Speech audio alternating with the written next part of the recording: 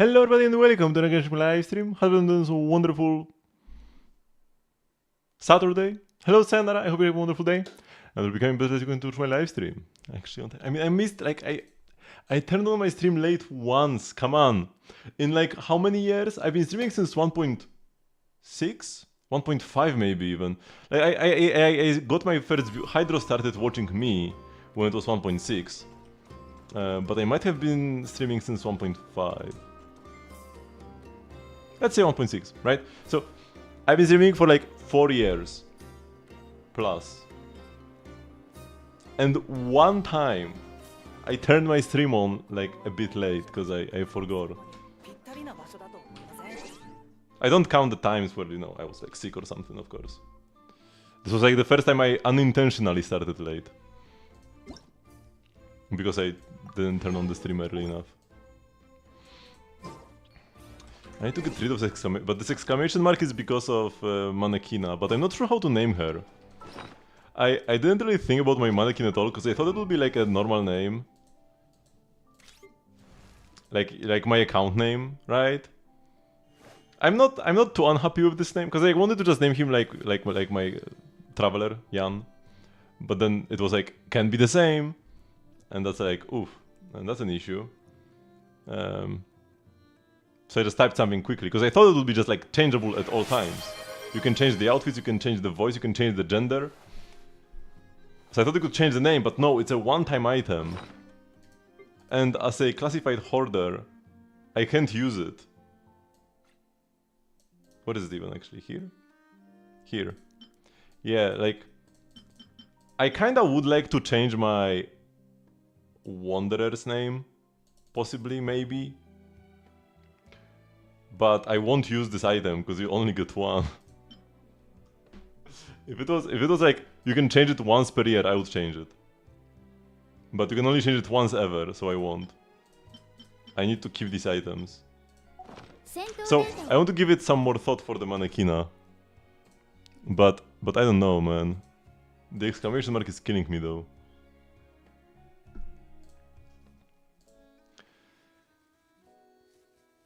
C2 R star in 180 pulls, but it costs your artifact lag for the next year. Okay, cons, very good, nice. Talent levels, yeah, the skill is the only one that actually matters. You can level up the burst eventually. Although actually, like, as you get... With the cons, the burst is even worse.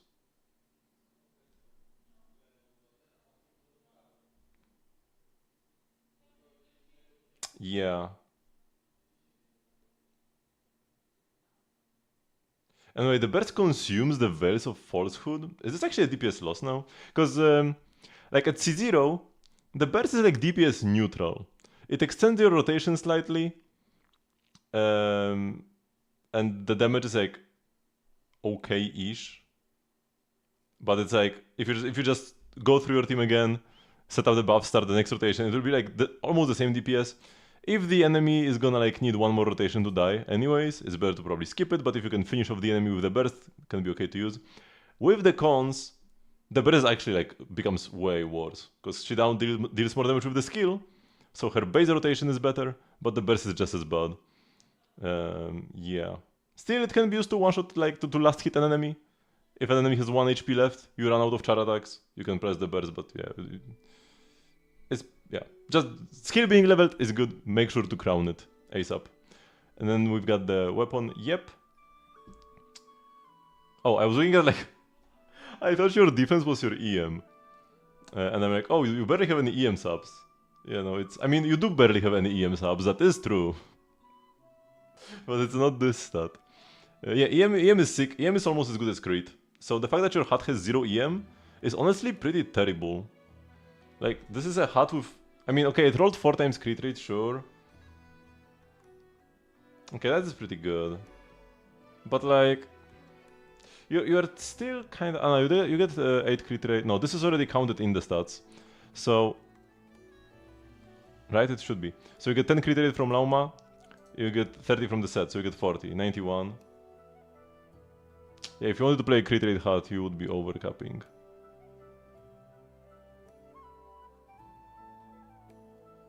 So probably a crit damage hat is the best choice. But you have a lot of crit damage. 300 crit damage, and you get more from Lauma still. But your EM is kinda in shambles. Like, you also get a lot of EM buffs. From Dendrores, from the Notcray set, blah blah blah blah blah. But yeah, I feel like you could use some more EM in your build for sure. Even more so than crit right now. Because you've got a total of 3 EM subs. And then 300 crit damage, which is a lot of crit damage.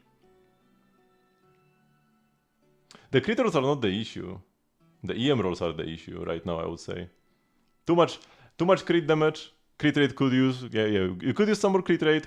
Crit damage is already like oversaturated, and then some more EM could be useful. And yeah, no ER is good. Pretty much, crit and EM are just as good, right? When it comes to substats.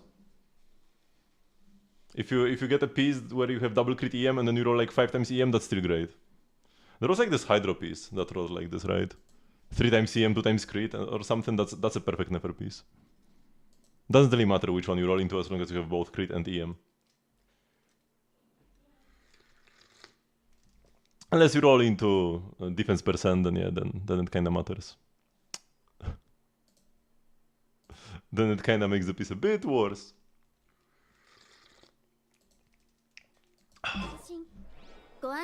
Okay, how is my resin looking? 157. Okay. Let's do some dailies. There is a Yelan anecdote. I thought there would be no new anecdotes, but this only popped up after completing the story quest. So there are new anecdotes this patch after all. Man, I've been thinking a lot. I'm not sure how I should feel about Miliastra. And it's not like, do I think it's good or do I think it's bad? I think it's like a great mode. The issue is, should I even try to get invested in it? I'm not sure. Should I just...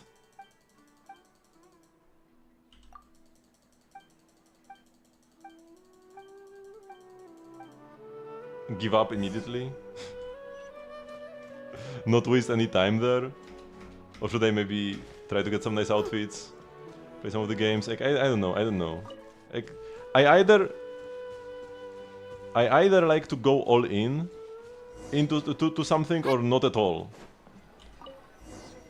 Just playing the Miliastra Wonderland like every other patch or something. That's not my style. Either I go all in or I don't play it at all. I don't know, man. It's part of Genshin.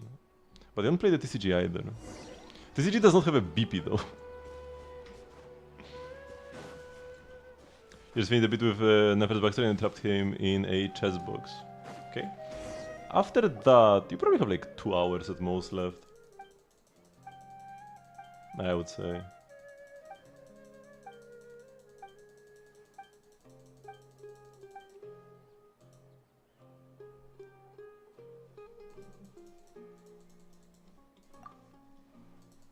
Yeah, that was the best section of the quest, the Nefer box thingy.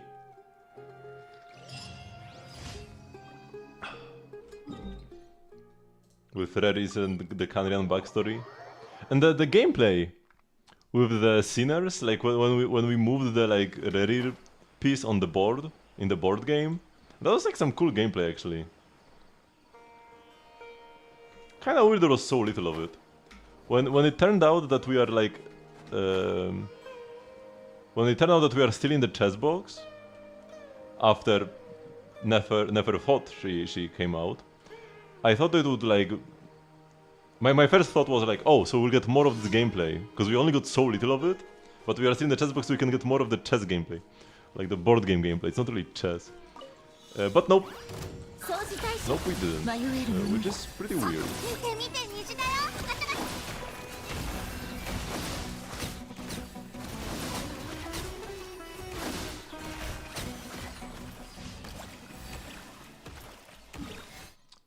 Pretty weird.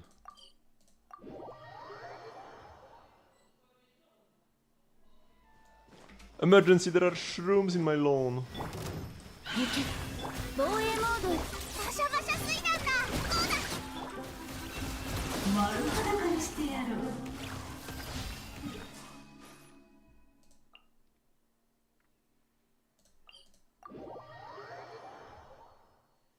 The Hexen buffs next patch, we are assuming you're getting a sneak peek of Alice? No way. Although, I mean, maybe not no way, but I wouldn't expect it. Nicole, though. Nicole should appear, because they even mentioned her. They mentioned that they have this, like, invisible helper, you know?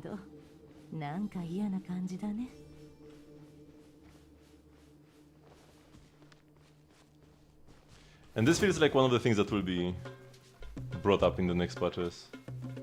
But I won't talk too much about this because you still haven't finished the story.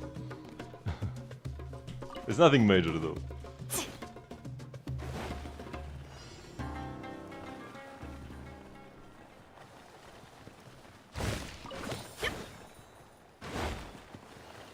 Remember when they nerfed this commission because it was too hard for people? The whistle used to move around more. Oh, I should do my artifacts ASAP. Just get my commission rewards and I will do my artifact route. Because I'll be playing Genshin for like, what, 3 days in a row now or something? What was my schedule again? Yeah, Genshin. So I need to make sure I can get my artifacts every day.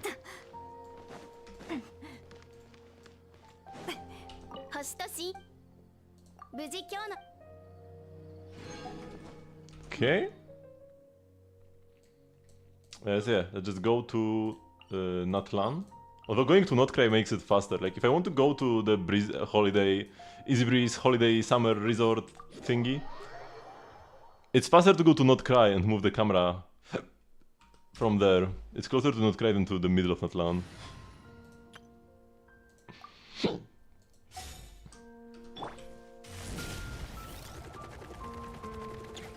You will finish it tonight, nice. I'm probably gonna be finishing Pokemon Legends ZA tonight.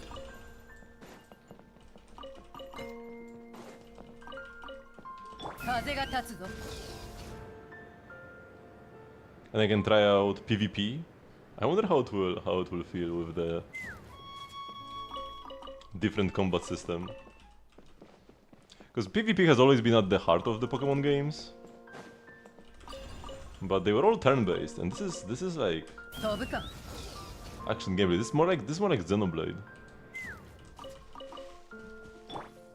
So how do I actually feel to play online?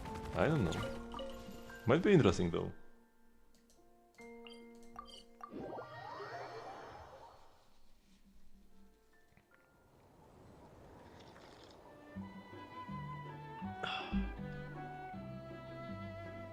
And I can get to my favorite? Least favorite? A part of every Pokemon game I play. A part of all time. Where I will grind really hard to get perfect Pokemon that, like, you know, I will get some alpha shinies, perfectly train them, get my ultimate team ready and then not use it at all. And then just quit the game instead of actually play the team that I created. This happens every single time.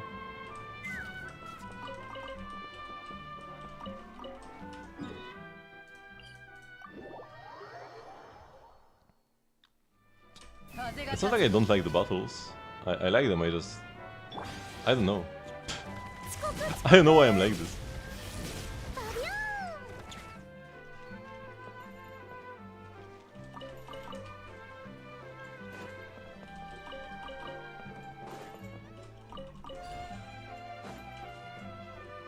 I don't need to actually go around here. Oops. I'll just wait for his skill. I'm just very sad that Wanderer is not getting any buffs. But maybe he will join the Hexen Circle later, right? Because there was a leak saying that there would be Wanderer buffs as well. And it got like other characters correct. I'm not sure if they call out every character, but overall the idea of, like, you know, Mona, Albedo, Clear getting buffs, you know? This is not something somebody would come up with by themselves. This was a real leak. Because sometimes people will just, like, you know, guess randomly and guess right. But this must have been a real leak. This was actual insider information. And they mentioned Wanderer buffs, but there is no sign of Wanderer buffs. So, my hope is that he will join the Hexentricle later. Like, he will patch later or two, you know? That's when he will get his Hexen passive.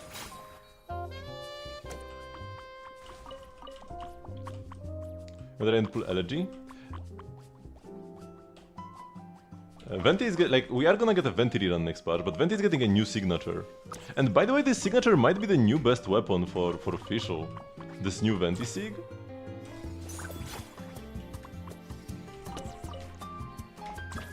But it's also the best weapon for Venti, of course. And Venti is actually gonna be a pretty decent character right now. That's kind of problematic. Should I actually pull 2 copies of a weapon for the first time? Nah.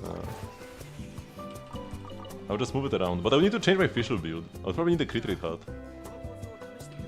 You don't have Venti? I mean, I'm pulling Venti in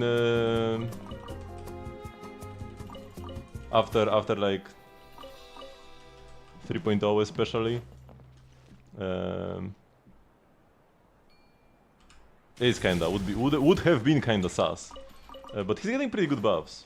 He's actually gonna be a serviceable Anemo DPS. He's gonna be a better Anemo DPS than Raiden is an Electro DPS. And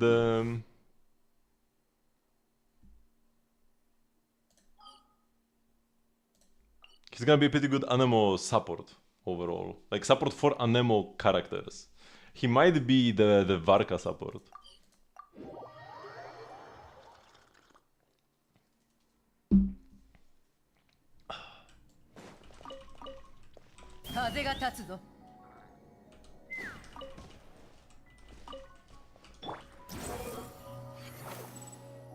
But for that we'll have to wait and see.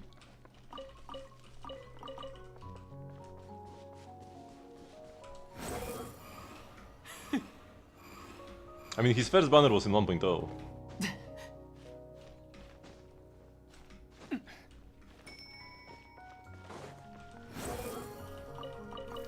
One, 2, and 3, right? Yes. Venti rerun was in 1.4. The Venti and Child rerun patch. Pretty sure it was Venti first half, Child second half.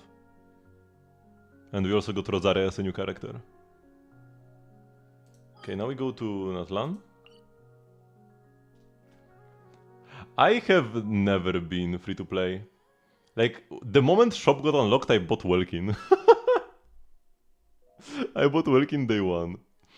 I mean, it wasn't day 1 of the game being out, but day 1 of when I was playing. So I was free to play for like a whole half an hour maybe, or an hour. Wait, where am I going? This way. It's only after my stream that you started paying. I mean, back then I was the anti-constellation person.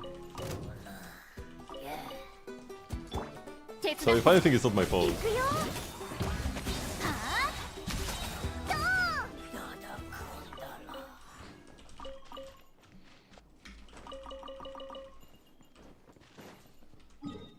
Okay. Now to Inazuma. I should remove some of these stars that I don't actually go for. Yeah, because I do have still some spots marked with artifacts. But I don't actually go here, so they shouldn't be here.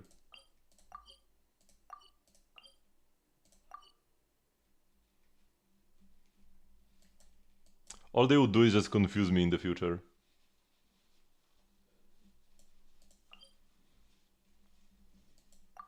Originally the character was Ganyu. Yeah, 1.3 second half. No wait, she was 1.2 second half.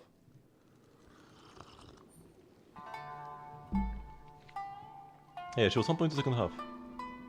So if you put her on her first banner, that means you started a bit earlier than you thought. Wait. Let me to be back here, because I went the wrong way. And now I'm confused as to where I am. Because I go up here first. Grab this spot. I know this one. This place is tricky. Because there is so much garbage. There are so many non-artifact spots around.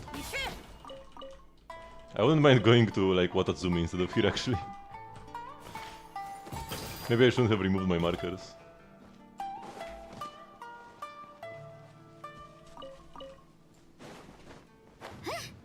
She told you so much misinformation. Do you remember anything in particular?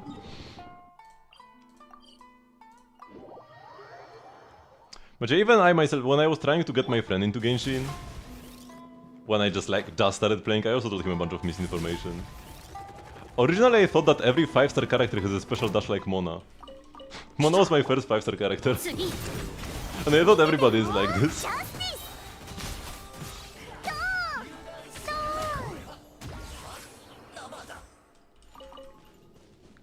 Kazuha was not a thing back then though. Unless you mean we were still talking about Genshin later on. I mean, Diluc is a better DPS than Kazuha.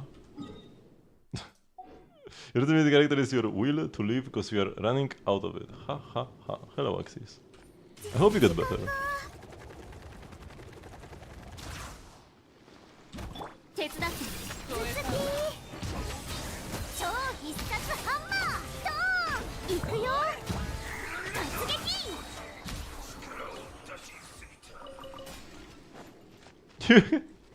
Just like you can easily get a limited character by swiping, you can easily get your will to live back by swiping. Just get more money, easy peasy. Yes, came back from Thailand, very nice.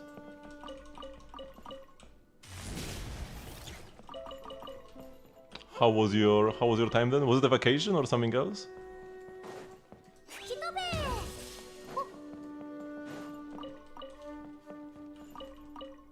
Got to put a tiger.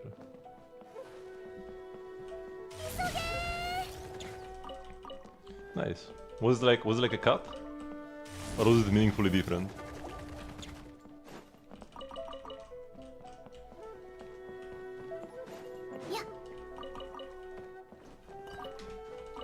I think I got to pet a lion when I was little. But it was a sad lion. It was in a circus. Looking back at it, pretty sad honestly.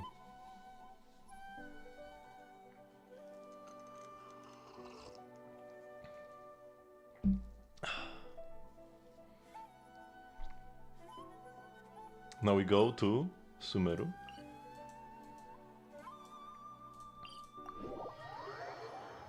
The cat that could kill you. But like, I mean the texture, you know? Maybe the hair was more like rough or something.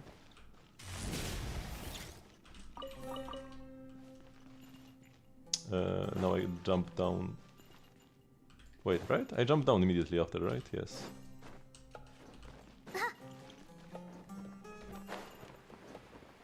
It was almost as big as you.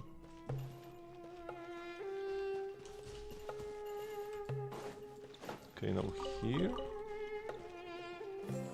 And now here. And now down we go. What does gloopy even mean?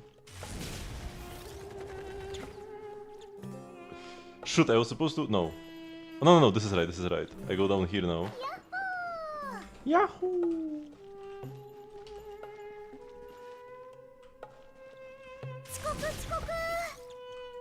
And grab this piece, yeah. Man, the last one is so confusing to get.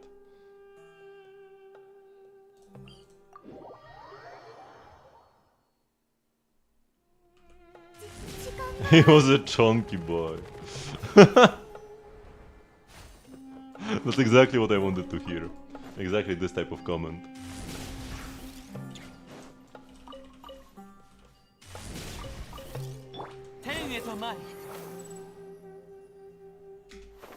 Ah, no! I fell down, man.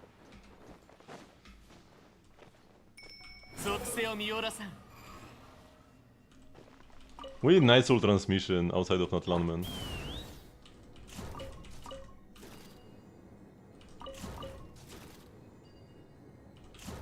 Should just change to Chaska. Yeah, but I thought he would make it. And like, he should have made it. It was kind of skill issue that I didn't.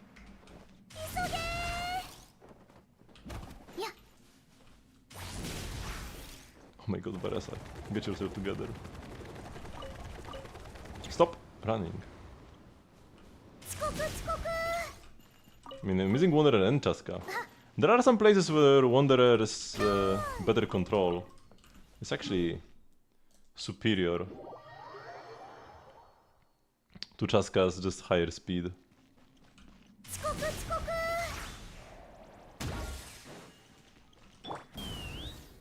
And the fact that Wanderer can be closer to the ground as well. There are some spots that Chaska just cannot grab without turning off her skill. Which you don't really want to do, because if you turn it off, you cannot turn it back on for a while. And Wanderer can just like, yeah, glide by.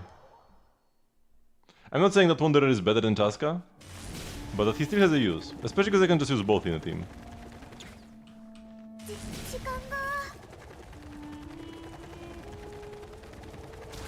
No! Okay, I didn't mess it up, the spots are still here. Use Chaska for one reason specifically. What is it?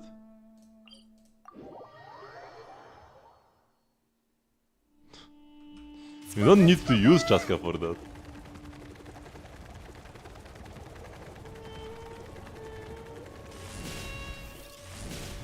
It exists whether you have pulled Chaska or not. Chaska plushie?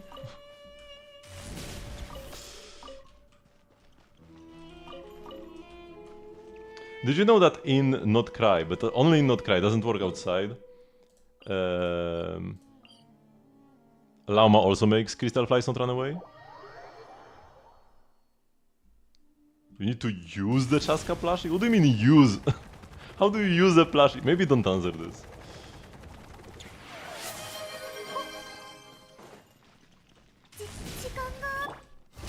Okay, I will just finish grabbing my artifacts. And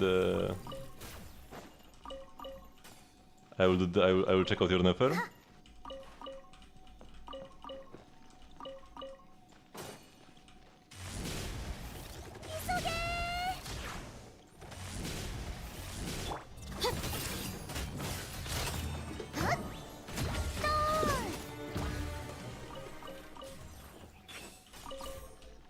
Okay, and final two spots.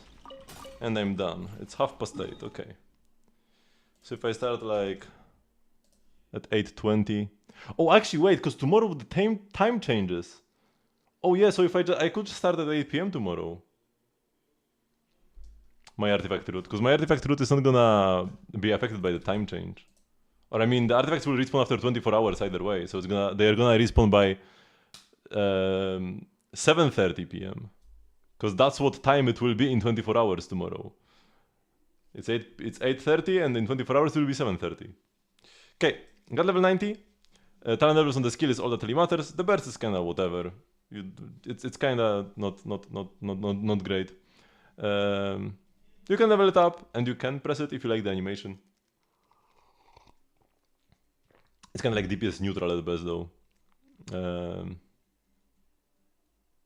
And yeah, skill must be maxed. Got the Sig, that's a great weapon.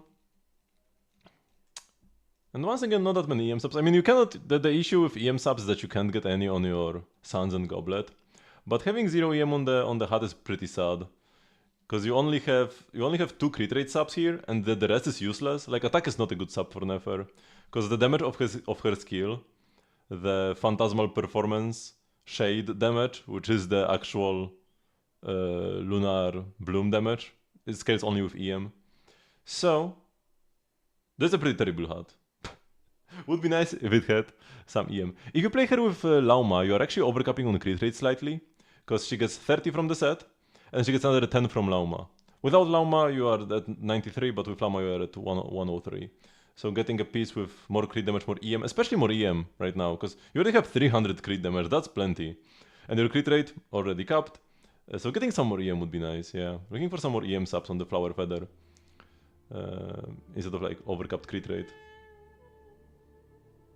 The flower is perfect actually. Yeah, 2 crit damage rolls, 2 EM rolls, 1 crit rate roll. The feather could be a 4-liner and could have A bit less crit rate. The crit rate from the weapon, I'm pretty sure is already accounted for. In this crit rate. I'm not 100% sure, but I'm pretty sure. I could count all of these. Oh yeah, you actually get 50 from subs. And then you get 5 from base crit rate. And then you get 8 from the weapon, that's 63. Yeah. So this is already accounted for, the 8 from the reliquary. So it's just like 1 crit rate sub, right? 1 crit rate sub for 1 EM sub would be the ideal transaction here. Yeah. So like if you're looking for a HUT upgrade, getting more crit rate would just be a waste, so you're looking for HUTs with EM as your only way to upgrade the HUT, essentially. Unless you like drop crit rate on the flower, have only like 1 crit rate sub here, and then crit damage EM, and then have a HUT with some crit rate on it. That would be like the ideal way to improve from here on out. Also, the feather is an off-piece, so it shouldn't be that difficult to change it. Yeah. It's a 3-liner with overcapped crit rate. It's not the best piece for an off-piece. It looks so similar to the others, because it's from Emblem. That at first I was like, wait, is this 5-piece knight?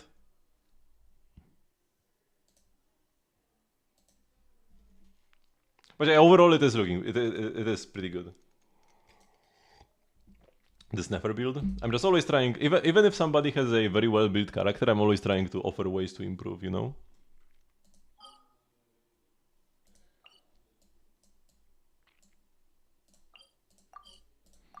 That has been my review style from the very beginning.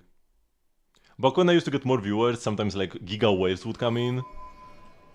That clearly reset resin max times per day and like 6 R5 every single character. And I would still try to be critical of their accounts when reviewing. And they would often never come back. They were just looking for praise. Okay. How much more do I need for my Nefer? How many? 2 runs. Yeah, it's 2 runs every single time.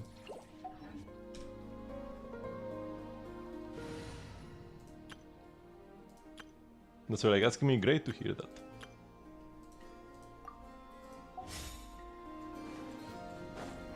Even if this style of preview is less popular, I feel like it's good it exists, you know?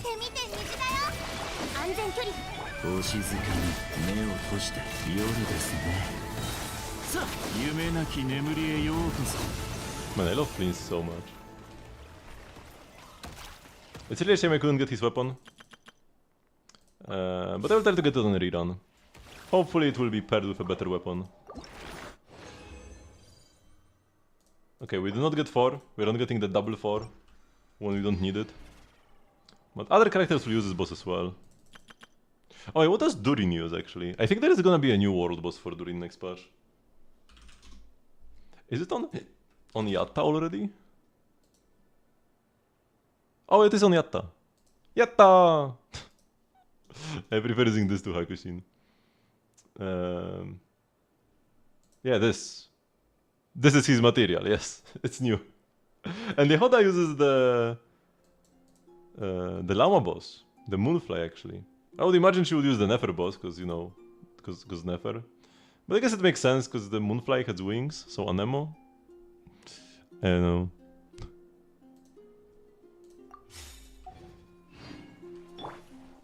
Genshin bosses rarely make sense as to like why a character uses a boss.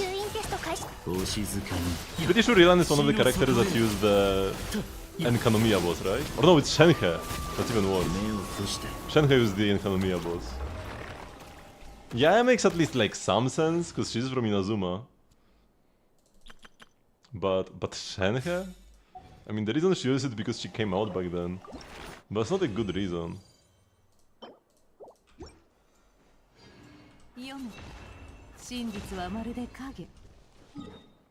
Okay, so you can ascend her fully now?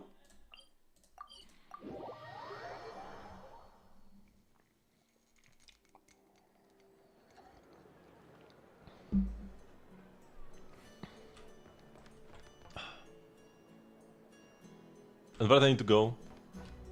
I saw somebody in a video show that you can die from fall damage with Nefer at like very little height if you use your E.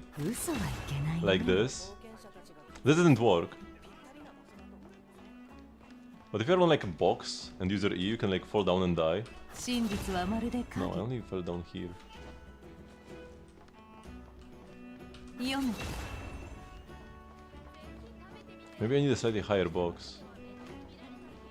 Because like the skill propels you forward very fast, 真実はまるで right? You like almost blink, but it's actually a dash. And if the distance is high enough, she hits the ground at a very high speed and dies.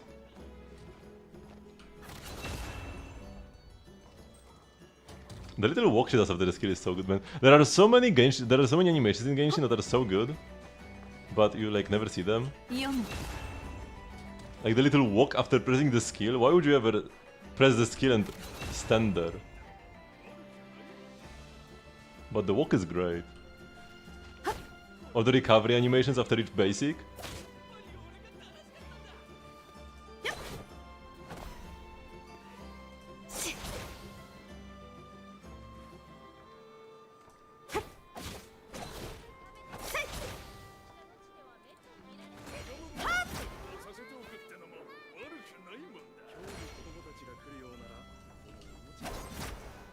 So you can hold down her char attack.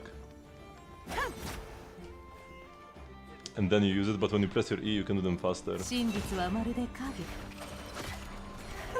なるほど Yeah, okay. That's something that I didn't get the hang of early on. Okay, Dendro Crystals. I actually don't have that many, because they came out pretty late compared to most other crystals.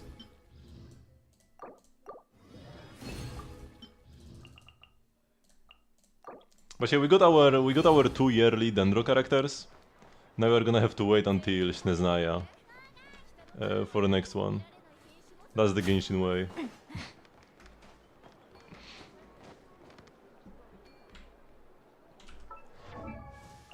Yep, Ascension mats ready. I'm surprised I have so few Moonfall silvers left. I thought I would have like 200 left.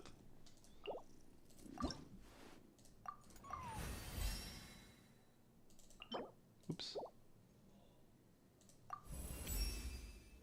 ここまで来ればあんたとの絆はそう簡単に壊れないだろうね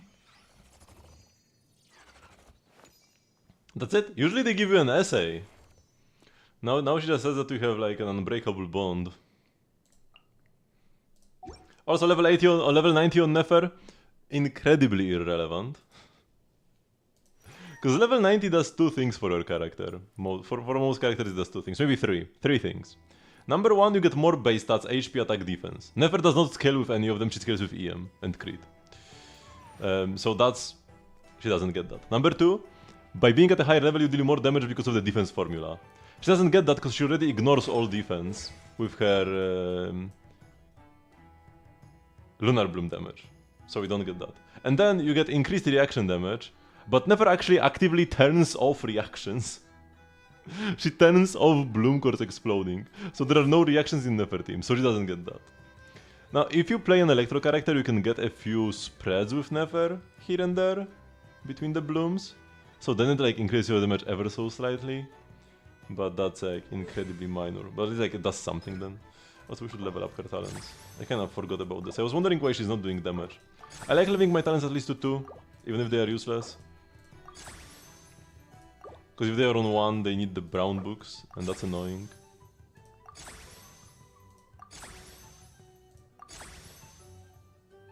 Oh, and we are out. And she uses the Rook. Should definitely use the Queen, man. How do they choose which mat which character uses? Sometimes the mats are pretty like in the script, but Knight, Queen, and Rook, you can clearly like assign different characters to different pieces based on their personalities and such, you know?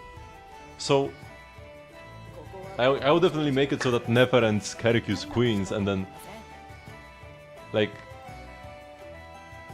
Fleens would use a knight or something, no? So why does Nefer use rooks but Scarrick uses knights and the queens are used by...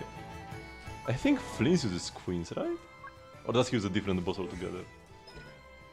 Yeah, Fleens uses queens. Like, why? Do they roll a dice? Who chose this?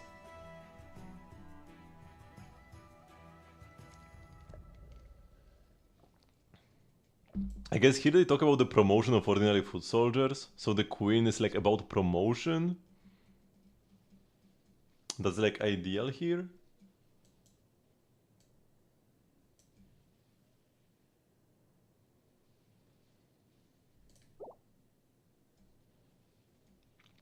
And because Flint is a fae pretending to be a human. Yeah, I don't know, man. Doesn't really make much sense. Let's craft the books.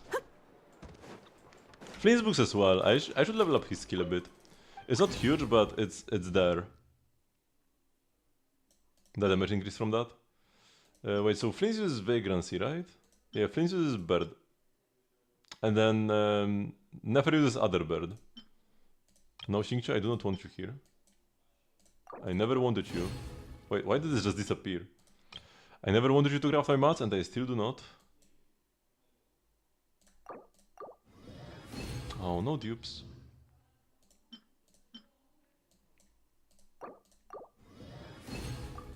Come on, give me like one. Well, so I cannot ascend this on Flints yet. Yeah, I still cannot. Oh, I'm out of the frost-etched warrens. Because Flints ate all of them. This is just her char attack dash is the same speed as the... Wait, why do they run here? Her char attack dash is the same speed as a regular dash, right? Or maybe even slower. It feels slower actually, but maybe it's the same speed. And just the special animation makes you makes you expect something faster, but it's not, so it feels slow. Okay, I need to hunt down the Fatui again.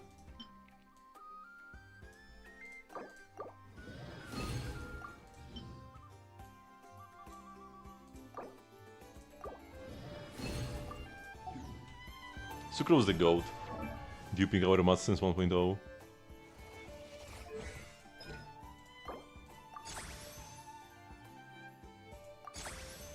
I should definitely get this to 9. So I'll still be picking up her books from the VP and such. Also, I can just farm her books right now. We do have quite a lot of resin actually.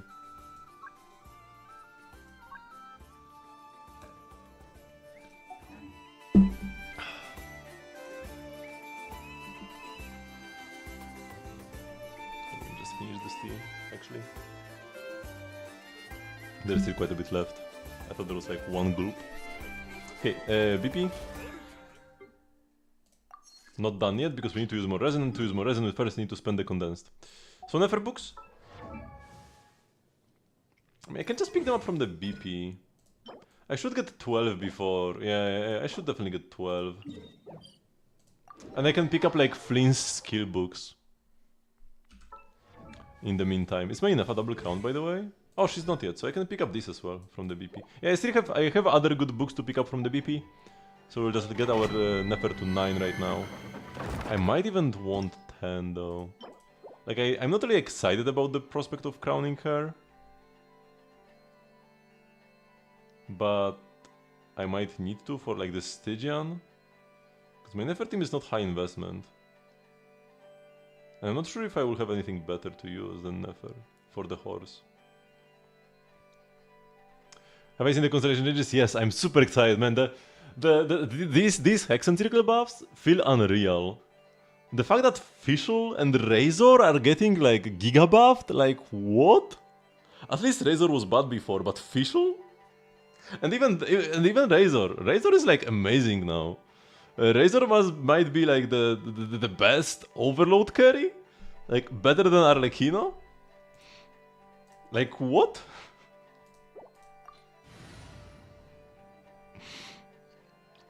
What are the changes? It would be best to probably just go through them. Oh, will they be... What would be the best way to look at this?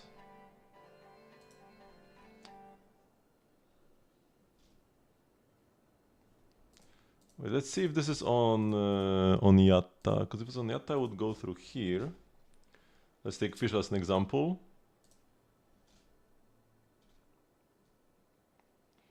No, they don't have the buffs.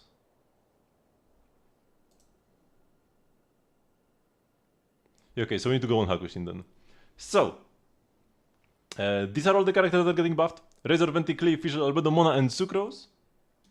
Let's I guess go in order. So each of these characters is getting a new passive. This Secret Rite. After completing Witch's homework, so there will be like a special quest for everybody. Will this be like just a little challenge? Or will this be an actual quest? We'll see. Maybe it will be like an anecdote.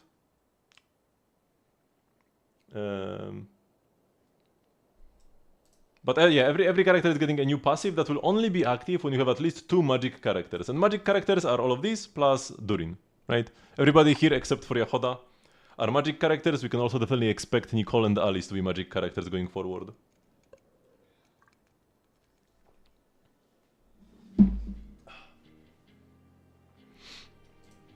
So for Razor, I'm pretty sure first this is new as well. Oh, I can actually look at old Razor here.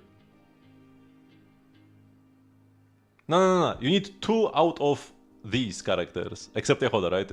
Subtract Yahoda, which is a new 4-star, but out of these characters you just need to play 2. But it could be Durin and Razor, but could be Fischl and Albedo.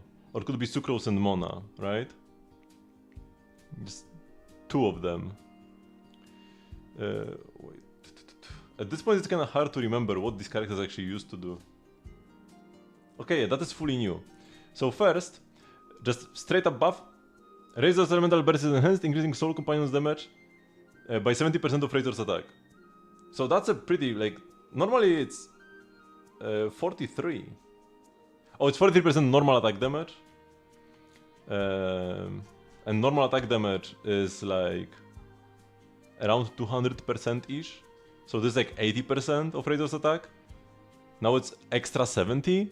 So his burst damage almost doubles from this, straight up, right? And then when you have 2 magic characters, whenever you get Electro Sigils over the limit, whenever Razor uses his skill, he gets a sigil, right? And sometimes when normal attacking, he gets a sigil as well. Now if you already have 3, oh yeah, and then he can use his tap skill, and some of his cons give him sigils, and then hold skill consume them to get energy back, right? If he gets a sigil while already having 3, with this passive, with the two magic characters, he will do an extra AoE electro damage instance, 150% of his attack, sure, and restore 7 energy. This is actually kind of big. That's a lot of energy. He now really doesn't need to play almost anything to cast his 80 cost burst. He can go like full damage. I mean, Razor is probably a better DPS than Raiden even now. But yeah, with these changes, he's gonna be a better DPS than Arlecchino, possibly. It might still get changed. But yeah, here, there's also one more change here. Whenever there is additional in a constellation, that means it's been buffed. Except there is like one exception where a constellation already said additionally. But other than that, when it says additionally, those are new effects. So when Razor obtains Electro Sigils, he will receive 3 at a time. So it's very easy also to get the overcap and the extra energy from the Secret Rite. After Electro Sigils are consumed, Razor gains a 10% increase to crit rate and 50% increase to crit damage for 15 seconds. So Razor gets double burst, pretty much double the burst damage, extra energy gen, a little bit of extra damage from the overcap thingy, and then 70 crit value. Those are huge buffs. And he's magic as well. Just the fact that he is magic means a lot as well. Because Razor, he needs C6 Bennett for the Pyro. Because like physical is still terrible. Don't confuse this with physical being good. No. All of these buffs are to his like electro damage. And his like energy regen. So he needs C6 Bennett. And then you need Chevrus. And you only have 1 slot left.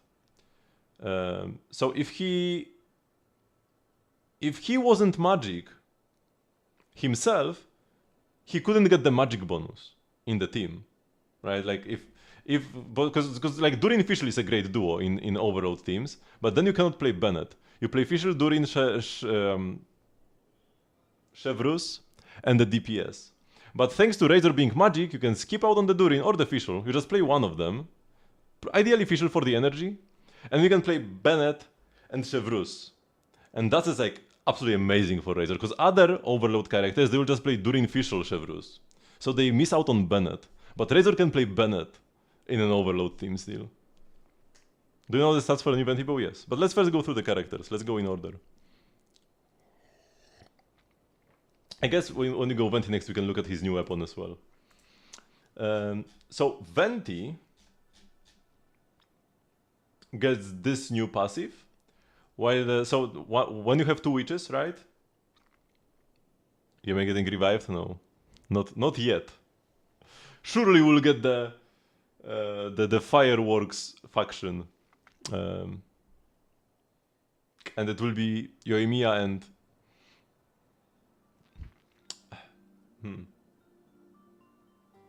scratch that. Okay, so yeah, Venti. While the Stormite created by the Elemental Burst Wind's Grand Ode is active, for 4 seconds after a nearby active character triggers a swirly action, that character's damage is increased by 50%, and the Stormite is 135% of its original damage. So, big buff for Anemo DPSs. Now, this is mostly for just like main DPS Venti, because that's a legit playstyle. Because he also, wait, I think it's his normal attack talent actually. Oh yeah, there's also this buff that I missed out on. While the Stormite created by the Elemental Burst Wind Grand Ode is active, Venti will gain additional buff effects. Venti's normal attacks will be converted into enemy piercing hurricane arrows that deal even more Anemo damage to opponents in their path. And even more means 2.5 times the damage of the normal basic attacks. And this is like multiplicative with other damage bonuses. When Venti's normal attacks hit opponents, Stormite duration is increased by 1 second and its cooldown is increased by 0.5. The cooldown increase is like whatever, because the cooldown is pretty short anyways. The cooldown is 15, so it will go up to 16 seconds. It's kinda irrelevant, I'm not even sure why they added this. And they can trigger 2 times. So now your burst is 10 seconds duration, 16 seconds cooldown. And he actually deals pretty good normal attack damage, yeah. He's gonna be a better Yoimiya now. I mean, he's probably a better Yoimiya even right now, but... You can actually use him as an on-field normal attack bow carry. Is good for C6 Kazuha? Yes. Yes, most likely you would want to play Venti with your C6 Kazuha. Yeah.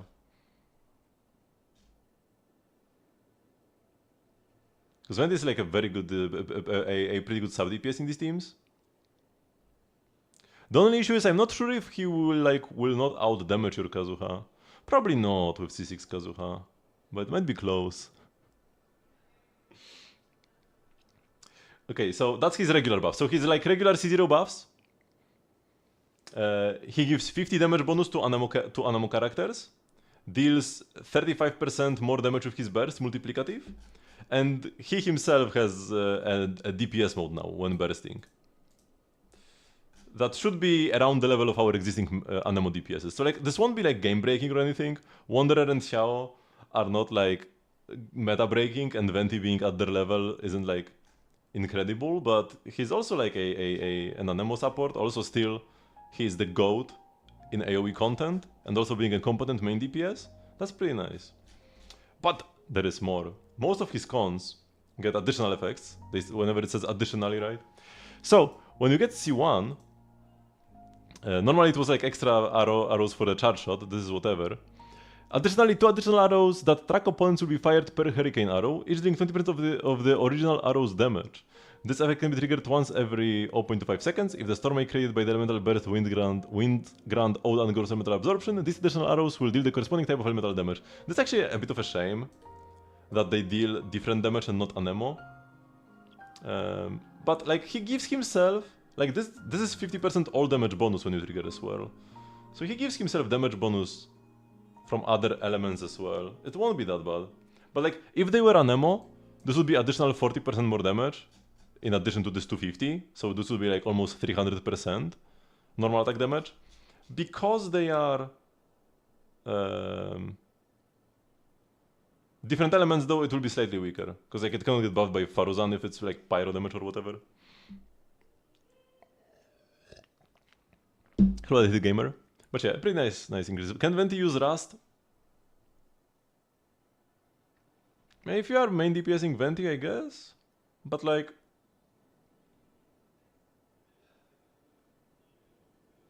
Sure. Who should leak today? You can leak yourself. Okay, then this con used to be that like when Venti used his skill or something. No, like this con used to be more complicated. There were more conditions. Now just hit an enemy with the skill, because Skyward Sword is the skill, yeah. Hit an enemy with the skill and decrease their anemo and physical res by 24% for 10 seconds. It got simplified, the base effect, and then additionally, after bursting, Venti gains the wherever a breeze blows effect, and the cooldown for his skill is reset.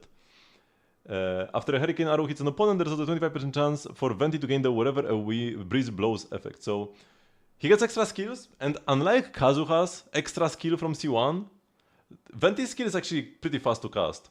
Like you can use skill and then like almost instantly burst, and pretty much skip the animation but still get the skill off, and then you can just press another skill afterwards. A pretty nice buff to his energy gen, and for main DPS Venti, he also can get even more skills between the normal attacks. 25% chance whenever an arrow hits an opponent. You already have C1. So there are like at least 3 arrows per normal attack. You're gonna get this like every other normal attack probably, maybe every 3 at worst. And you can just spam the skills like crazy. And the skill is like decent, right? 500% damage? Yeah, sure.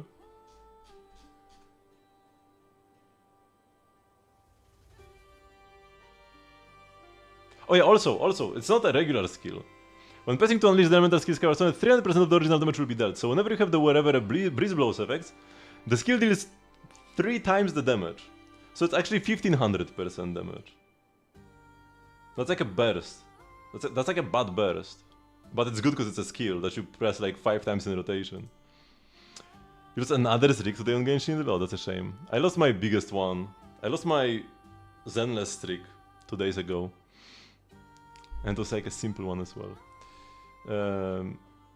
This is unchanged, right? It doesn't say additionally. Here, this says additionally. On C6, Venti also gets 100 crit damage. Yep. Casual 100 crit value on C6. So his cons are pretty good now. Yeah.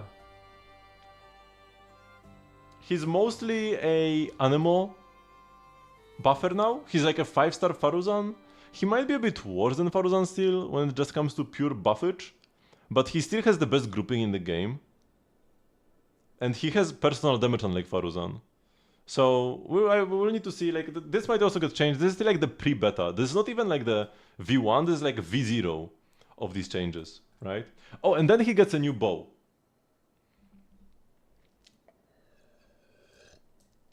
High base attack crit damage sub. And game that times Rhapsody effect for 3 seconds after leaving combat. Normal attack elemental skill elemental burst damage increased by 60%. The equipping character can trigger this effect while off field. While in combat, the times Rhapsody effect will decrease by 10% per second until it reaches 0. When a normal attack elemental skill elemental burst hits an opponent, the time Rhapsody's effect for the corresponding damage type is increased by 10% until it reaches 60. 2 witches, so when you have 2 magic characters, the above effect for when opponents are hit is changed so that hits increase the times Rhapsody effect for all damage types by 20%. Each type of damage type increase can be triggered once every 0.1 seconds. The equipping character can trigger this effect while off field. To shorten this, 60% damage bonus on the passive. That's it. Like if you use it on a character who hits often, like Venti or Fischl, this is just 60% damage bonus. Because essentially you start with 0, right? Because like you start with 60, and then you lose 10% every... Wait, how often do you lose this? Per second, yeah. You lose 10% every second. But doing damage with normal skill or burst gives you extra. So you need to, if you hit the enemy at least once per second, you can keep 60%. If you have 2 witches, you only need to hit the enemy once every 2 seconds because you get more damage per hit. What's getting changed? These characters from Razor to Sucrose, Razor, Venti, Cliff, Fischl, Albedo, Mona, and Sucrose are all getting buffed next patch. They are introducing a new Hex and Circle mechanic, where when you these characters are magic characters, this plus Durin, and when you have at least 2 of them in a team, they get extra effects. But these are not the only buffs they are getting. Everybody's getting new passives for when you have 2 magic characters, but they're also getting base kit buffs. Some of them. Some only get magic passives, like Fischl only gets a magic passive, and same for Sucrose. But like Klee and Albedo are getting buffed at the baseline as well. And the cons are also getting buffed for the 5 stars. Actually, for everybody. Everybody's getting con buffs. So is the weapon banner worth it? Durin Sword and his bow? Yeah, this looks pretty nice. Like, this is not an insane weapon. Because it's 60% damage bonus. And that's it. So it's not like crazy if you compare it to like...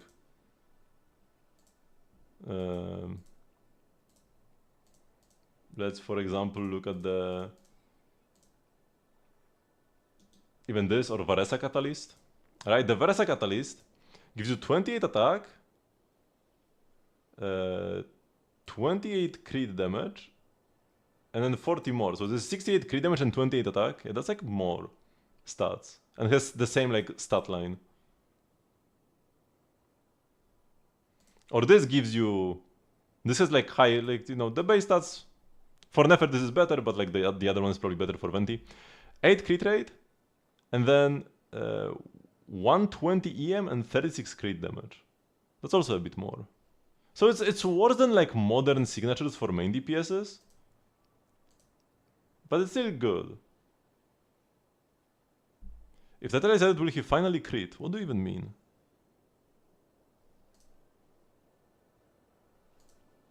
You mean that your build is bad?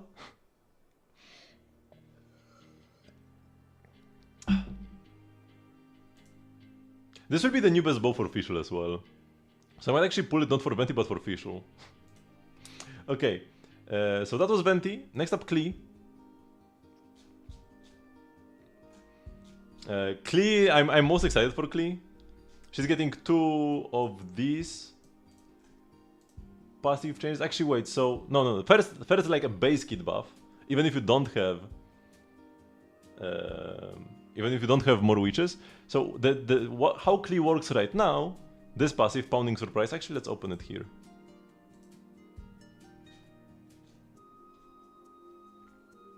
Klee. When Jumpty Dumpty and the normal attacks deal damage, Klee has a 50% chance to obtain an Explosive Spark. The Explosive Spark is consumed by the next charge attack, which costs no stamina and deals 50% increased damage. That's like the primary gameplay loop of Klee. Normal attack to get sparks, and then use the sparks to get free charge attacks that deal increased damage. But the issue is, like, this is RNG. And sometimes you can go, like, 5 attacks without getting a spark, or sometimes multiple attacks in a row can trigger the spark, but you can only hold 1. And that's pretty bad. But now, she can hold up to 3 sparks. And then she can, like, charge attack 3 times in a row with them. The generation rate is still the same, and the conditions, but now she can hold 3 instead of 1. So that's pretty lovely. Especially when using the skill. Yeah, because Jumpty Dumpty can trigger this, and Jumpty Dumpty deals damage multiple times. So it's very easy, like, when you throw an E, you always get a spark, but you usually miss out on some as well. Now you can get multiple, and spam the charge attacks. And then, a magic buff, so when you have another witch character, but yeah, you will play clean overload teams. So you'll have Durin or Fischl, or both, in the team. During Klee's burst, her normal attack sequence does not get reset. So now, it's like, you know, normally what you do on Klee, actually I can show this now, because I'm in, last time I talked about this I was in like Star Rail, so I couldn't show this. Wait, do I have this team twice? Oh. Intriguing. Okay, let's make a Klee team. So a Klee team would be Klee, Fischl, and like Bennett or Durin, and Severus. And like, what you do on Klee now... Oh wait, I'm starting at the main? Where am I? Let me out. I thought I'm just in team creation screen. The optimal rotation on Klee is just like spam your first normal attack. Which is kinda annoying, because like, you need to time it well. But now, during her burst, like, so what you do is you like hold W and and like tap normal attack rhythmically. Then we'll try the melee Astra level you've created. I wouldn't mind, but I'm going through the new character buffs that we are getting next patch. So after that, if you are willing to wait a bit and listen to me up, I wouldn't mind trying your Wonderland.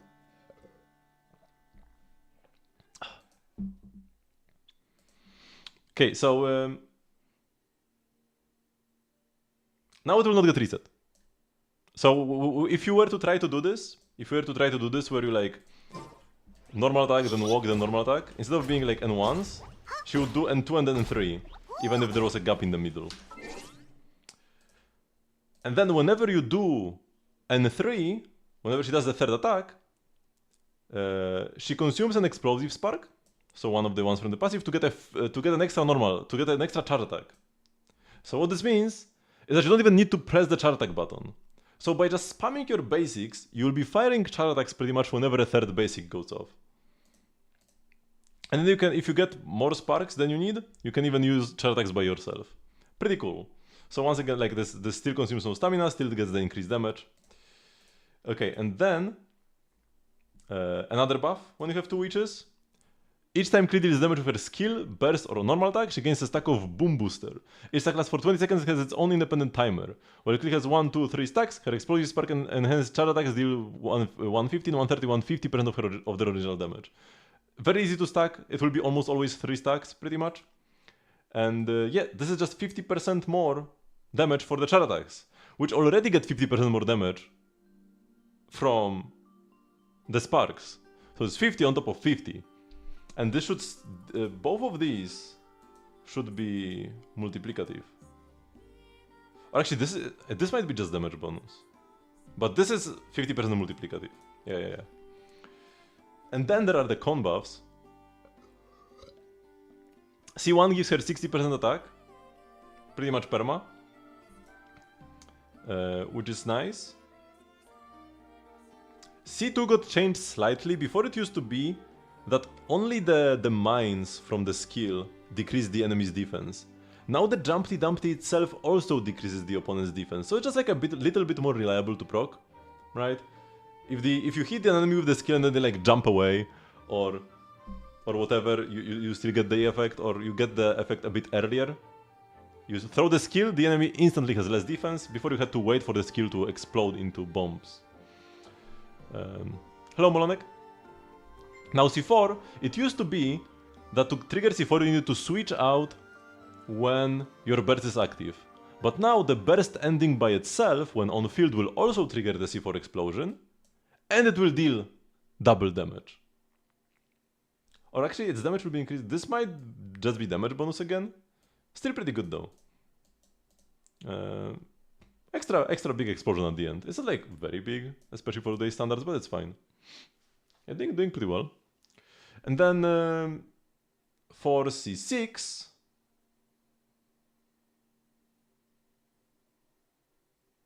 I didn't even see this one before. Because Klee gets 50% extra pyro damage bonus. That's the new buff.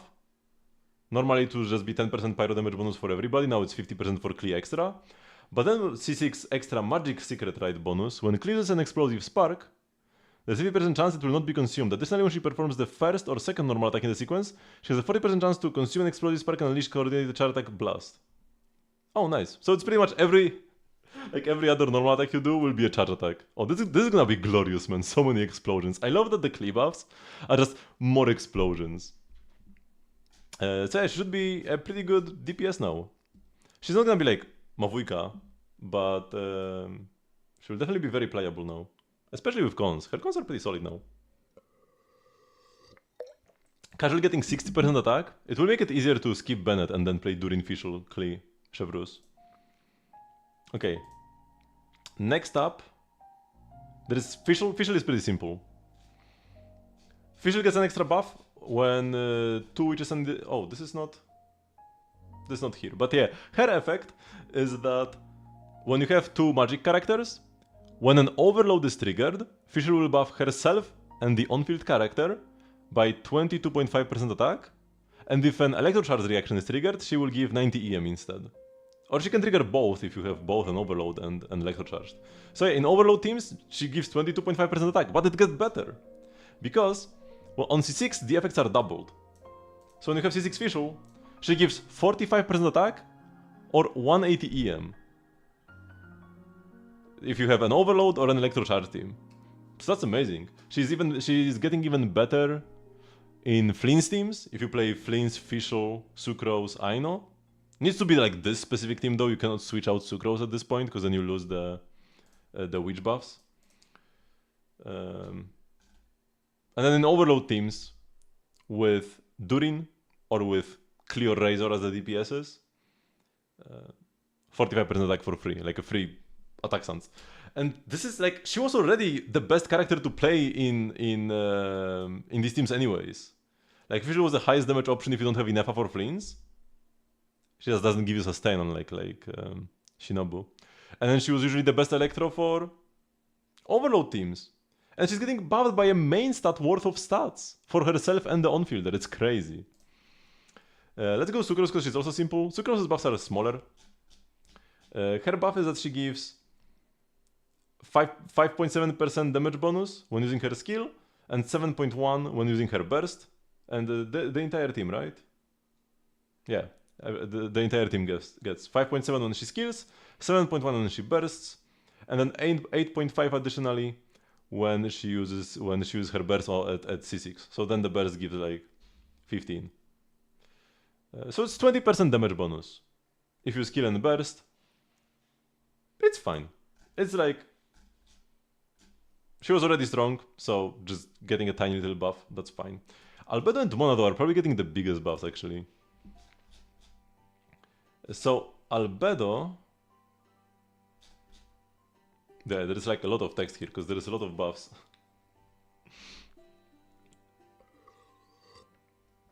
When his skill deals damage, he will create an Auralith that lasts 10 seconds near the enemy. Those are like a phantom version of his skill. If his flower gets destroyed by an enemy stepping on it, these Auraliths will continue doing damage as if his skill was still on the field. So even if it gets destroyed, you still keep getting the Albedo damage. Also, when these Auraliths, up to 2 can exist at the same time, and when you have these 2 Auraliths, his skill will deal extra damage, 50% per Auralith. So it's like double skill damage. That's also somewhere on his base kit, right? But where is this written?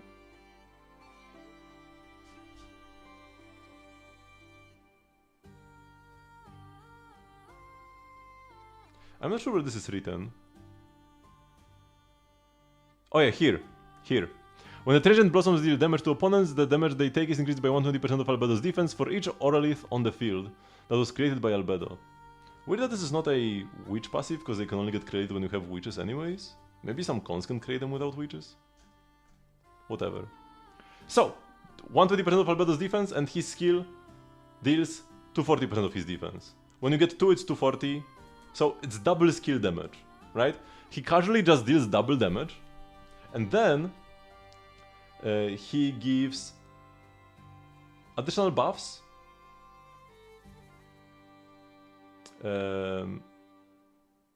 Wait, what is this?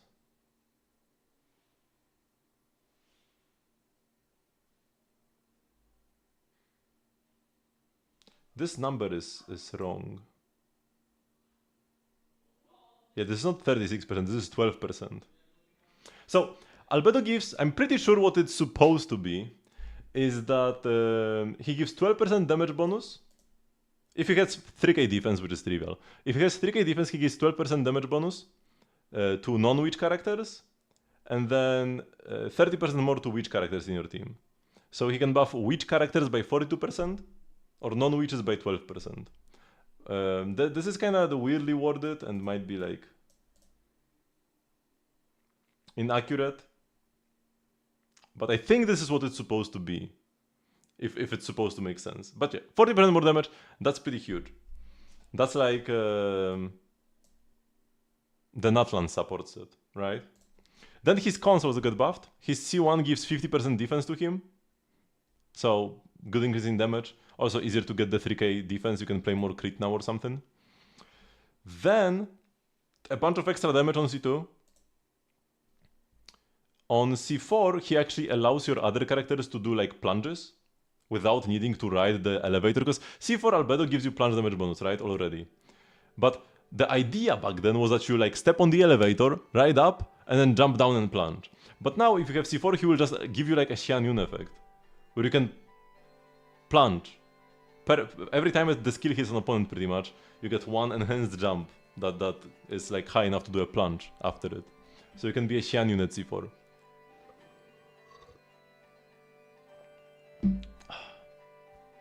You thought Sandrone would be a villain, but she's just a tsundere. I really like Sandrone as well. And then his C6 is also just more damage. Yeah. So yeah, now his cons are actually good. And I think I will actually pick Albedo C1 from the selector now. Because Albedo is now a good character at C0, and C1, extra energy and 50% extra defense. Okay, and then Mona is the final character to get buffed. Her buffs are also pretty big. It's like a new playstyle for Mona, essentially. If you're just playing Mona as you would play her now, let's say you have like a Skerk team where you burst and switch out, and like press your skill, press your burst, switch out, get like a small damage bonus that expires quickly. It doesn't make much of a difference, but there's a new like on-field Mona playstyle. So, when Mona's normal or char attacks hit an opponent, she gains 1 stack of Phantasmal Bubble lasting for 8 seconds, max 3 stacks. Phantasmal Bubble can be gained once every 0.1 seconds. If any character in the party triggers Vape, all of Mona's Phantasmal Bubble stacks are consumed, increasing the Vaporize damage by 10% per stack consumed. Additionally, when Mona's normal charge attacks hit an opponent affected by an Omen, the Omen duration is extended by 2 seconds up to a maximum of 8 seconds. This effect can be triggered every 0.5 seconds. So, 30% damage for vapes. So she's supposed to be the on-field driver for off-field vape characters. So kind of like you would play Child nowadays with Xiangling, you could play Mona now. And Mona Durin is especially the playstyle they're trying to push the most, I think. So yeah, 30% vape damage increase if she's on-field. And Omen duration up to 8 seconds more, which I'm pretty sure just like is plus 8 seconds, which goes from 5 to 13. No, hi. Hello, Fat. I'm busy yapping. So yeah, 13 seconds. This is like almost 3 times the duration on the burst when she's on-field hitting enemies. Which is pretty enormous because the burst damage is 60% damage from the burst, and then she gives extra goodies. Her cons also get enhanced. The C1 gives 60% more buffs. Not like 60% as in like you get 75. No, this is 60% of its original effect, which is like 22 now or something, or 24, 20 something, right? If your other party members are on field, they get more buffs from this. So the vape damage goes to like 25-ish, 24. In addition to this 30, so that's 54% more damage for vapes. That's pretty nice, and this is. This should be additive to the EM bonus instead of the regular damage bonus. So works well with, like, doesn't oversaturate her damage bonus from the bubble. Are these buffs out? They're gonna be out next patch. This is still the beta. Her C2, normally it was like when a normal attack hits, you have a 20% chance to get a charge attack for free. But now, after you use her burst, you get a free charge attack always on the first normal you do, so that's nice. And you also give 80 EM to your party members when the charge attack hits, which is pretty much perma if she's on fielding. So additional 80 EM to add to her vape damage increase and her 60% damage bonus. And then on C4, she still gives the 15 crit. That's already a good constellation. But now for magic characters, so pretty much Durin, he also gets 15 crit damage. So that's nice. And Mona herself, right? Yeah. Mona herself and Durin get 15 crit damage. And then on C6, she deals double the damage with charge attacks on enemies affected by Omen. And also 60% damage bonus.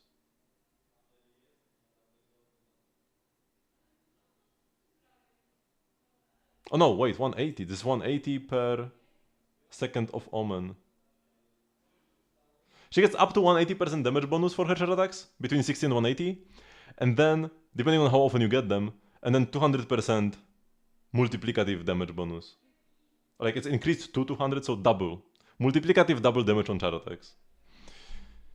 So yeah, Mona's cons are kinda stuck now, and Mona is just a good character even at C0. As a vape driver. If you ever played DPS Mona, there's also a big increase for her. More char attacks.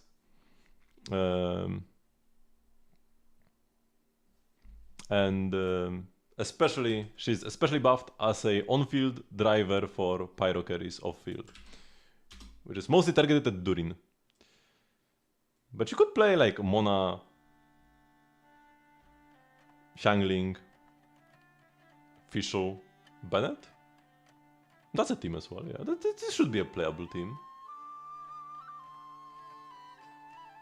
So, all great buffs. I'm super excited to check them out live as well when they come out. They might get still changed. Some of the buffs are kind of weirdly worded, so at least the wording will have to get fixed. The conditions for some of the effects might get changed, and also the effects, because apparently Razor now is gonna be like a better DPS than Arlecchino in an Overload team, which, I mean, I'm happy for my boy Razor, but it's probably a bit too much. How much do you want for Prince ideally? Like at least 30%. But more can also be better. Sucrose buff, yeah. Sucrose buff is the most minor one. She gives like 20% more damage bonus. On C1 you want a bit more ER. So on C1 you maybe want like 40 instead.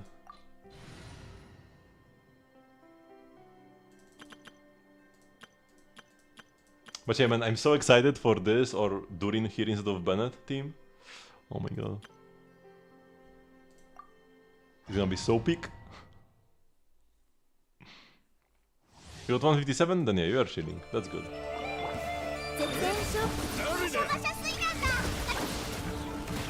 Wait, where am I?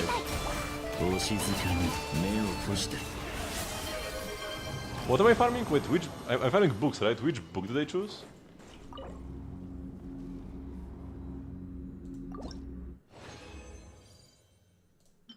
Elysium, that's good. Yes, that's the book I wanted. Check out the fleens. So for fleens, if you are thinking fleens, sucrose, the sucrose buffs don't really matter for fleens because it's just damage bonus, but the Fischl buffs matter for fleens. Because Fischl now gives 180 EM when you electrocharged. So if you are playing fleens, Fischl, sucrose, Aino, you're getting 180 EM for free now. That you weren't getting before. And 20% damage bonus from sucrose, but whatever, nobody cares about that.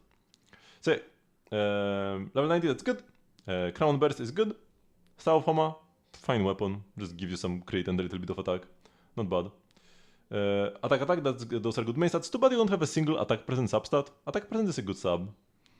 Now if you just like mostly have crit, that's better, but attack isn't bad. Remember that when rolling pieces, right? If you roll into attack, that's still a good roll. Same with EM subs. You get a lot of EM from your teammates, so it's also not the highest priority, but also a good sub.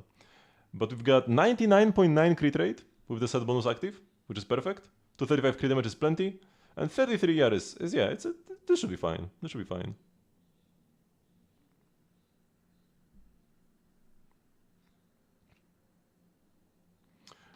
Do you just build sucrose and run sustainless? It will be a lot more damage now, because right now changing like the Fischl to Shinobu to have a healer is a bit of a damage loss, but not the worst thing ever. But afterwards, when you also lose the 180 EM, that's kind of rough. I mean, your fleens won't start doing less damage next patch if you are playing a sustain in an Inefales team. But there is like more. You could just do more damage for free by playing Fischl sucrose. When you don't have Inefa, right? If you just have Inefa, you still play Inefa. She's still best. But when you don't have Inefa,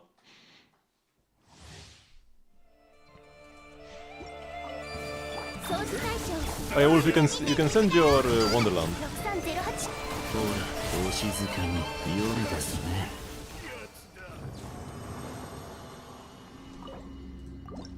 Because we're already done with the buff overview. 14. This will be... Wait, will this be enough? Let's do one more. Let's do one more clear.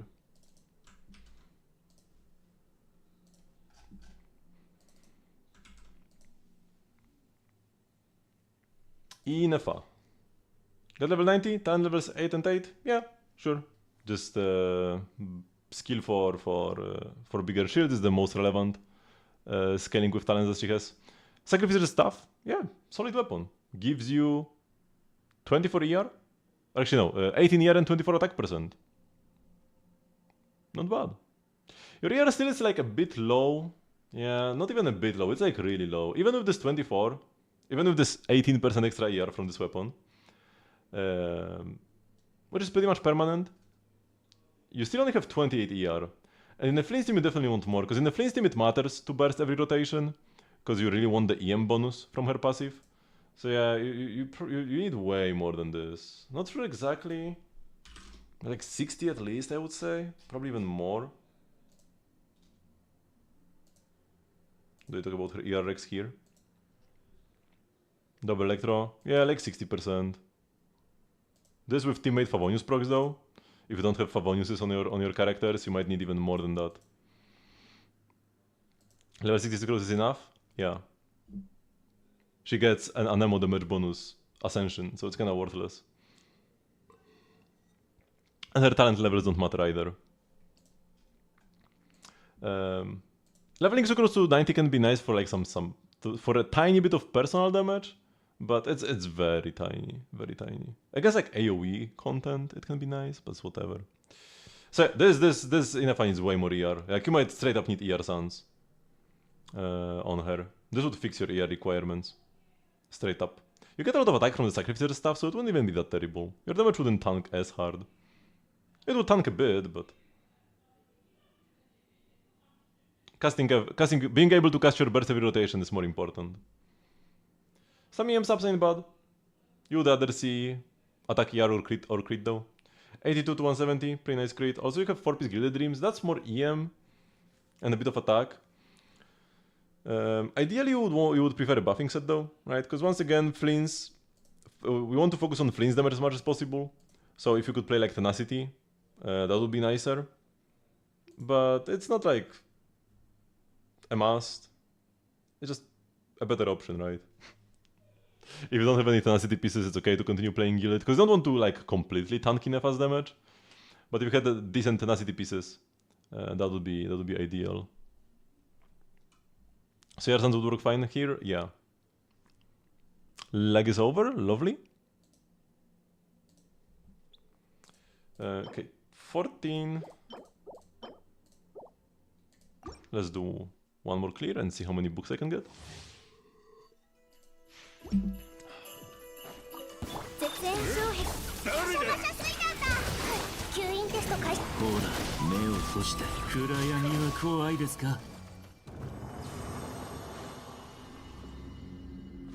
If you use like an Nefer team which uses Aino, then you can use this Inefa in the next team without Fleens. Even in teams without Fleens, you would still rather have Tenacity, unless you are playing her with Nuvilet, who doesn't benefit from attack percent. For anybody who's not... If your DPS is an attack scaler, it's better to run Tenacity on Inefa.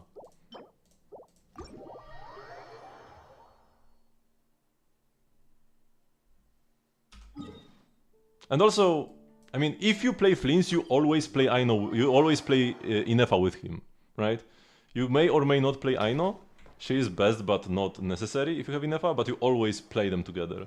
So it's only if you like completely bench Fleens that you would play Inefa with somebody else.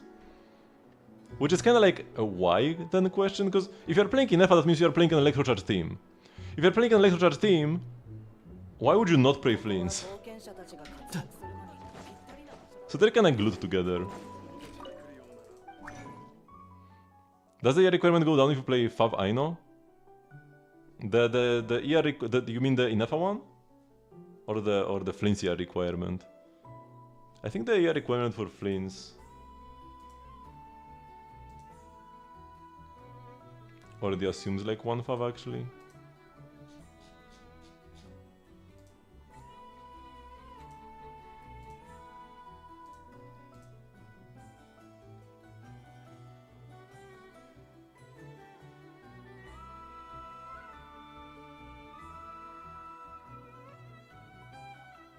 During it seem to hold Favonius.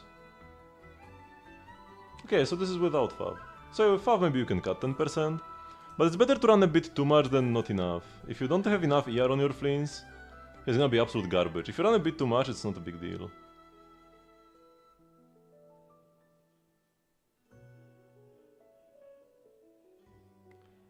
A good Hydra option for Nefer, if your Aino is taken, is Furina. And you just never burst. You only press skill. Downside, you are permanently on 50% HP.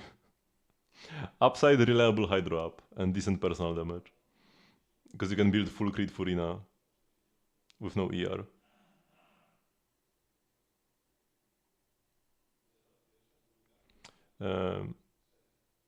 To be honest, I am not sure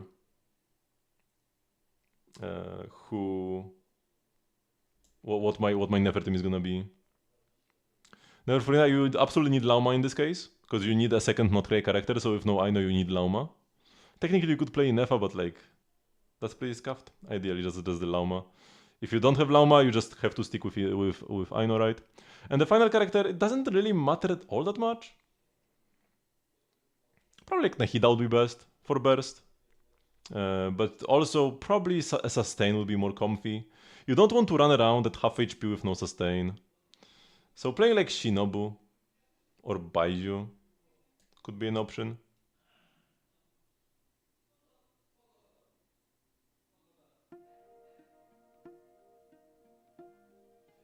Nefer, Lauma, Aino, Nahida. Yeah, that's a good team, just sustainless.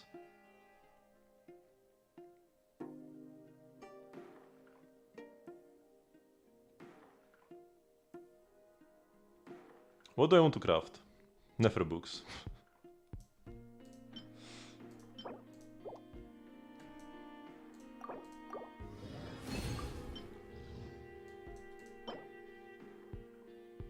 How many do you need for level 9 skill? 10 or 12? If I need 12, I need to get 1 dupe. If I need 10, I get it no matter what.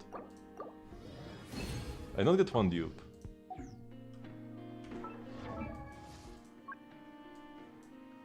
Yeah, only the skill matters. We need 12. Man.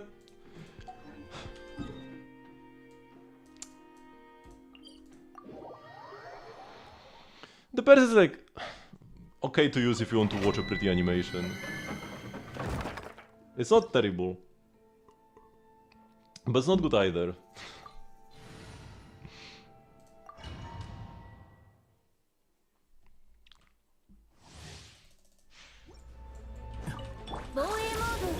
Wait, that's the wrong domain. I instinctively tip it to the artifact domain. So like Zhongli, slightly better, because with Zhongli you are wasting your DPS's time on a support. With Nefer you are at least still on your DPS.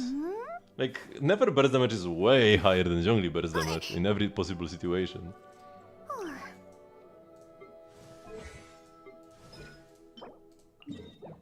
Here we go.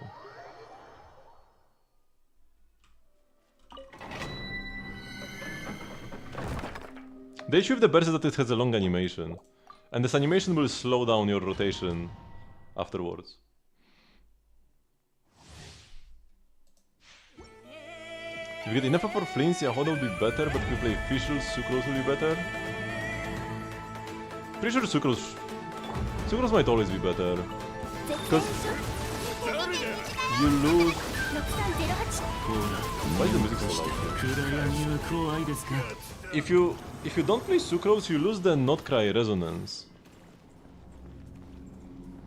Like in this team, right? In this team, if you don't play Sucrose, and you play Yahoda, you're gonna have 4 characters that are from Not Cry. So you don't get the extra Not Cry resonance reaction damage bonus. Oh my god, that's out of books. Why didn't I get this earlier?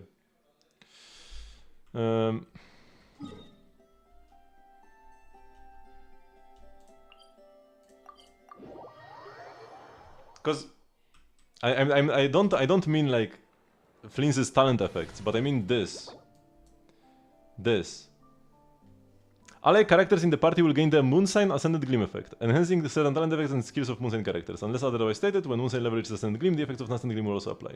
In addition, for 20 seconds after a non-Moonsign character casts an elemental skill or elemental burst, they will receive a lunar reaction damage dealt by... It will increase the lunar reaction damage dealt by all nearby characters based on their own elemental type, up to a maximum of 36%. This effect cannot stack. Right? So essentially, Sucrose gives you 20% additional reaction damage. Ish. If you have like 1000 EM, it's 22.5 extra damage. In addition to already her like huge EM buffs. So, baseline, Yahoda and Sucrose give you similar buffs, but you kinda want the Yahoda cons, which will be hard to get on her initial banner. And then Sucrose gets this extra resonance that you can only, like, if you play Yahoda, then you would have to skip Aino for something else. C2 Durin? What? What do you mean Durin? You can skip a you can play Durin your Hydel slot.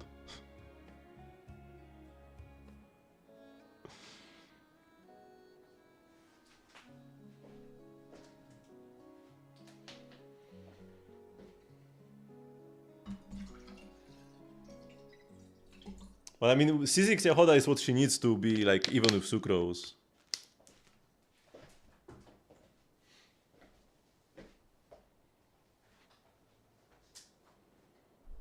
Because without C6, Yahoda just gives you 100 EM. So that's still better than the other healer options. Oh, also, Yahoda cannot wield Thrilling Tales, which is another downside. Sucrose should still be the GOAT here. But Yahoda is a good sustain option. As you're not playing Sucrose, if you have Fischl, then not playing Sucrose loses you 180 EM on Flints as well. Additionally from Fischl, because she will need another magic character. And I don't think Mona can be your Hydro slot, no. Could she? Wait, could she actually? Mona can extend Omen duration by doing a charge attack. Like, Mona can burst, charge attack and switch to Flints, and then you have 7 seconds of Omen? Could that be long enough? Wait, maybe this can work actually. Fischl, Mona, Yahoda? You have Yahoda for Moonsign, Fischl, Mona for the Witch Resonance. And then Mona plays Thrilling Tales. And you switch from Mona to Flints. You go Fischl, then Swirl. Then you go to Mona, burst normal attack, and the normal attack triggers a charge attack. Then you switch to Flints, you've got 7 seconds of Omen. Or you could even do like 2, like you could do a normal and then a charge attack on Mona for 2 charge attacks. This might actually work. We need to wait for the buffs to come out, they might still change and stuff, but Fischl, Mona, Yahoda could maybe work. And then your Aino is free for the Nefer team as well, which is nice. But Mona is gonna be so good.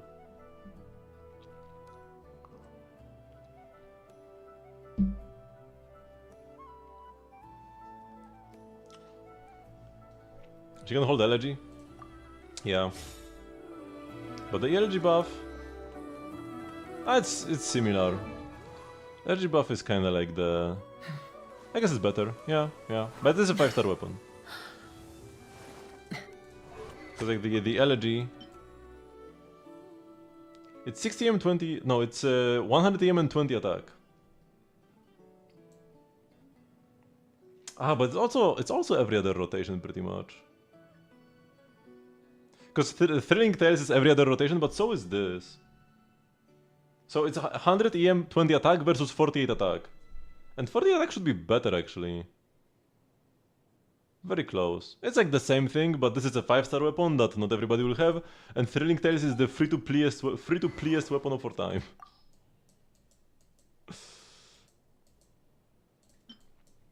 Because the 3-star. Yahoda is legitimate. Even a C0 Yahoda is fine, if you want a healer. You don't have to play something other than Aino, but you want to play something other than Aino. if you have a decent option. And maybe Mona could be one. For the Mona official synergy.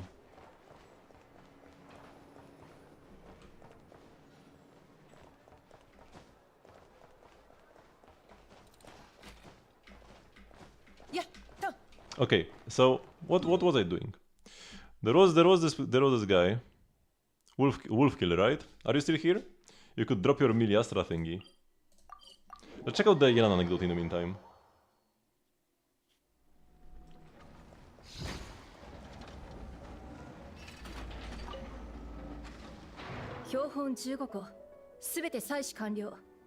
Okay, after this I will check it out and give you feedback.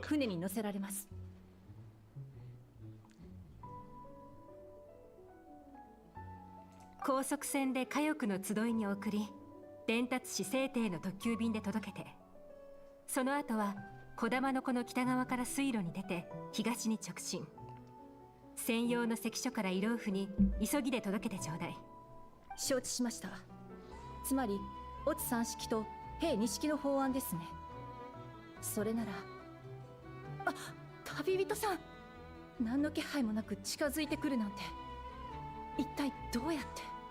緊張しないで、上司だと思えばいいわ。ちょうどいいところに来たわね。彼女は西脈、私の仲間よ。では、私はこれで失礼します、ユランさん。The skin for Yelan is like her new default outfit.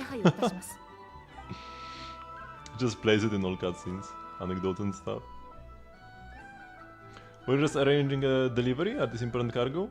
空箔を含む鉱物と植物の標本よ。リーユへの総務士に送って分析してもらおうと思っているの。Plants and minerals, and that needs to be done in secret? あら、鋭いわね。植物と鉱石の標本の中にはファデューに関する写真も入っているの。ファデュー They are の smuggling Fatui pictures? 現在の武器設備、駐屯地の配置なんかも含まれているわ。リーユへとナドくらいは地理的には離れているけど、万が一のために備えは必要よ。They are smuggling Sandrone fit pics in the cargo. So that's why you are here? いえ、それは今回の旅の目的の一つに過ぎないわ。もう一つの目的は、非分の館のオーナー、ネフェルさんから Wait, 情 but 報を買うこと。the anecdote with Nefer was already their last part, so it's kind of out of order. This happens first, and then the anecdote with Nefer happens? ネフェルさんと取引するときはいつもいろいろと準備しなきゃいけないの。気持ちの面でも、モラの面でもね。Nefer has information about Leo. 北の大陸情報網について聞いたことは？ Yeah, we've done the quest, Traveler. I'm pretty sure you need to do the latest Archon quest to unlock this anecdote, no? It didn't appear earlier. Don't skip dialogue, Traveler. We talked about this in the previous quest. 簡単に言うと、裏の情報交換組織。組織とは言っても、とても緩いつながりで、強制力のある規則もないわ。でも、各地の情報に精通した人たちが集まって、様々な代償を払いながら、互いに情報を交換しているの。ネフェルさんは北の大陸情報網の現代理人。彼女が管理している非分の館もこの情報網における主要な情報販売ルートよ。ただ北の大陸情報網は情報を売るだけじゃなく、世界各地にスパイを配置していて、情報を聞き出せる協力先を持っているようなの。Even in Leo? いえ、北の大陸情報網の職種は仲間と協力してリーユエに届く前に断ち切ることができた。表立って交渉をしてきた人も密かに潜入したスパイも礼に正しく拒絶させてもらったわ。リーユエは彼らの地図の上で残りの数少ない未知の地域となっているはずよ。 And you worried she made resort to drastic measures? まさか。ネフェルさんは賢い人よ。物事の分別はついているわ。 You continue for a bit? Yeah. あくまで Probably like 2 hours more ish. 中身の詰まった財布を嫌う人なんていない。それになんだかんだ言って、私も北の大陸情報網の大口顧客だもの。私がいなくなれば、彼女が持っている情報の多くは買い手がいなくなっちゃうはずよ。Oh yeah, I thought the ministry. あら、わずかな言語情報から手がかりを拾えるようになったのね。北の大陸情報網には今までずっと個人として接触してきたの。リーユエ総務士は全く関わってないわ。She's willing to deal with the willing to deal with you. もちろん、私にはなかなかの実力があるもの。By influence, you mean? お金よ。彼女を説得するのに十分すぎるくらい持っているわ。That's the young I know. ネフェルさんに借りを作るよりモラを多少支払った方がずっといい。彼女と関わるときはくれぐれも警戒を怠らないようにして。彼女は決して簡単に心を許すような人ではないから。それと私とネフェルさんが一緒にいるのを見かけたら取引の最中だと思っていいわ。私を信用してくれるのなら耳を塞いで何も聞かず何もしないで。そうすればいろいろなトラブルを避けられる。それじゃおしゃべりはここまで。私は準備に取り掛かるわ。しばらくお別れね。Am I joining you to get some sucrose mats? ああ、それともう一つ。もし気が向いたら I kinda リ would. ーユエでお茶でもしましょう。リーユエは高い山々や岩石に守られている。横島な風が吹こうと防いでくれるはずよ。And all these invitations in like birthday mails and now in an anecdote. She might get an anecdote back in Liyue later. That would be cool.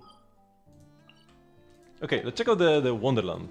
Okay, so this will be the first time I'm going into a Wonderland by ID. Oh, here we go. Okay, it's pretty simple actually. So it's action adventure, enjoy the journey by Wolfkill. Okay. Level 4. How do you increase your level, by the way? I was kind of thinking about maybe trying to make a Wonderland myself, but I still haven't started.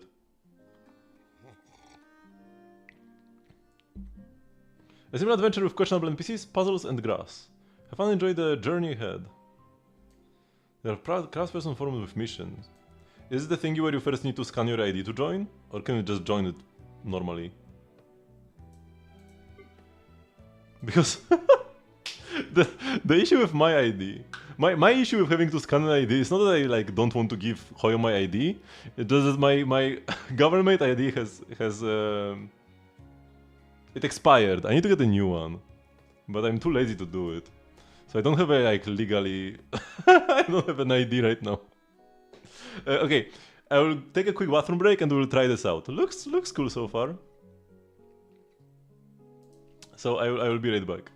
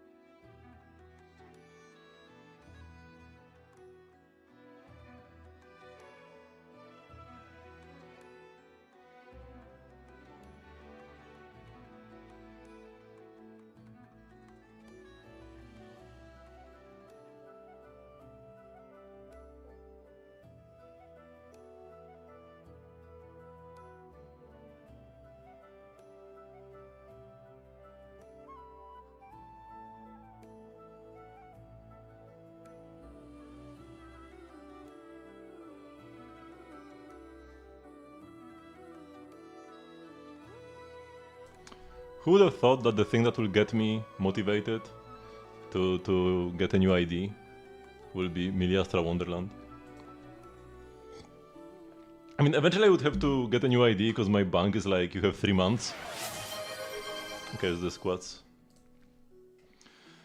Because like it expired like a month ago, and I have two more months, or my bank will kick me out. So my like deadline is mid-December. But I was planning to get a new ID closer to the deadline.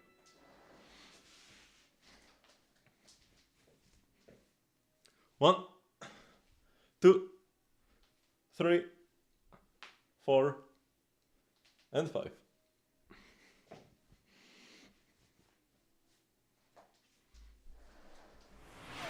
Oh man. 6, 7, 8, 9, and 10.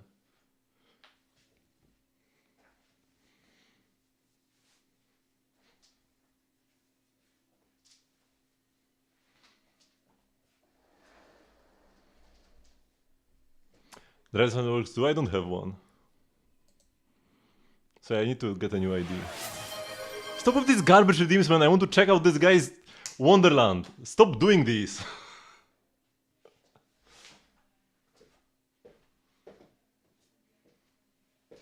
Oh my god. Here you go. I'm on the couch. Happy now? With my little Zhongli?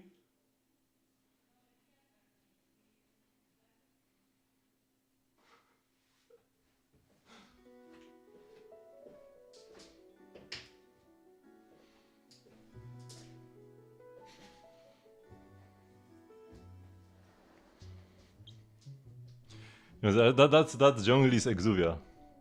I should have made my camera bigger for that. Whatever. Okay. Let's check it out.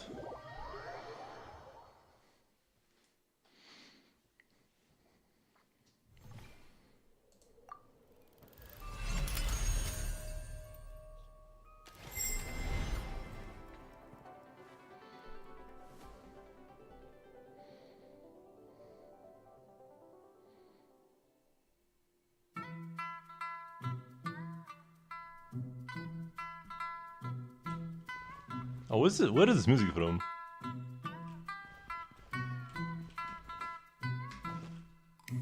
Oh, it's like low gravity when I'm jumping.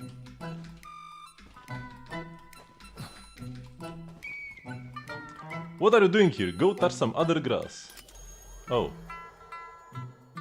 You actually wandered in the wrong lobby. Unfortunately, it was being gate-kept by question marks. Local moderator of grass-touching activities. Now we've been yeeted into a suspicious house with 3 doors. Will this be a puzzle, a scam, or just a gacha pull in disguise? Time to find out. Welcome home. Don't look at me like that. I am not your emergency food. Oh, and now I have... Oh. Okay, this popped up a bit too quickly, I would say. I thought I would need to walk up closer to the doors. A deep verdant color resembling nature, quiet and silent in the forest, something old and patient awaits here. A bright golden yellow, sharp as sunlight and sun, the glow promises warmth, but it's hard to look at it for too long. A heavy red, glowing like embers, hot with danger and the Lester's adventure behind it. Let's go yellow. It's like I first choose the door and then I have to walk to the doors. Yeah, I feel like it would be slightly better. Wait, can I open another door? No, they're locked. I feel like it would be slightly better if like the description popped up when I go next to a door. And then I like accept it instead of popping up immediately, right? Also, this thing makes me faster or what? What is this? Oh, wait. I walked back into the trigger. Wait, can I unlock 2 doors now? Open. I can unlock multiple doors. I can unlock all of them. I'm backtesting now. I unlocked all the doors. I probably can only still choose one anyways. So yeah, let's pick the yellow. Oh no, I can open all of them now.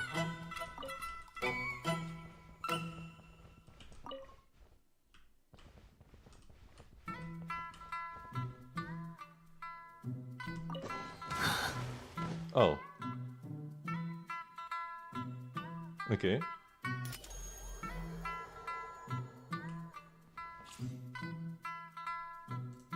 So I can just close it because they're open anyways. Will the other chests also kill me? Maybe not. Because this chest looks real. Oh no, it also killed me. Only have 9 revivals left.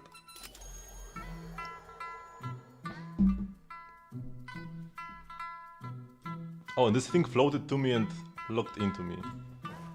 Wait, what are... Is this a movement speed boost? I'm not faster now. I think I was faster before, but not now. Yeah, the trigger mechanism for the doors needs to be changed slightly.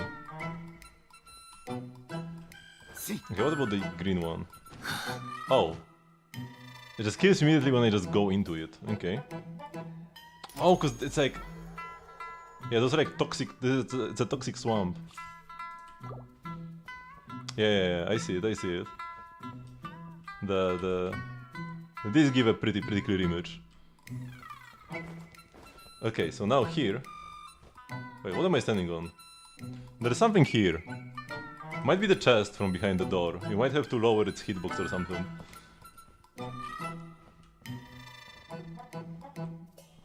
Why is the bedroom so stinky?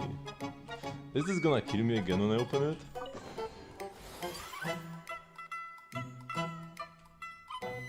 Nothing happened. Is it because I ran away? Or is this chest just empty? Okay, I collected 1 particle. There is a particle counter behind my camera. Let's move it slightly up here. Because there is no map anyways.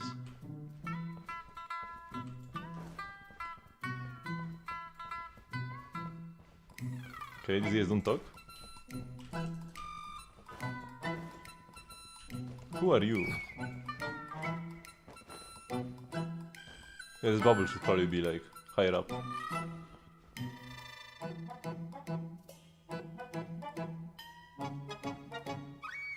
They just have money, the coins go up in the inventory and the little text on the left when you open it. Yeah, but my coins have not increased, I still have 0. I opened 3 chests already, the 2 that killed me and then this one. And I still have 0 coins for some reason.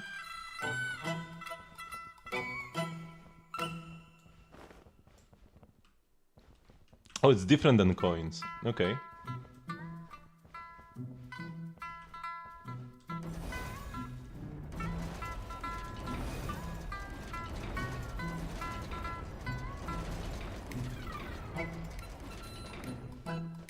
Oh, this button disappeared after a while. But I still managed to trigger it a couple more times than intended, I think. Wait, there's a time limit? What is this time limit? On the gate? Or on the stage itself? Wait, what was that? Okay, I'm not sure what the time limit was. But the gate is floating now.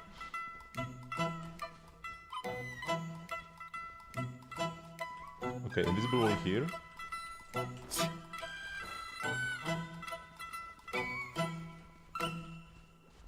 You could add like a fence. Maybe? Like at least a tiny fence to symbolize the invisible wall. It's like minor. Okay, what happens here? Don't worry, the healers are chill. They signed a non-aggression clause with Mihoyo. Beyond the gate lies the Great Maze, or maybe just a mine. Either way, you will need to find a way out. Oh, now I see the currency 30. Okay. Okay.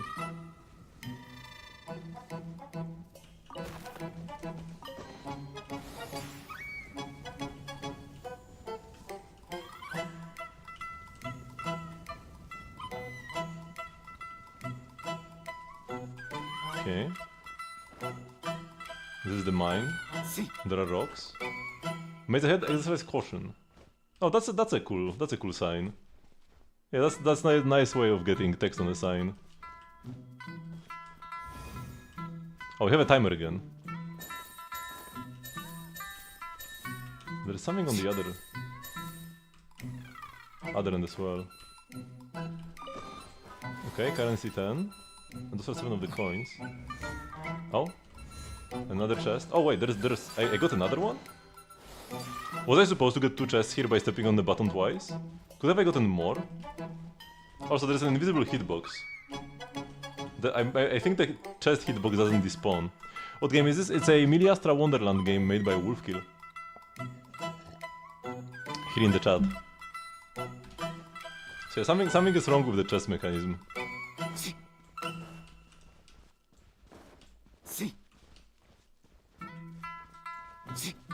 Overall, by the way, I'm enjoying it. I'm just pointing out the issues for testing's sake. Let's grab this. Currency 10, okay. And yeah, it seems like all chests... Or no, this one disappeared. The hitbox disappeared with a delay. So a bit later in the chest itself, but it did disappear this time. Oh, the coin is back.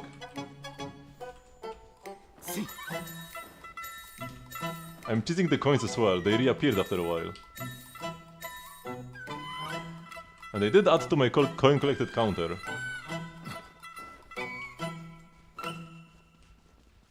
And I'm still not like, is this giving me movement speed or something? This guy? Or what is this?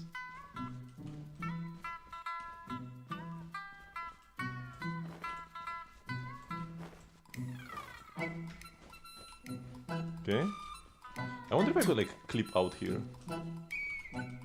I'm not gonna spend too much time on that though. I'm not a specialist on clipping in Genshin. Shovel, camera? Is this some lore? More coins, another chest, okay. 10 currency.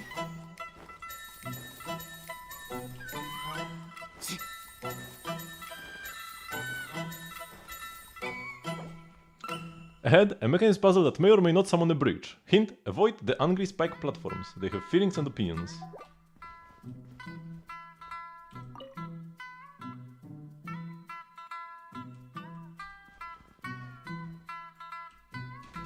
Oh shoot. I missed that. Okay. Where will I reappear? At the very start? Oh no, here. Okay, that's good, that's good. The checkpoints do update.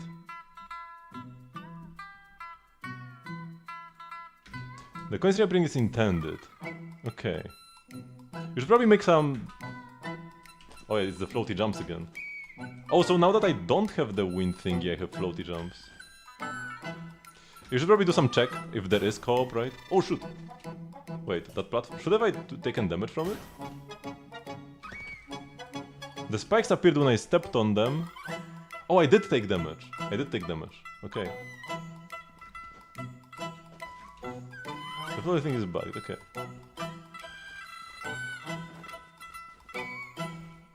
Oh. The thingy came back.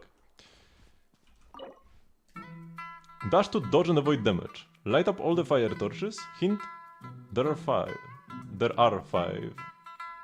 So slight like, you know, grammar mistake. Activate the teleport platform.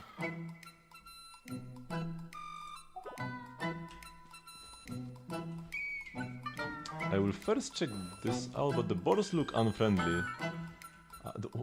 What's happening in their butts? Are these like turbo boars?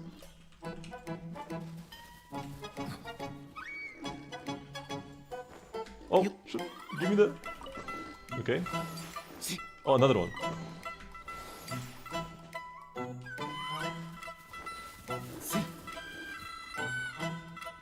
It should be there are instead of they are, right? There are 5.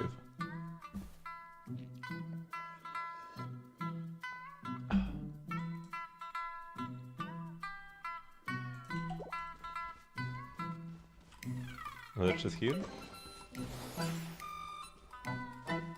Oh, the boards are still angry. Can I go through here? Oh, I can. Oh, I cannot. Oh shit, no, wait. Oh, I was scared, spooked by the line. It was the board trying to dash at me. Wait, the boards are dying.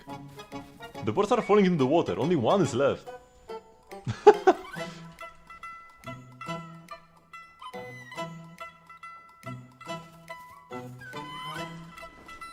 Not sure how the others died, but they are no longer here. Okay, let's try this challenge now. So I can dash through the thingies, and I click light to light the torch, okay. The chests are no longer killing me. Can I fall down here? I kinda don't want to try. Oh shoot! Oh. Oh, this water is just fine. Okay.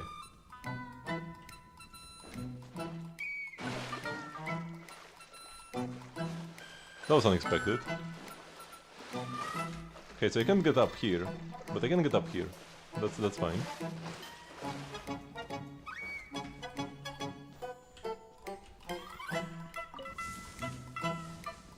Can I jump on the side? No.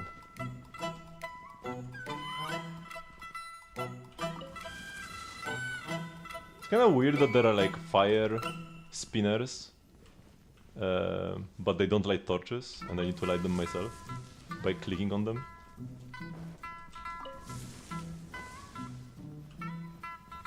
I'm a good tester. I'm actually a professional tester. That's my job. I mostly test like, you know, more boring stuff. Right now is like insurance apps. But yeah, that is my job actually. You find yourself in a suspiciously narrow alley, and some water that definitely wasn't meant for swimming. Follow the path. Rumor has it a treasure hoarder might be nearby. Tip, do not fall. Okay. Oh, when I walk back, the triggers again. For the message. Okay, so the water apparently is sus. You will make me test more Wonderlands, I'm fine with that. Go down. Oh! Okay. Hey, you are finally awake!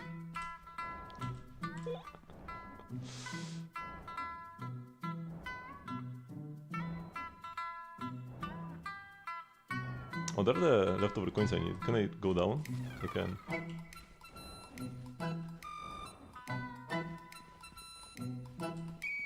Attentive guard. Hey, you! Will you wander around? Stop right here. I will. Oh, wait, what? Oh. You have been escorted to prison by an extremely irritable guard. Stay alive, not to get scammed, and get out of here. Shoot, I couldn't collect the coins. Come buy something quick. Oh, wait, I'm just a bit too poor? An apple? Toad? Prison key. Yeah, I don't think I'm supposed to buy this ever. A gacha box. Okay. Let's quit out for now.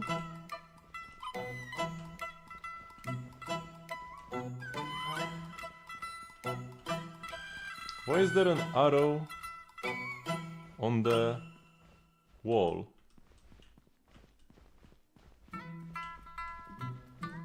An arrow on the wall?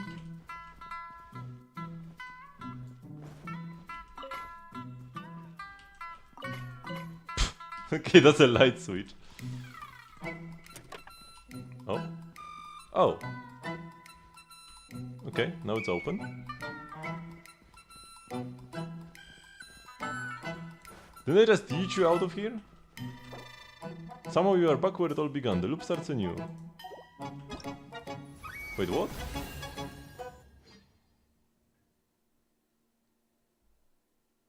Wait, what happened at the end here?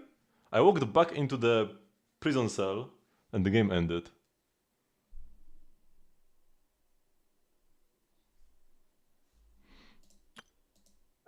Collect 25 particles, choose the right door. Who let you wander around? But overall it was pretty nice.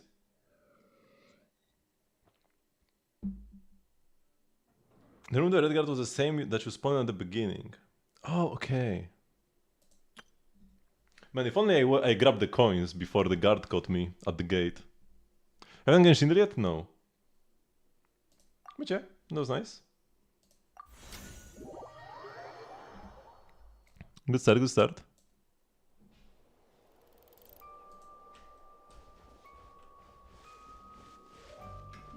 Probably adding a more satisfying ending would be better.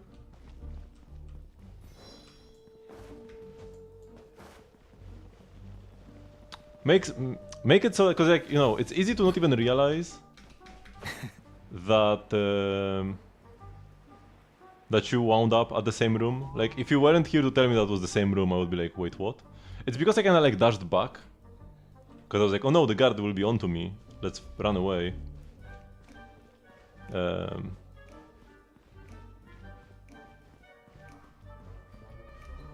There's another hidden ending. I could try to get that.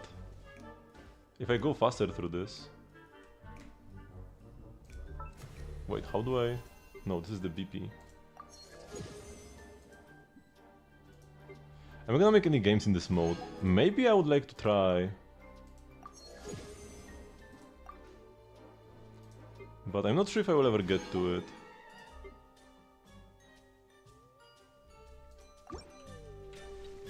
Wait, so let's... what do I press now?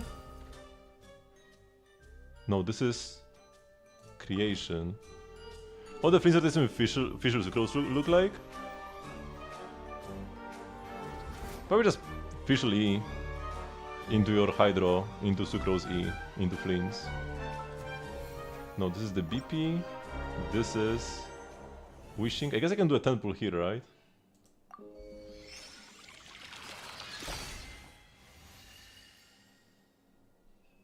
Yep, that's a 10 pull. Oh, I got this, the Arnara shell, but that's for the girl only, right? Wait, all of these are... Is every single one of these items for the girl?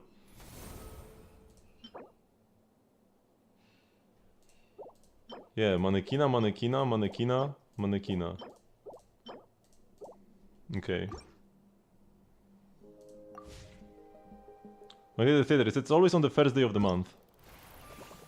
And here is... This... I'm still getting used to the buttons. Okay, here we have the Wonderlands. And in my Wonderland collection I should see this one where I... Yeah, let's try it again. Because I'm guessing that the secret ending is by getting all the coins. Is that correct? Or is there something different I need to do?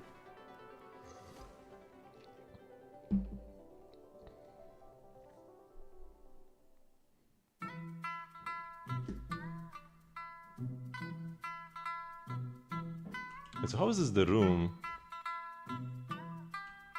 It is always the first day of the month. Oh, that's the prison. That's where I go out of. Okay. Okay.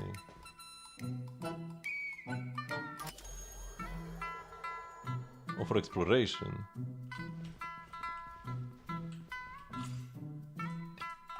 So the other two doors had nothing behind them, we can just go to the red one. Oh, and I do get 10 currency right now, yeah, I see it.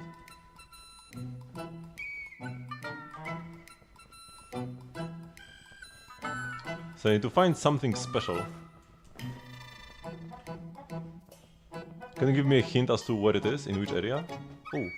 Oh. Huh. Okay, I don't think I'm supposed to be able to do that. I can even skip the doors altogether by jumping right here.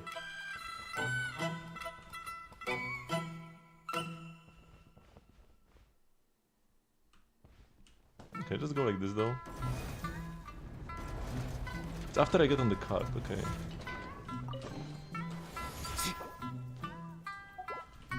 Oh, and this... Wait, so this gave me chests. So the timer was for these chests. Okay.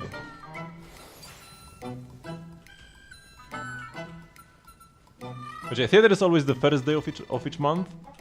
And then Abyss is the 16th day of each month.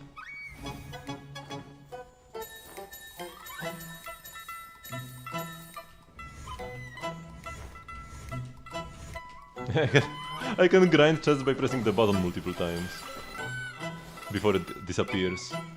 The function of summoning, like the button can take a while to disappear, but the function of summoning the chest should disable immediately. Also, this chest stayed behind. Because like I summoned like 5 chests, and one of them stayed behind when I opened them all. And the others are still invisible. At least some of them. I'm not sure what's happening here right now. Probably don't need the currency.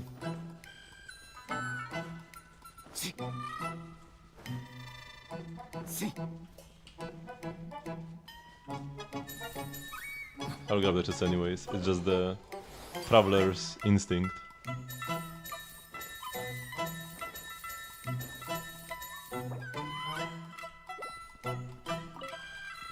Okay, I guess I can skip the... Whoa!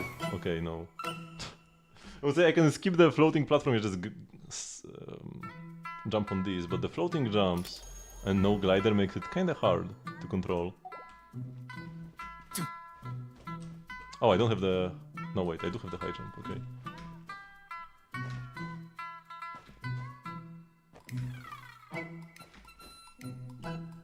Okay. I do want to get all the coins. Oh, I can read the notice from all the way over here.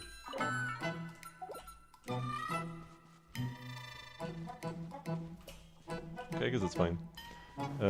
I do want to get all the coins. I can skip the chest. Oh, but last time I got extra coins from that one section, so I'm not sure if I will get them now. Cause yeah, there should be a coin achievement as well, right?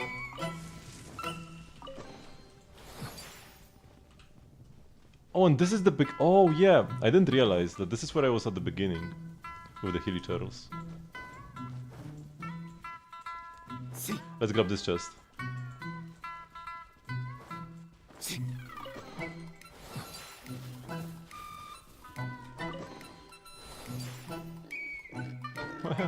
What's up with their butts, man?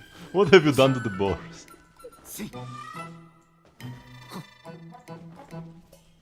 I'm not sure if the floaty jumps are supposed to be like a buff, but they feel kind of bad, to be honest. Especially because there is no glider.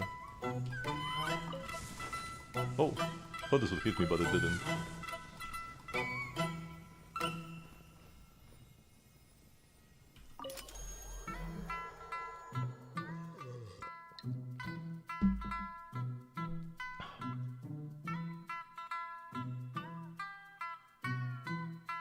There's supposed to be a climb, disable, activate. It disables climbing, but doesn't disable... Apparently doesn't disable grabbing onto a ledge. Oh yeah, I guess I tried out the toxic water, which I haven't done last time. Oh, it gets me back here, okay.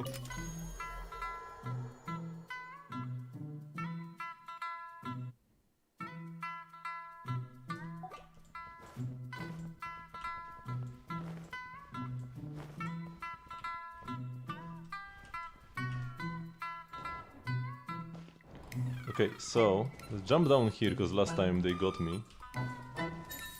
Okay, there are coins.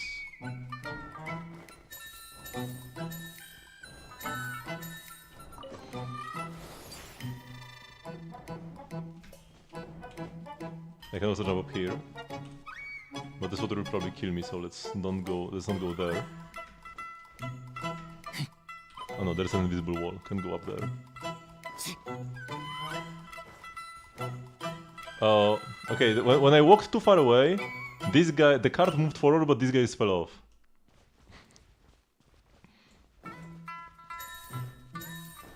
Oh, there needs to be one more coin. Oh no.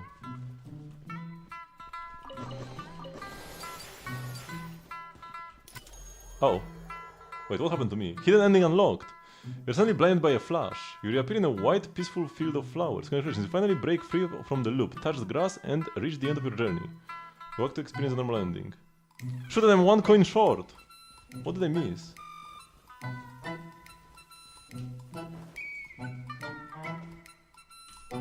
Oh! There are coins over there. Oh yeah, those are the coins from earlier. Can I jump down there? No. But if I go back... I should be able to wait for these coins to respawn, right? Oh yeah, there's a coin here! Oh, that's the final coin that I missed. It's on the other side. Okay, I was kinda dumb. Now that's all the coins. And these have respawned after a while as well. They probably should not respawn in single player. Know how to fix that one? Maybe make it so that the cart stops altogether when you move far away? Oh, so I can't go back to the secret ending. Oh no, I can! Oh, I can, nice. And now I can click end level. Oh, there is something invisible here. This flower? I think it's this flower that I'm standing on. We probably need to disable its collision. Most of the other ones are fine. Actually, no, some of the other ones as well have collision. Not sure what is here.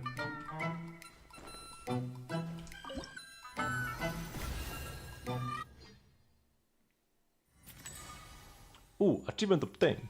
Get the platinum trophy. Unlock all achievements. Nice. Collect 30 coins. Break free from the loop and touch grass. Would I get this achievement even if I didn't click? Because like I clicked the purple end level. If I clicked to go back to the loop and got the regular ending, would I also get this achievement? I probably should, but I'm not sure if I would. But I'm not gonna test that. That's too lazy. Yes? Okay, that's good then.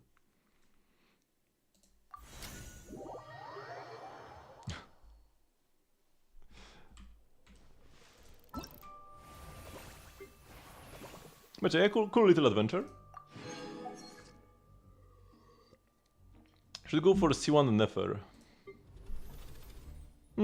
I myself am not really too interested in that. But I'm not the biggest Nefer fan.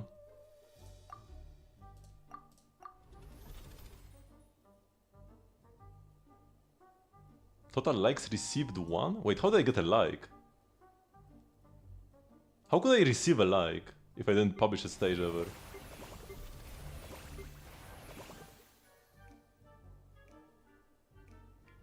Stop me from caving. Catapult during cons. The air is not bugged from moving away. It looks like if the teleport is too close to that area, it gets bugged and clips. Oh, likes can be received in co-op by playing. Oh, okay, I did play one co-op game yesterday. Yeah. Oh, if you want, yeah, pulling for Nefer means you are not really getting any interesting 4 stars.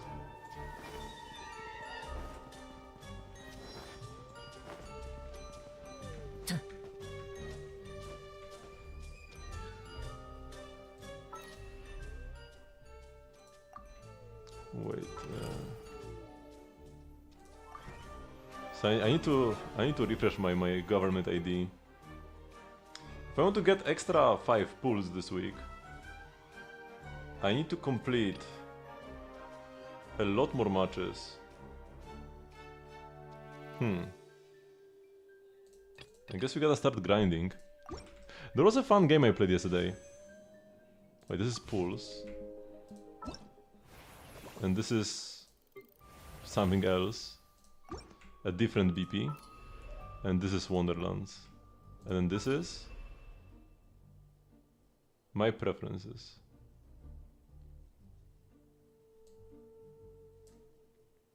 Manage stages? Oh yeah, I can erase save data for something. But yeah, there's this Blade Soccer. That's kinda cool. Let's do Genshin first though. Because I think the gamer was asking about that. Also, is there something I should do in Genshin itself?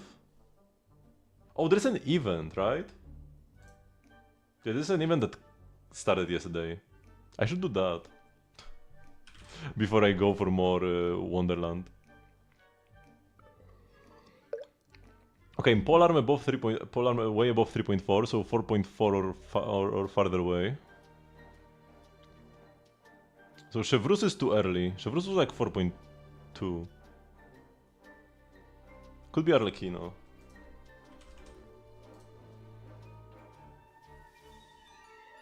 No, even later.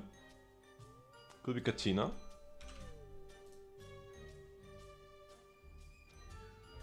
Even later. So it's not Emily, but it's not Dendros, so I knew it's not Emily. Wait, who's a Polarm in Natlan?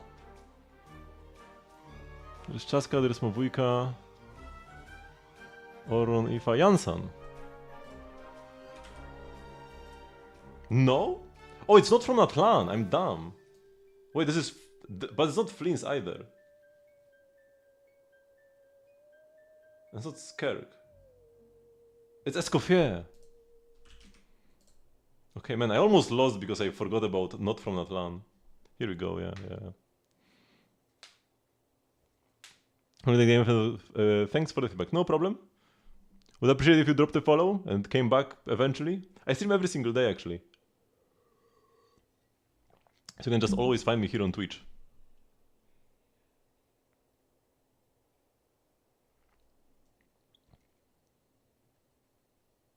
Is this soccer game good? I liked it. I played it once so far. It was pretty fun. I've read almost every novel from AI Publishing House. Pretty normal, right? I'm not sure what the stuttering is about. But when it comes to reading novels, probably Citlali. Yeah. I thought maybe Kokomi or like Shincho, but the stuttering is like maybe Citlali is drunk or something.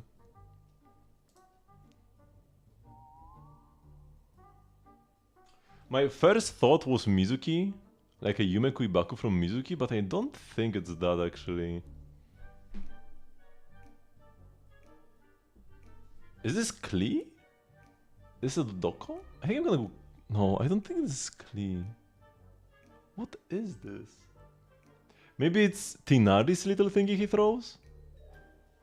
I'm probably gonna know once I take... Let's go Tinari. Wait, what? Oh, it's Goro! Okay, I would not guess Goro first time. So it's okay. I would have gotten second try anyways.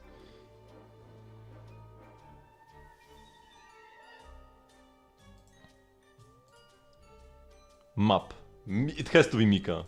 Here we go.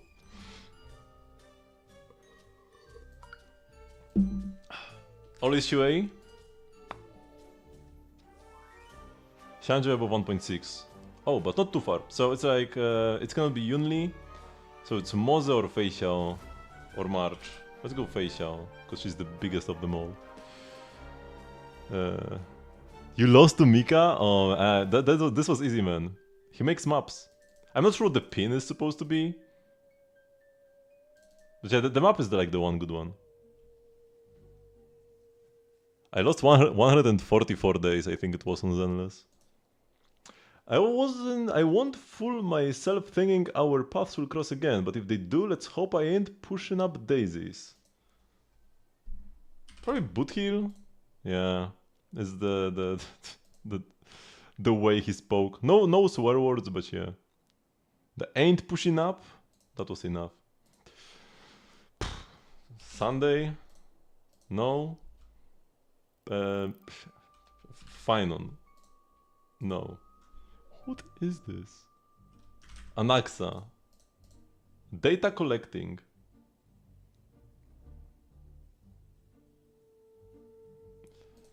Data collecting?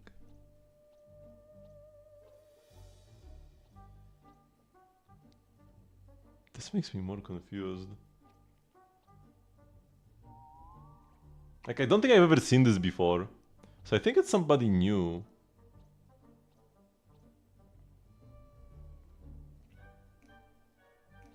And is it like Ruanmei? No, what is the ult? Oh, it's Pella. Okay. What is this ability? Which abilities of her is that?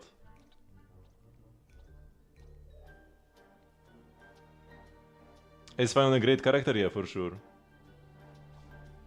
I mean, he has good teams with like 4 stars and standard 5 stars. His teams are cheaper to build than most other characters. What he ideally wants is vertical investment into Finon himself. His light cone is very good, his E1 is very good, and his E2 is straight up broken. But you can play him with like Tingyun, Bronya, and like ideally Sunday or Keridra. But like two characters that are pretty easy to get.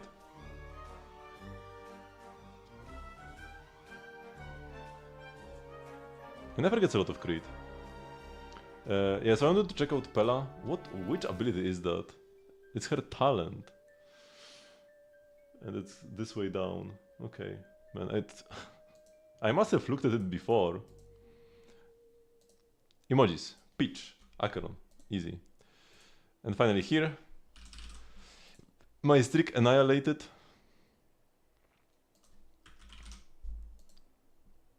Oh man. It was a blunder. It was a straight up blunder.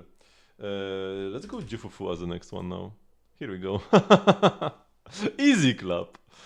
Nothing common with Fiber and Anon had to be Jifufu.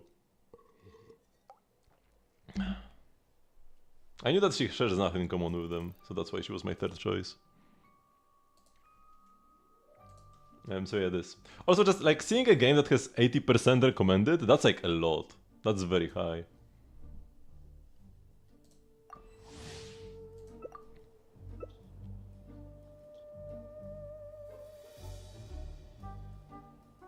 Oh, I was supposed to do the event. Okay, after I will play this once, then do the event, and then I can come back.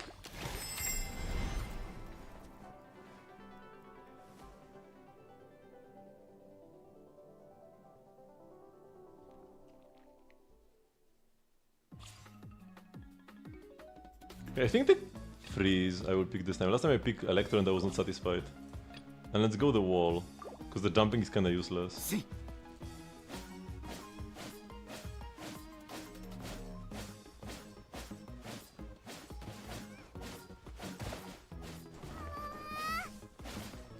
What was that noise?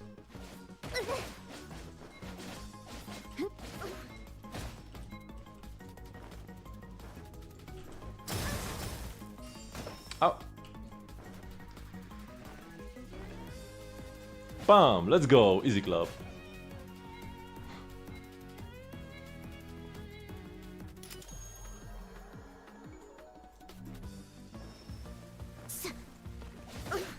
Ouch. Oh no! Now we got easy clapped. Wait, the wall is R. I need to use the wall.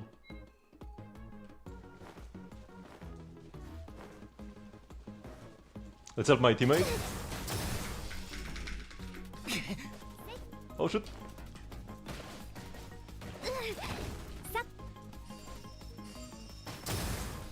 Okay, slide. Okay, here we go. Will this be enough? Yeah, here we go. No! It stopped! Okay, here we go. Is he even started the Archon quest in Fontaine? The Archon quest is great. Oh, you can just freeze them like this from a distance. Oh, freeze is busted, man. So much better than the Electro. Because it has range. You just freeze the people running at you and then you slide tackle, bam, easy goal. I'm actually carrying my team, man. Oh, and now my teammate is doing the same. Nice. Easy clap. We are destroying them. You didn't enjoy the Fortnite Archon quest that much? Oh, that's crazy.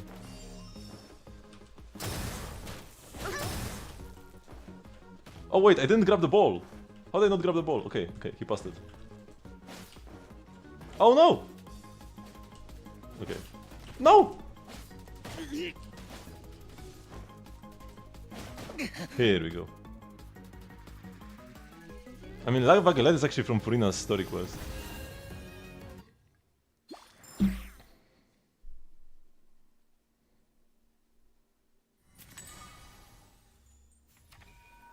Oh, there's only one achievement.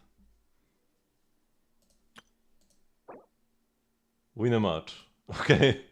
Only half the players ever won the match? Wait, so that means that usually people just play one game. So it's 50-50, either they win, either they lose, and they never come back. Only 3% of people come back. Or like only 3% of losers come back. Yeah, yeah. Because if you win, you can keep winning, and you still are like, you know, in the 50%. So people who win their first game almost always quit out over 90% of the time. Interesting.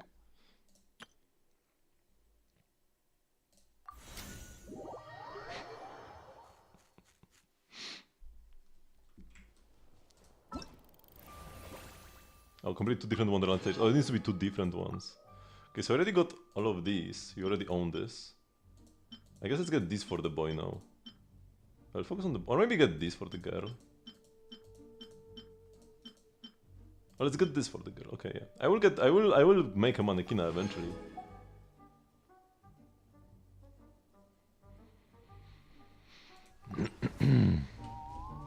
$16k primos in Luna 2. That's a lot of primo gems. Like free to play? From this patch itself? I don't think it's that many.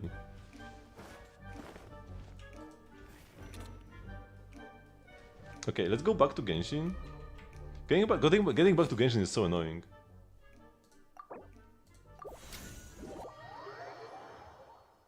Mirasra Wonderland is such a funny mode. It's pretty cool. Oh, work in BP, yeah. That makes more sense.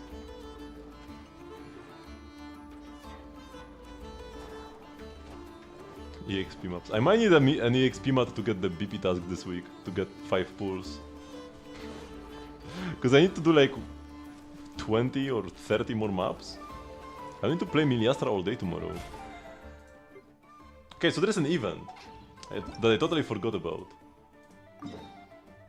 I have time, because actually I have more time in this day than most other days. Technically we change our clocks back tomorrow, but it's like at 2 AM. So pretty much today I have like a 25-hour long day. So an hour, a stream that's an hour longer is... like, leaves me with the same amount of time in the day.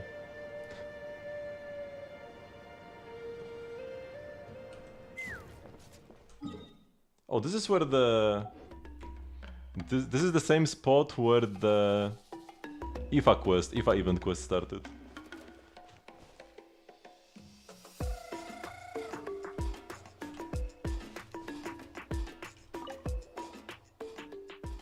Someone just did the math and told everyone to go farm artifacts?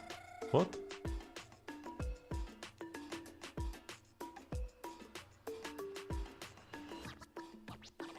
I mean, you farm artifacts every patch anyways, no?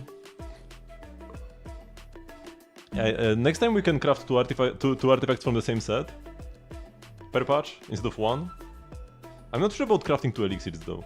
But I mean, if you farm artifacts at all, you don't even need to farm a lot of artifacts. If you farm artifacts at all, you will have enough for the crafting anyways. Guard of Juice, gotta farm the 1-stars. Everything aside from the high altitude training is now complete, sir. Yeah. Wait, he said, the Sorian said yeah? Oh, it said yeah. It's yeh, and he said yeah, okay. Excellent, you both sound ready to roll. General vehicles will be the first strategic objective in our grand plan. After that we will see... So, whoa, wait, I turned on auto by...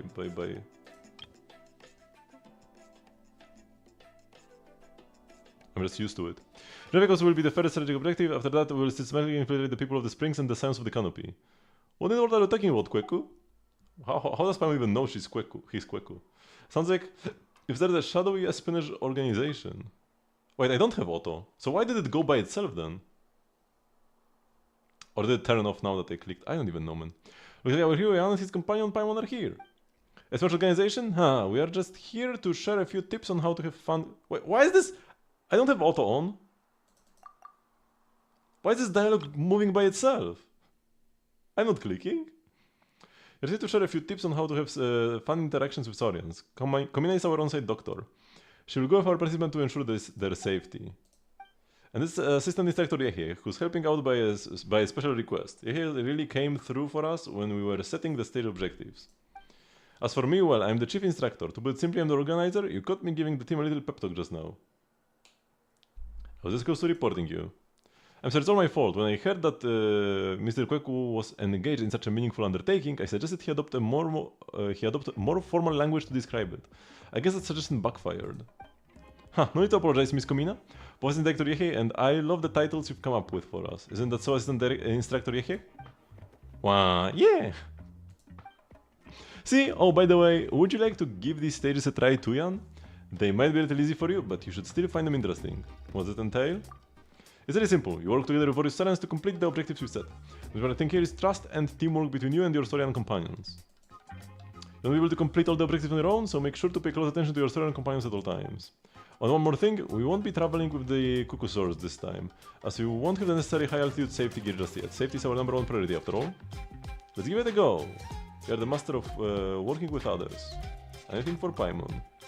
If word gets out that Jan is here, everyone will want to have a go. Shouldn't Komina give us a formal title too? You know, something formidable sounding. Well, I'm going to have to think this over carefully.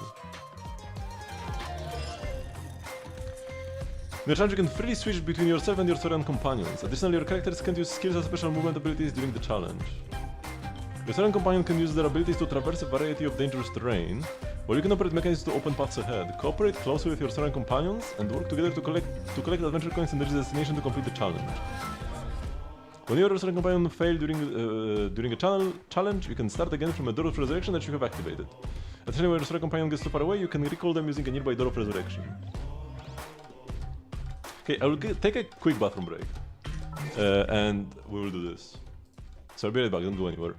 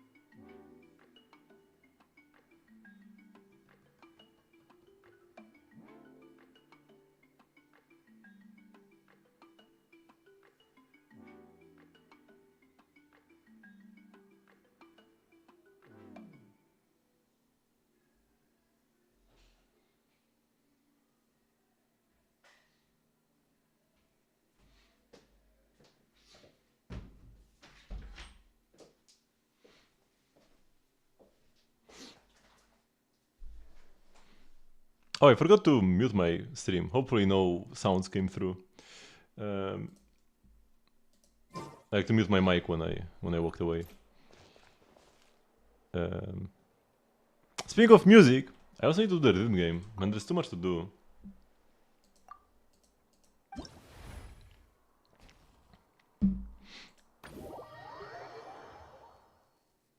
Here's some water. My room is right next to the bathroom. So when I flush the toilet, maybe you could hear it. That's just... I would be surprised if you could actually. I mean, I can hear it when I can hear it when somebody's in the bathroom. But I don't think the mic would pick it up. Cockroaches are capable of high-speed swimming. Not only can they leap high above the water surface, but they can also use aqua dash to charge forward swiftly. Boiling water is hard for humans to traverse, but poses no difficulty whatsoever to holosaurs. Rays cannot be crossed, but they can be deactivated by attacking the ore mechanisms. Be aware that if you touch the race by accident, you will immediately be forced to start again. Yeah, this is like a Miliastra Wonderland stage.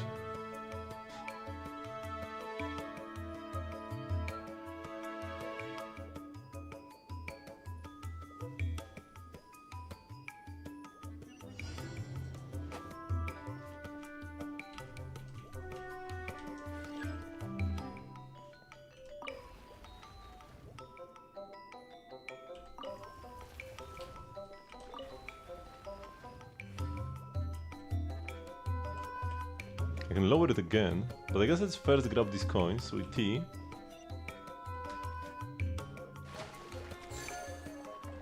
A co-op game like this would be cool in Miliastra. I'm sure even some games like this already exist, but when they add more, it will be even cooler. So lower it again. And now we can walk here ourselves. Open the door.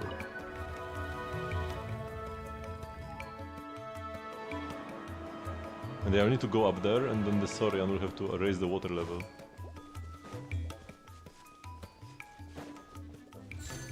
Americans in this area, 3 out of 6. Good. 3 out of 3 in this area, and then 3 out of 6 in total.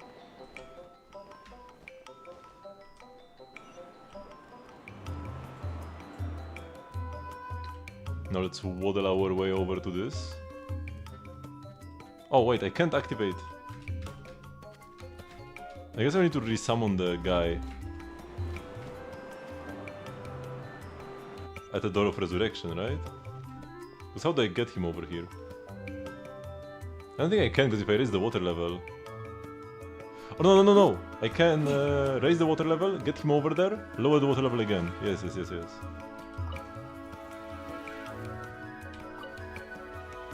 Oh, my boy got crushed and died.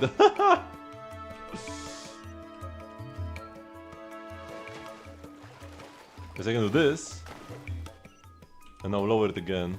Yeah, here we go, here we go. Yo, this feels this feels just like a Miliastra map.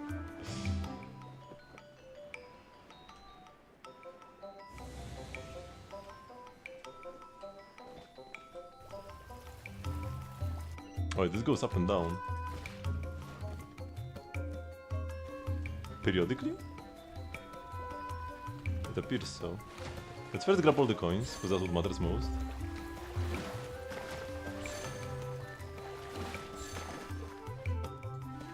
Okay, now what?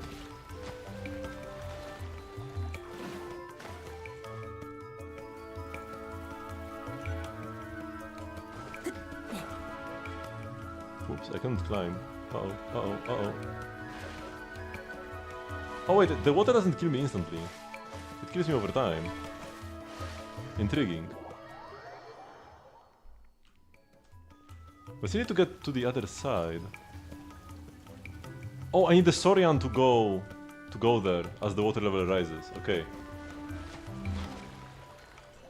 So I need to be here. Okay, okay.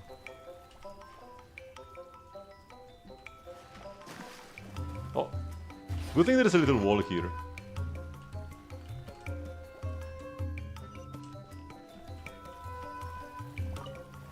Because otherwise it would be easy to jump right into the thingy.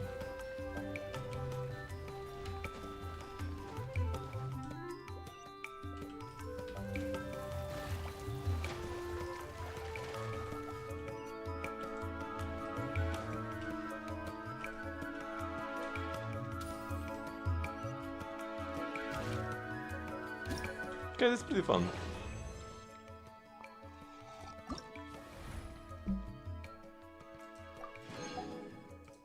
I only need 3 coins for the max reward. But there is a little all coins collected banner.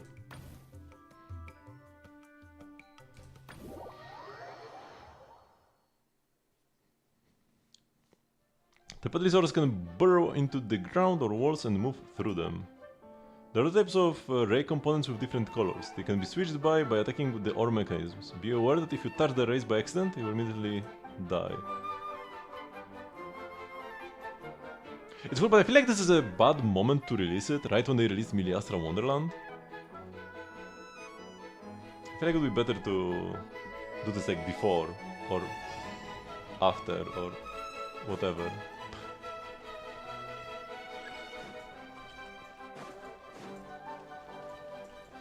Why do we start so far away?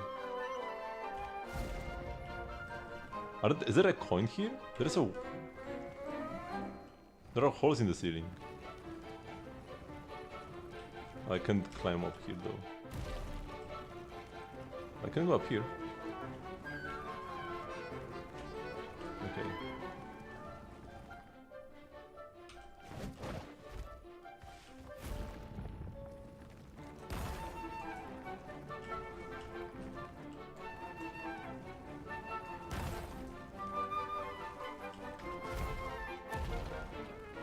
So now we go here. What? This counted as dying? Come on. What a fatas. Okay, let's go again. This time steer more clear of these. Oh, I did get the coin though when I died, somehow. No! Why did he fall off? Oh my god, man. This feels as junk as a random Miliastra stage as well.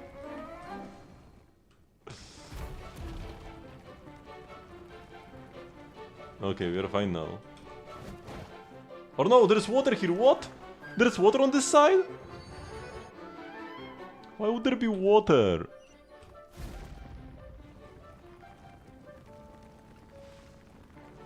Who thought adding water there was a good idea? Okay, there's no water underneath me here. This is so random, man.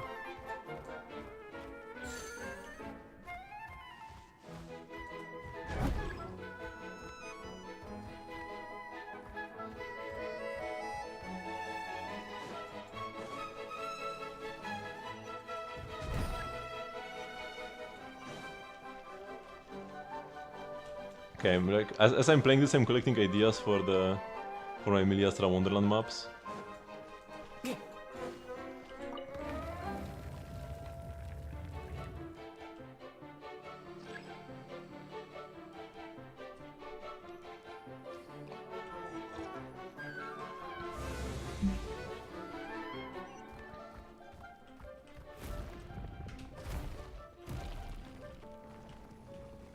Okay, be careful, because he's really, really fat. There are 4 coins in this area.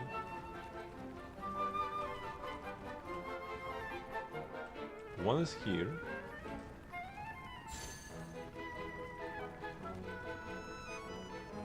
Can we use Sorians in Wonderland as like a component? Okay, I can go here. I need to go this way.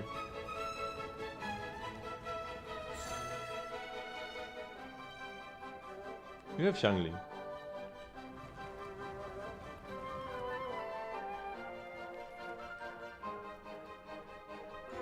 Oh, I need to hit the switch.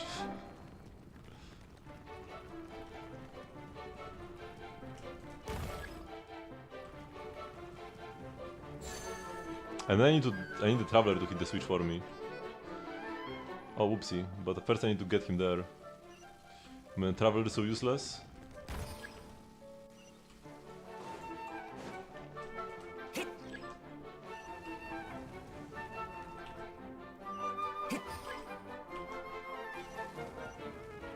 Oh no, but I need a Traveler to get here.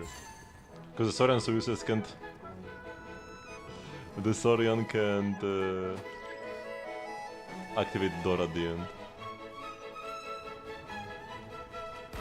Also, you can borrow a Pyro DPS from somebody. You can borrow a C6 Mobujka.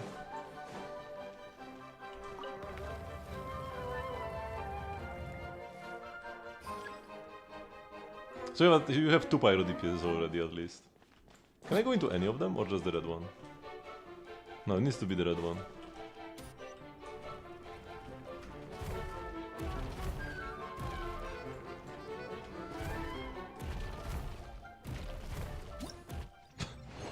I was trying to check if I can jump through it and I can't.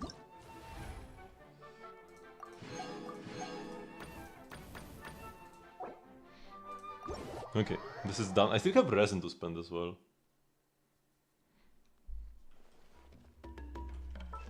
My Never talents are already satisfactory.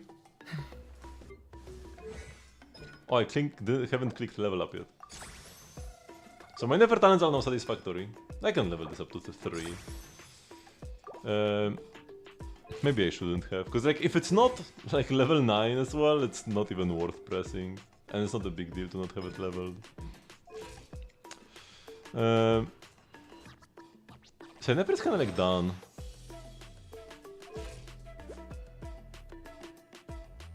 I'm overcapping on crit rate because I have Lauma. Yeah, maybe I should fix that.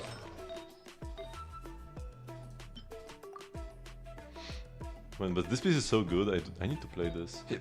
And this piece is so good as well. And this piece is so good as well. And this piece is decent.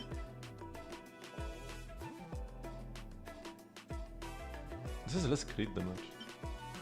This is even more crit rate. And these are no longer EM.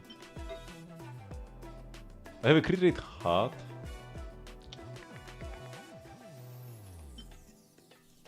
I mean, the number doesn't really matter all that much. It's about the DPS, and the S is quite high in the case of the burst. Don't get baited by just seeing a high number on the screen.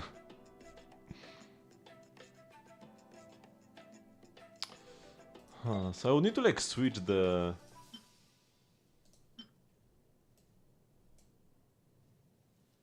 like the flower or the feather. What if I try leveling this up? If it rolls only crit damage and EM?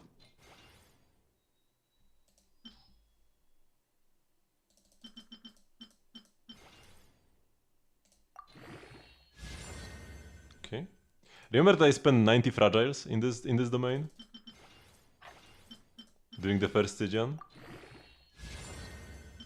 This might be an upgrade. It wasn't. This piece wasn't even locked. I would throw it out when I next strongbox something. Okay. 2 more rolls to go. It might already be better.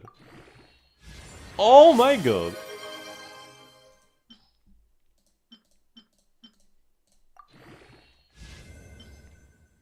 No way it rolls all good stats. This was supposed to be thrown out. This was on the way out. I would have sacked it tomorrow. Because I would remember 2 Strongbooks pieces. No way! Okay, this is kinda crazy. Quite a lot of low rolls. It could be like way higher. But this is exactly what I needed. Yeah, let's lock it. Let's lock it. It was not locked before. It's the same like stat value as this one. But it rolls so much lower, right? Here you have 4 rolls into crit. And here you have also 4 rolls into crit, but there is so much more here. Also an additional crit stat that just like exists. I would kinda want even more crit rate now. I mean, it doesn't have crit rate, right? If it had crit rate, it would be best. But it's better than to like overcap by 6%. Can I get more crit rate somewhere now? No, don't give me more crit rate. I cannot get more crit rate from the hat.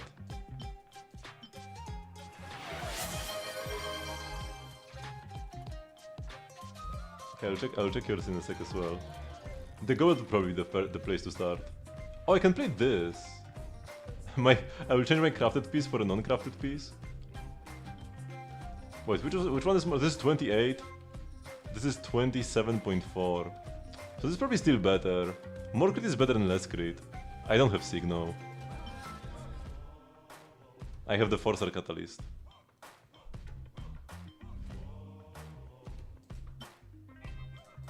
Yeah, the crafted one is still better here. And I might craft another one.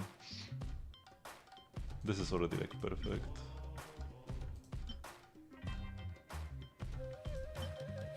Ah, we could switch here, right? It's the same number of crit rolls. This is 43.5. And this is less than that. This has higher rolls. But this is a better ratio. And we get 9 ER? My burst is not even leveled.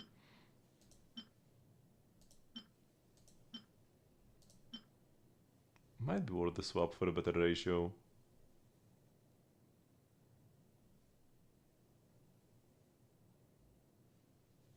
I mean, before... The last time I played Nefer, my skill was talent level 1. Unless you just mean the crit itself, like the crit stat.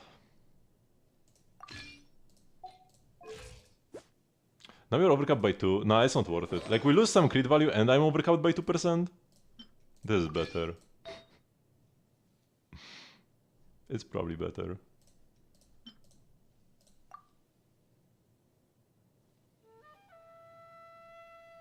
If ER was worth something, this would be better, but it's not. This only crit rate EM.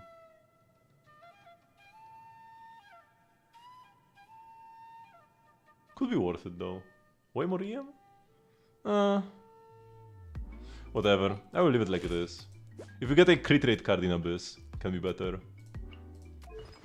But yeah, also this is level 80. Oh, I know what I'm supposed to farm today. So yeah, I'm gonna get a bit more crit damage from this. Okay, let's check your reviews.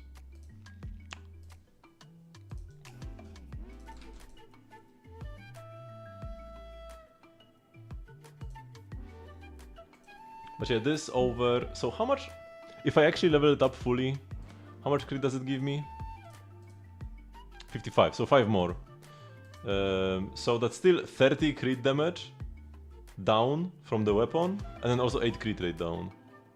So I'm losing almost 50 crit value by not having Sig.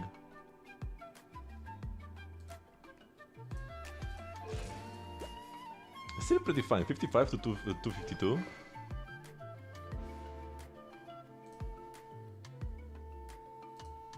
Only a bit worse than this. So level 90 doesn't matter at all. 80 and 90 is the same. Skill is 9 though, so that's good. Burst levels are optional. If you want to press it, you should level it. If you don't care about pressing it, you don't need to level it. It's like, do you want towards the animation in combat, pretty much. It's like DPS neutral most of the time. Whether you press it or not. So yeah, Sig is best. EM subs are great, yeah, 2 EM subs for here. This piece is great. You might have been sad that you rolled EM over crit. Nah, EM high rolls here, that's amazing. EM is a great stat. 49, so with if you have Lauma, yeah, you do.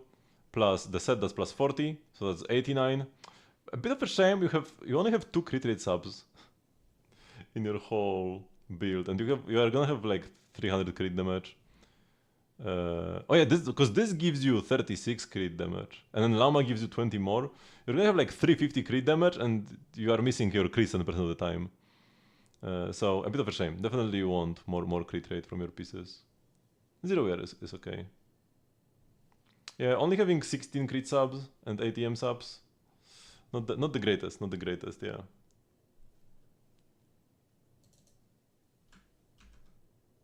You press Q in between the 2 E's, that's not great.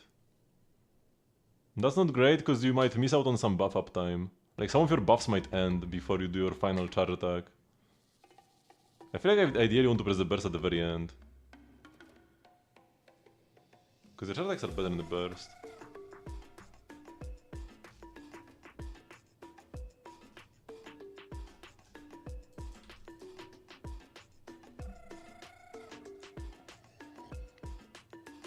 I guess they're like similar.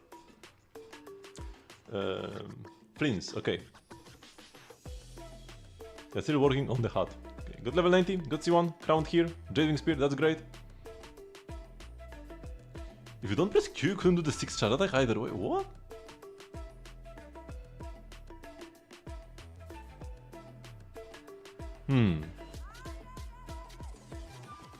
Sounds sus.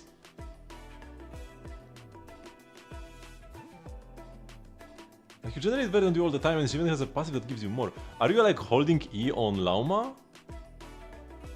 You shouldn't hold E on Lauma. No? That's really weird. I don't think you should have problems with her. But I'm not a Nefer specialist yet, so I can't say for sure. Okay, so Jading is great. Attack main stat, that's good. Attack substats are also nice to see. EM ain't a bad substat either. 67, which will be 97 with the set bonus. Perfect 175. Would be nice to have some more crit damage subs. Especially on like your off-piece Suns, right? 0 crit damage here, kinda bad for an off-piece. Also your... I mean, I guess the Feather is pretty nice actually. It does have 4 good stats. It's mostly the Suns and the Goblet that are like not really giving you that much because you rolled flat def on them. And 44 ER should be pretty comfy. With the C1, I feel like that's a good amount of ER to have. Hello, baby Sinbad.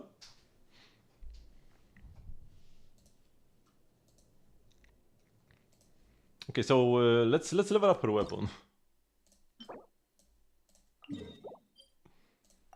Because I kinda forgot about having it on level 80. Now, it's not that big of a deal. I'm just missing out on 5 crit damage. Which is, I mean...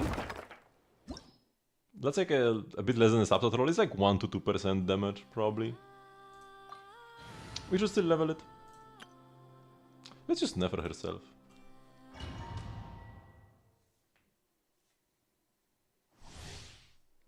Found Venti's new rework. He looks pretty exciting. I do love all the buffs. Now the levels will still increase the substat, I'm pretty sure. Should better Suns and Hat mainly? Suns and Goblet more so than Suns and Hat. I guess the Hat as well. Yeah, they had a lot of like defense and full attack.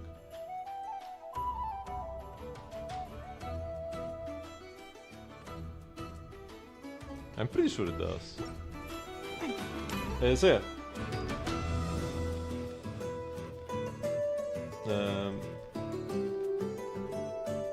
Venti is cool. I'm not really like... The characters I'm most excited about are Klee. Probably just Klee.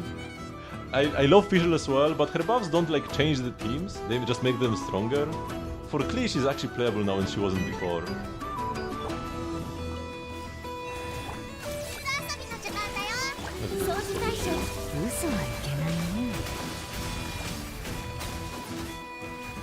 I guess I don't have prefer than duty somehow, huh?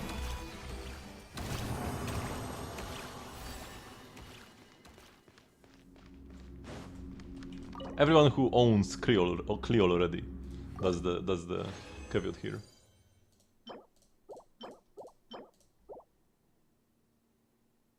Is there for Venti DPS team you want to take out Faruzan for C to Durin? Won't you just play both?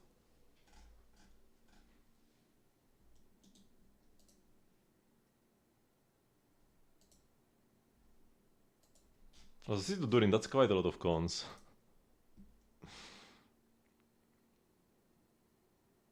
14 seconds after doing this elemental burst, after nearby party members trigger Vape, Melt, Burning, Overload, Pyros, or Pyrocrystallize, nearby party members gain 50% Pyro damage bonus, or the damage bonus for the corresponding element involved in the reaction.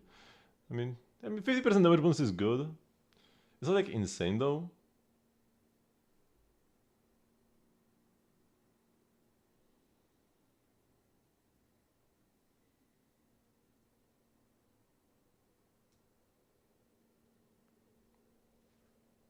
You have a C3 Furina.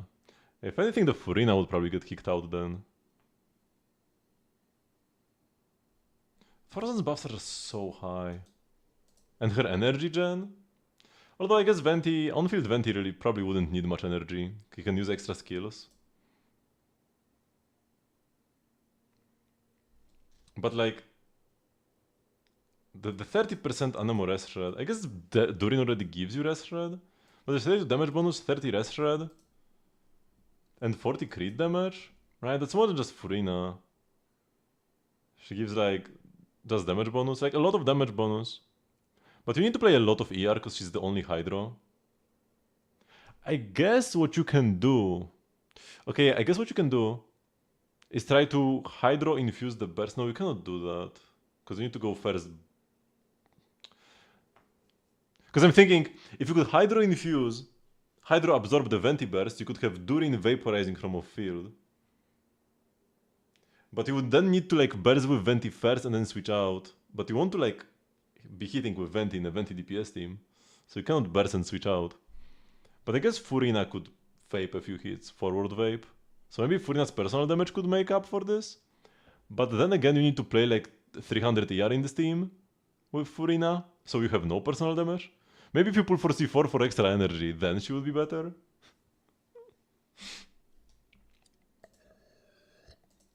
Because at C4 you could actually build proper crit damage and HP on her. I'm not telling you to pull C4 Furina, it's just like if you want to play Furina in that team, that's probably what you would need to do. Also, I don't really love Furina with Bennett. Like it's playable for sure, but your team is gonna be quite low on HP a lot of the time. Like you cannot go above 70, and then your off-fielders will be at 50. And sometimes you need to like wait a bit in the field with them. Like you might not even have the opportunity to buff some of the characters, depending on your rotation, right? You never get the overheal from Furina's passive. It's just kind of a scuffed combo.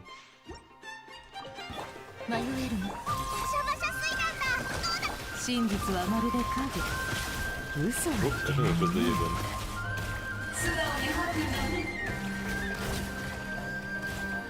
Oh, the guy's still alive.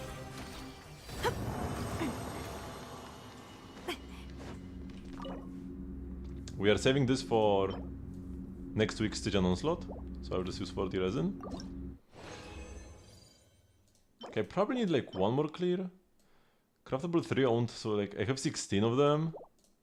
Oh, I can just look here, so that's 7. I might have... If I get Giga Lucky, this might be enough. Let's check. With weapon mats in Genshin, you never know whether you have enough or not. Because maybe I just get double every craft. I've gotten pretty lucky before. So how much do I need first? It's 4, right? Yeah, 4 goldens.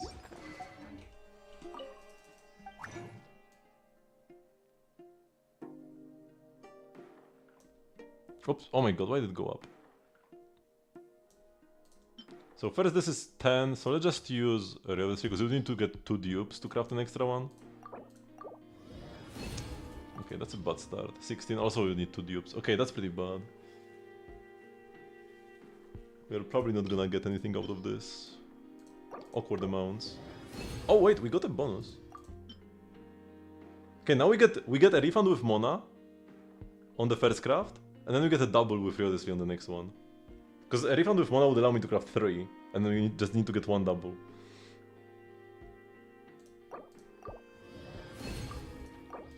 No!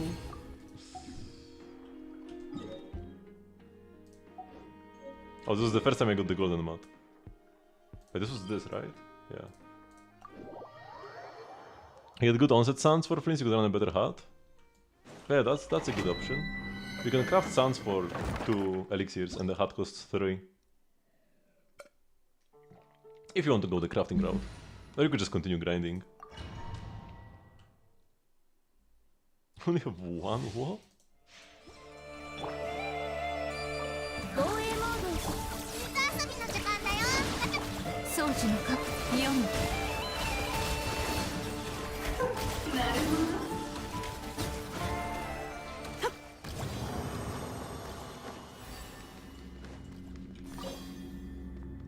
Yeah, just use 40. Why do I get these drops after I don't need them already? I mean, I will pull for a weapon that uses them eventually.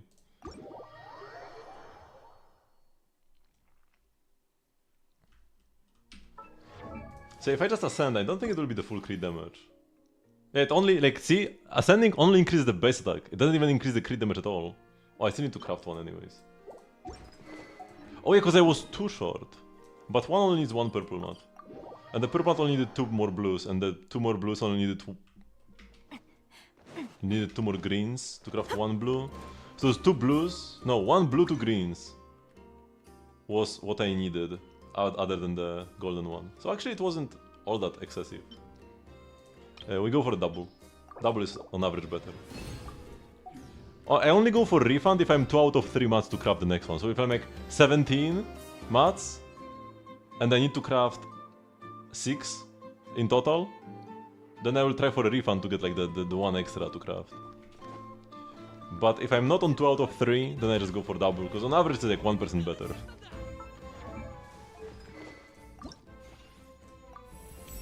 See, crit damage is still 50. If we want to get max crit damage, we need to pay up.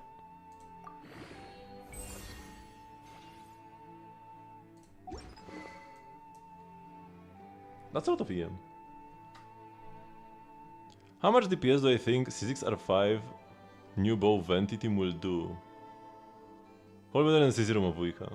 Apparently a C0 Venti, I'm not sure with what weapon, probably some 4-star.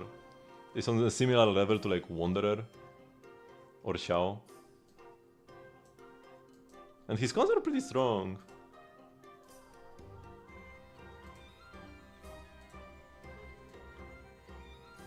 Like the E-spam from C2 seems pretty potent.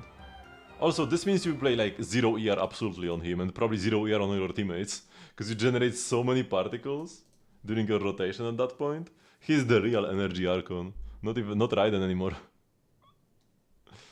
25% of the damage is kind of whatever, but it's a C4. The C5 and C3 actually kinda matter, because your burst is also doing solid damage. The burst damage is increased by 35% multiplicatively from the magic passive. And then it gets 100 crit damage here. It's definitely better than C0 Mavuika for sure. I'm just not exactly sure how much better.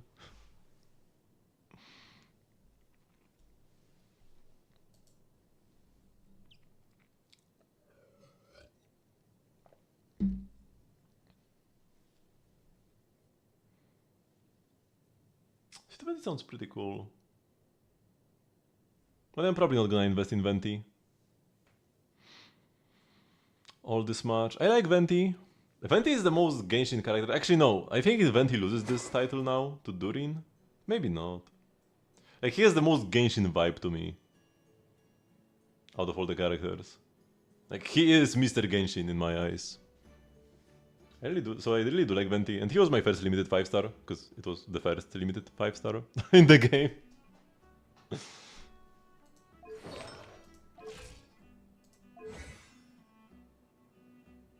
You would need to triple crown your Venti for main DPS Venti, because all the abilities matter. I mean, skill only really matters at C2. Well, it's decent otherwise as well, but then basics matter. This would be his main source of damage. So if there was one Archon where I would pull cons, probably would be Venti now. Oh, you already have C6 Venti, that's why you are asking.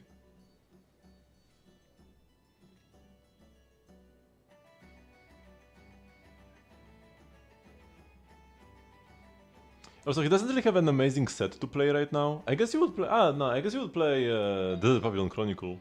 Yeah, Pavilion Chronicle would actually be pretty good as a ranged character.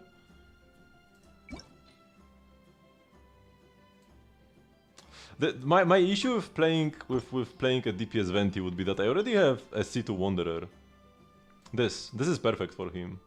Almost, I mean, it doesn't increase his burst or skill damage, but the anemo damage from 2-piece and the attack speed from the 4-piece are both great. And the normal attack damage, 40% is also good. So I'm pretty sure you'd play Desert Pavilion Chronicle. But what could happen, what would be cool if it happened, would be if we got some kind of witch set in maybe, like, it's no new sets are coming in Luna 3, but maybe Luna 4 we could get a new artifact domain with a set where if you have 2 witches, something. That would be very nice, because this is not only an issue for Venti, like, I mean, Venti would be fine with Desert Pavilion Chronicle, it's not a bad set, but Klee, after all these years, there is not a single set that's really great for Klee. Like, if you have Furina, you play Marshuse, but in an Overload team, you don't have Furina. So that's kinda sassy. And like, you can play Crimson Witch, but you only get 1 to 2 stacks on that, and no wave damage bonus. Click has no good set bonuses. And then Razor as well. Razor is gonna be a good DPS after his buffs. On Razor, the best set is like... Echoes of an Offering, which is also Giga Scuffed. This one.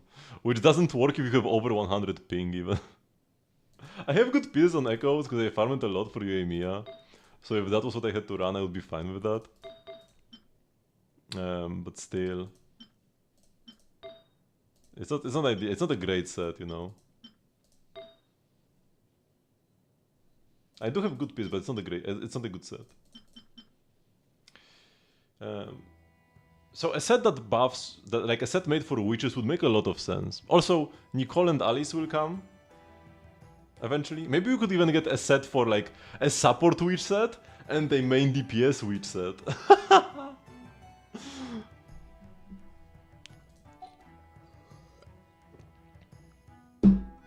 That would be kind of funny. But no, I feel like just a DPS witch set would be needed, because Fischl can run Golden Troop or Tenacity, same for Albedo. Good night, Wilson. And if that came, Venti would probably want to play that. If a DPS witch set, like, you know, just get 30 crit rate.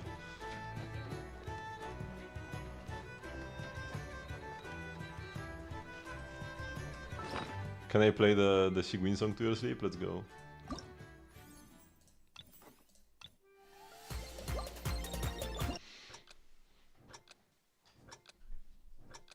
Thank you very much, Baby Simba, for the tip. I even forgot I have that function enabled. Sorry for the no notification. Nobody has donated in like years, so I forgot to like do maintenance on it.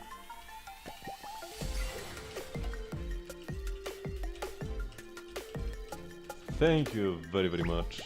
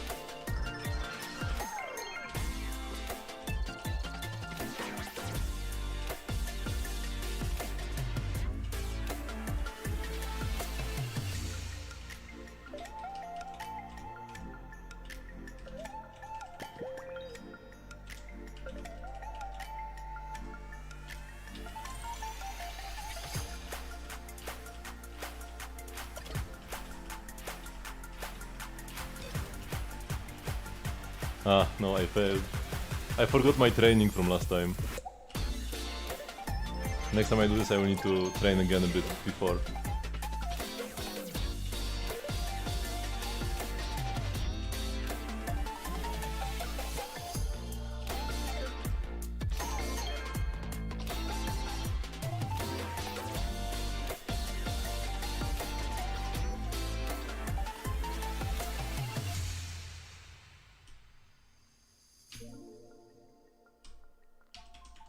Within the message. I used to have like text to speech enabled for this as well, but yeah, like I'm not even sure if they broke or if I disabled it on accident.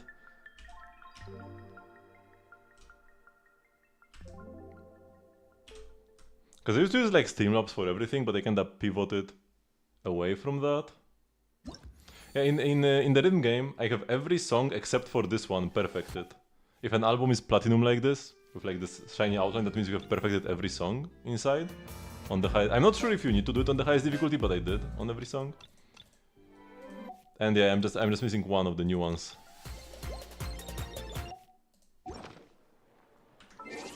Okay, wait. So the donation. Oh, see, I see it. I see it. It is on my Twitch dashboard. I did add them here, but a notification didn't play, right? I need to fix that. It just takes a lot of practice. Even though I used to play all the events, the rhythm game events before, when this permanent one came out, I just couldn't perfect anything. But I just kept at it. I just kept playing every day.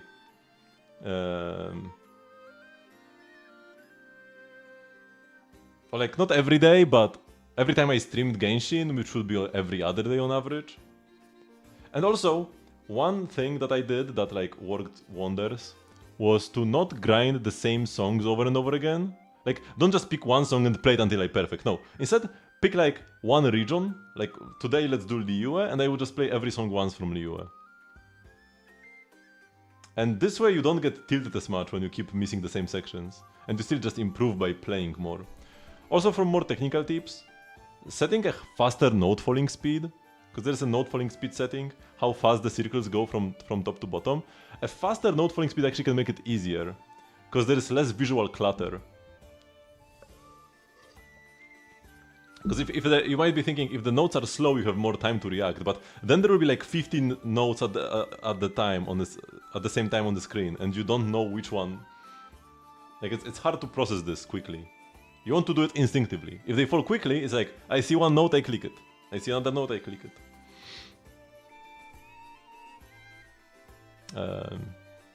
So yeah. Okay, so we got level 90, got all the cons.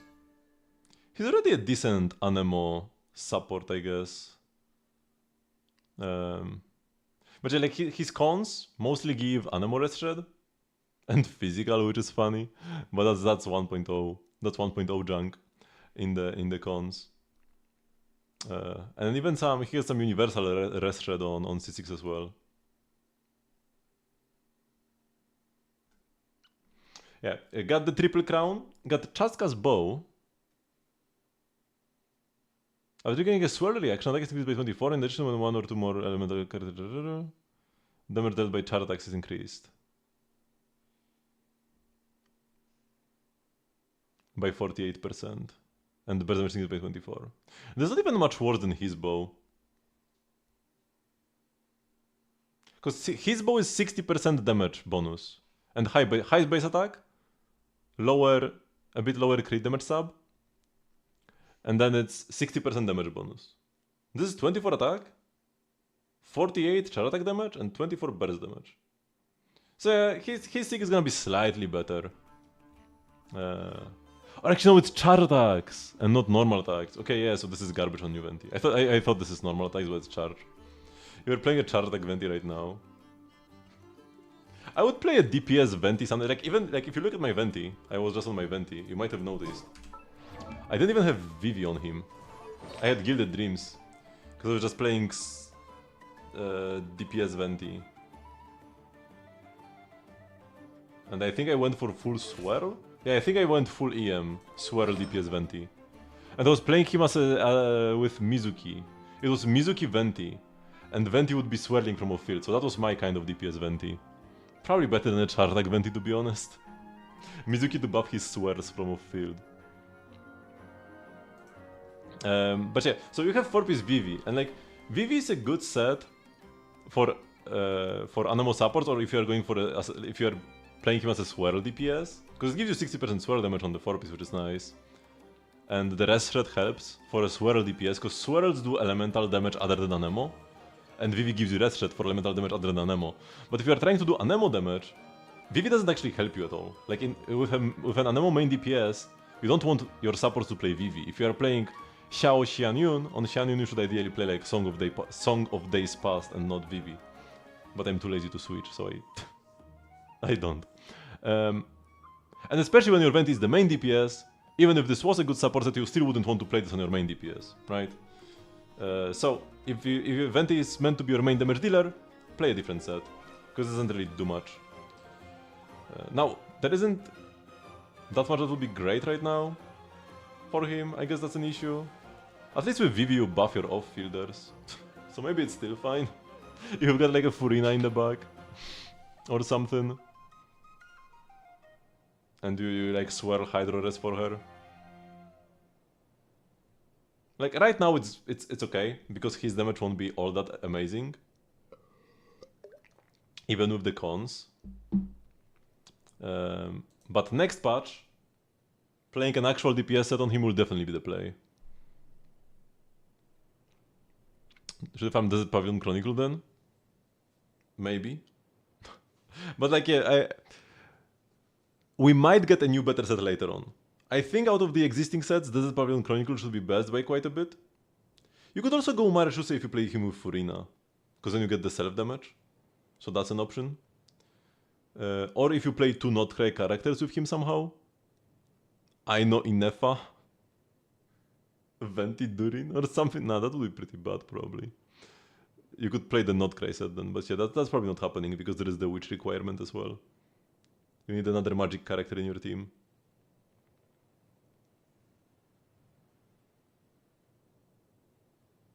Oh yeah, wait, because you were asking before about like the Faruzan for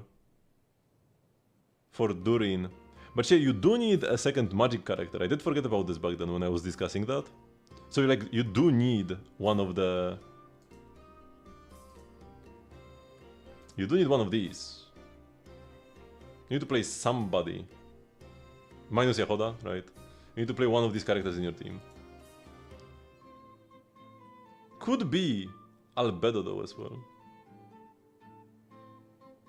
Albedo might even be a bit better, because Durin mostly gives rest shred. And you already get a lot of rest shred with Venti. Because you get 20 rest shred from C4 and 24 from C2. You already get 44 rest shred. With like buffed Venti. So the rest shred from Durin isn't that important. So the damage bonus from Albedo might be better. Wait, where was I here? Because Albedo... he gives you some EM, he gives you 135 EM, 125 EM, which is not the worst, not the best. But then he gives you, I think, 42% damage bonus? I guess it's probably still a bit worse than Durin. Especially C2 Durin. Yeah, C2 Durin would be better. Yeah. Albedo is definitely an option though. Albedo is an option and he's not even all that cope.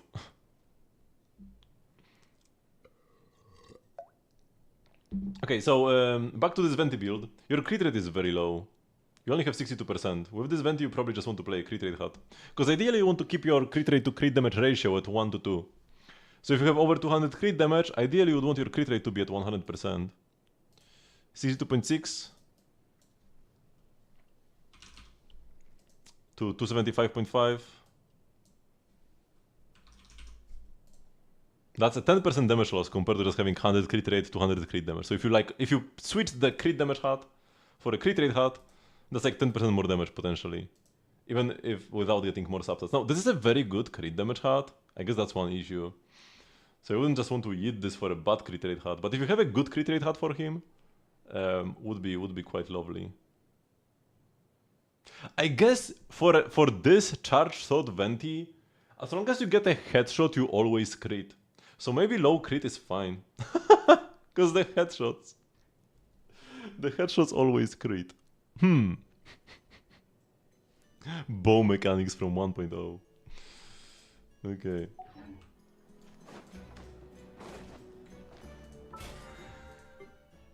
Okay, did I spend all my resin? Do new enemies even have heads? Do they still like update that mechanic? Let's spend 20 resin here. You probably do. But some enemies do not have heads. That's an issue.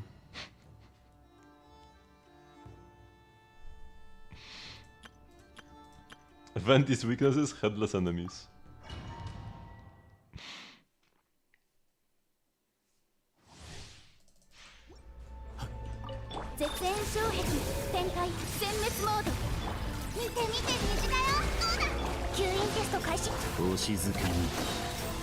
Whoops, I wanted to use my small bird.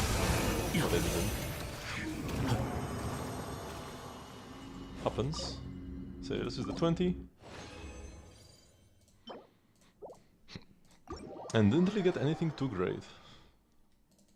But is there anything else I want to farm before the next Stygian Onslaught? Because when the Stygian Onslaught begins, I will only want to farm artifacts. Because there will be the extra artifact drops from the Stygian ley line. So if I want to like ascend any character, I should do it before the Stygian, if I want to use them in Stygian.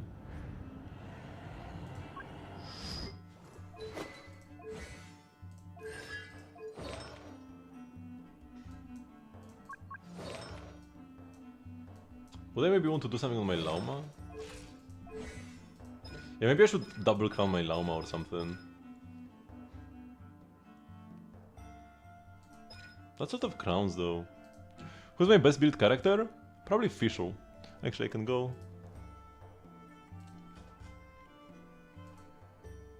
on to NK. Yeah, probably my Fischl. I've got 28 crit subs, 6 EM subs, and 4 attack percent subs. The new Venti bow is gonna be the best weapon for Fischl as well. Not by all that much, but you get like 2 to 3 stacks on Fischl. You rarely get all of them. If you get all stacks on Polar Star, then this is like the same as the Venti bow, but the Venti bow always works with no work. Oh wait, which one is the... Wait, this one is slightly better, right? Yeah, this one is 1 extra crit sub.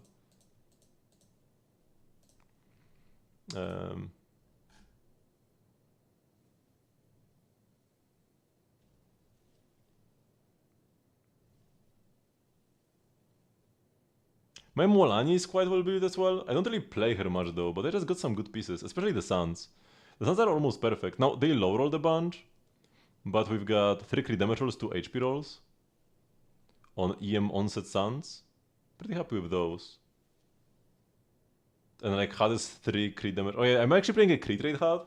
I'm overcapping a little bit of crit rate because of that, but this has 3 crit damage rolls and then an EM roll. Pretty stacked as well. Man, the low roll central. If I had high rolls, I would have like 280 crit damage.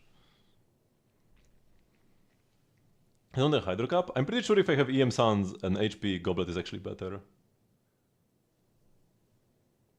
I already get damage bonus from the Sig. But for Molani, all the stats, damage bonus, EM, HP, and even crit are all pretty similar. So, like, I've even seen Molani's running triple HP main stats, clearing dire Stygian Onslaught. At C0. So, yeah, as long as we have good substats, the main stat isn't all that important, as long as it's like one of the good ones. EM, Hydro Damage, HP or crit. I think ideal builds are like HP crit, because you get damage bonus from Shilone, from like, you have somebody in your team with Scroll, so they give you 40 damage bonus, then she gets damage bonus from her Sig if you have that, and if you play Mavuika, she gives more damage bonus. If you play somebody with Petra, you get more damage bonus. While HP is harder to buff comparatively. So even though you can have an HP main stat on like your Suns as well, you often will have less HP than damage bonus even at that point. And when I have EM Suns, the HP Goblet should be way better. Wakey wakey. 安全距離夜ですね My play is also pretty good, actually. How good is he? I farmed quite a lot. Nah, it's way worse than the official though. 6 ER subs, 17 crit for EM, 8 attack. Not terrible. Evernight, okay.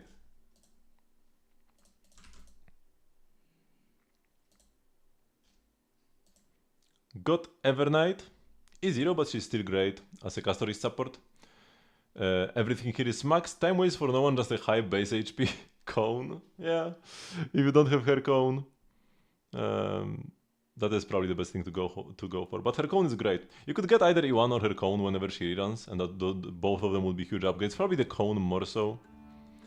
If you have like, if you are a BP buyer, and you probably are because you pulled so many fireflies, right? Or maybe not. If you are a BP buyer, you can also play the BP cones on her. Both of the BP Remembers cones are good. But yeah, a high base HP support cone is okay as well, even though you don't get the effect. And yeah, HP shoes, HP rope, HP subs are also a good thing. You don't really need much speed because she gets a lot from one of her passives. This one, the one passive that doesn't show up on NK, this passive is the one that gives you speed. So you get up to like 60 speed, I think, from Evi. So she's gonna be fast anyways. 66 crit rate. She does get a bunch of crit rate. I think she gets 35. Yeah, she gets 35 from this race. And is this all, or does she get some more? I think this is a 35. So you are overcapping by 1%, which is okay. Oh yeah, if you are buffing her with RMC, you get 10 more. But if you have Castoris is gonna be the one getting buffs, or you might just not play RMC at all if you go for Kirene or 3B instead in that slot. Crit damage 190. Yeah, crit damage ups are good because she also shares a portion of her crit damage with others. So it would be nice to get like your hat, right? The crit rate is good, but you overcap a part of it, and then the speed is whatever, and these two are worthless, and 0 crit damage, 0 HP%. The hat could definitely be improved. You want to go mostly for crit damage and HP% as the #1 priority subs. ER ropes are playable, if you have if as a caster is support for better ult uptime, but not needed. HP robes is also fine. Just if you have like some amazing ERR robes that nobody can play, you could put it on her, but that's okay. Like this as well. And the Ice Dimension of the Sphere is good. Bone Collection and the World Remaking Deliverer are also good sets. Yeah.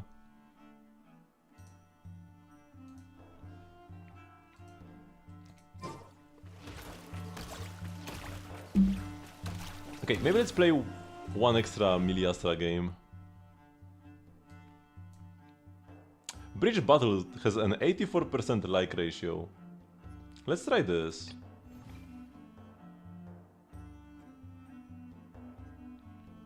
And there's the Blue Triple Lane Clash. Be the first to unlock chests and blast your rivals' bridges.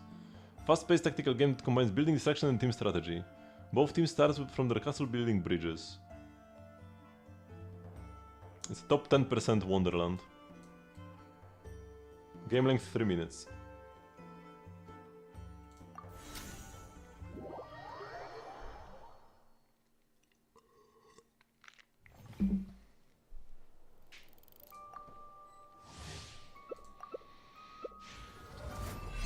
Zoom.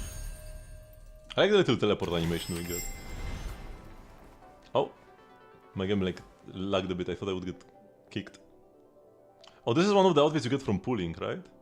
Like it's a 4-star from the limited banner. The first team to open 2 chests wins. Oh my god, what is happening? Do I have any money? What is happening? Okay, we're running from this to build the bridge.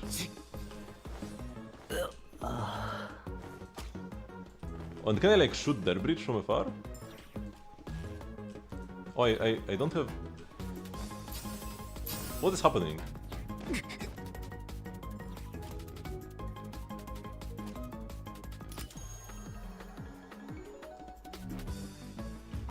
Okay, I got an epic bow.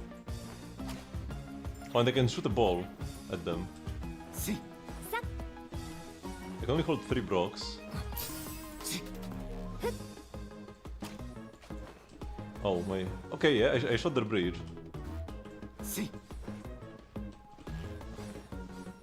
Okay, I now get it.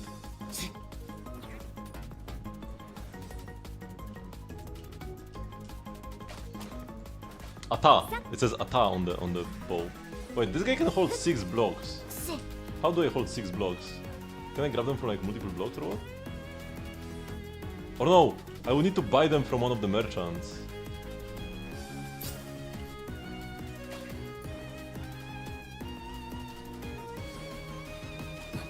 More block capacity. Okay, they're building 3 different bridges. We just get here. To this one. Okay, with this, we should be able to get there. Oh no, barely. Oh, and destroy the bunch now.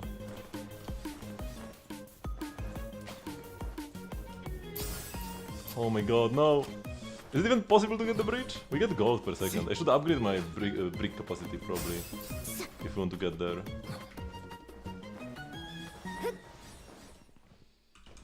I get 6 blocks, and now we can get this.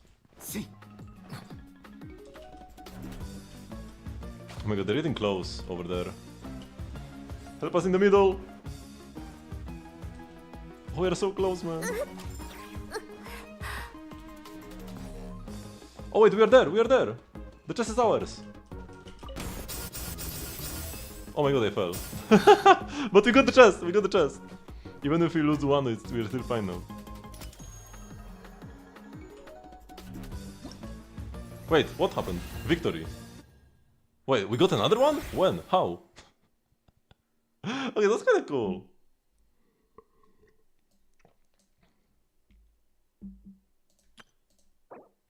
Why is decisive victory just win a match? Decisive victory should be like win to like when opponent has 0 points or whatever.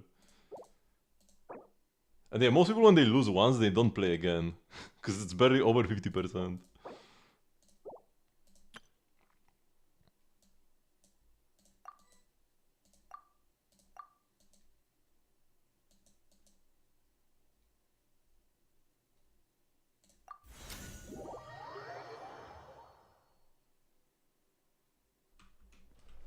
What's this?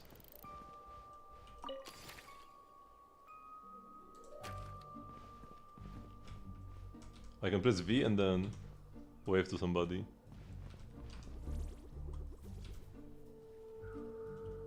Or press V and then 5. And it's a little Paimon. I'm not even sure what this emote is supposed to represent.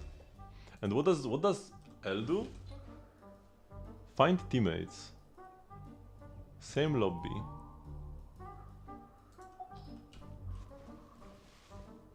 Current lobby. Bridge battle. 3 out of 8 bridge battle.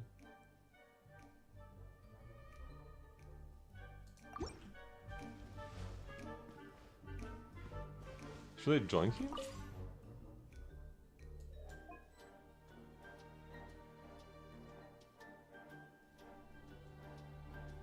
No, it doesn't even work, or he doesn't want me in. He's collecting friends and not me. Which is fine.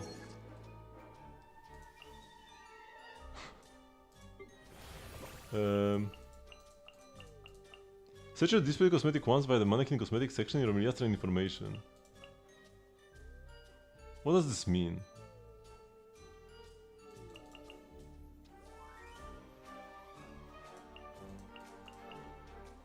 I have a week to do this.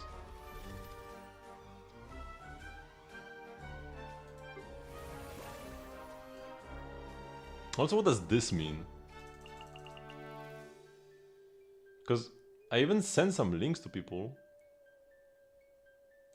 And I claimed some rewards on the webpage, but I didn't get these. Somehow, I didn't get the 300 points.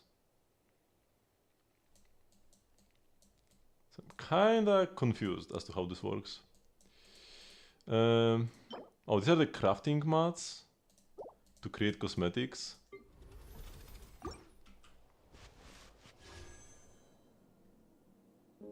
I have 5 pulls, I can get 5 more if I get enough BP tasks done. Is this the BP? No. Is this the BP? This is the BP. But I need to do 22 more matches. Actually no, just 12 more, because I get 1000 and 1000 more.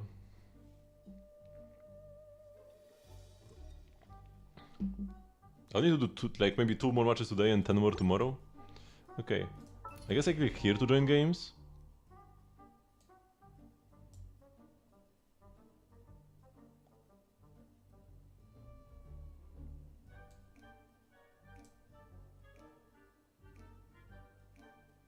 Split tower defense. Takes 30 minutes? It's in for 2 players.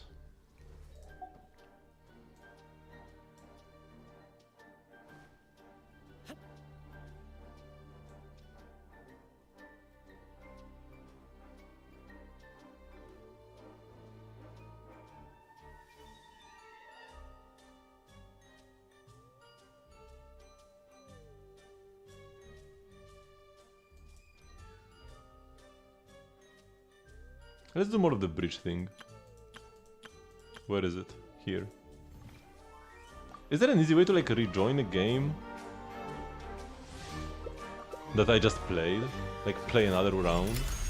Because when I finished the previous one, I got sent back to this lobby. And I had to find like this game again.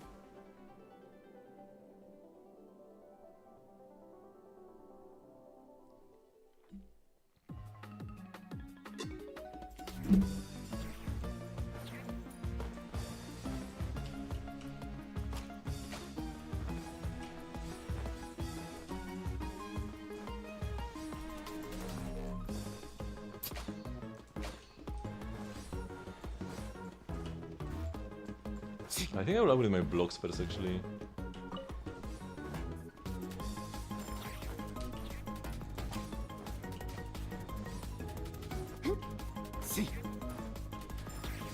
Oh, I didn't use. I did actually use my blocks. Didn't place all of them.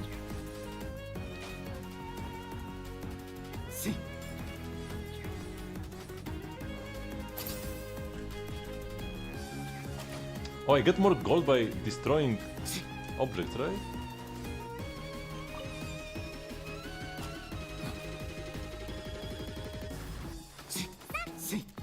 We need to attack the middle, because they're very close.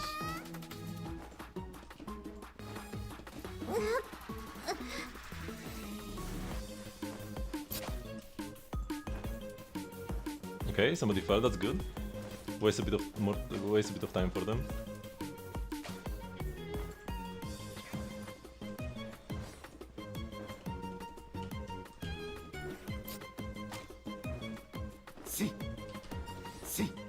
I should get more movement speed now.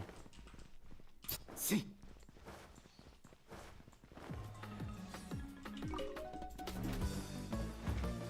it fast to bunny hop? I think it is. That's the meta.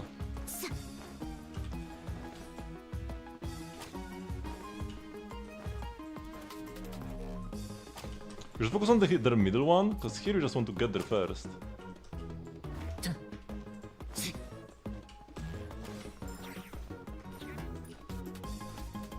And they're mostly working on this one. My teammate is not buying upgrades. Oh, we are so close. Will it be enough? Oh no, because the blocks got wasted, man. Wait, they opened? Oh no, we opened one already. They were focused on our right side. Okay, I need to make sure they don't get the right. Like, we're not getting middle ever. Nice!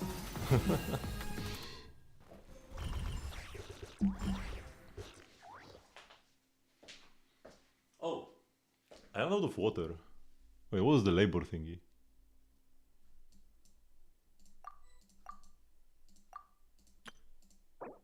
Place 100 blocks. I need to go get more water, be right back.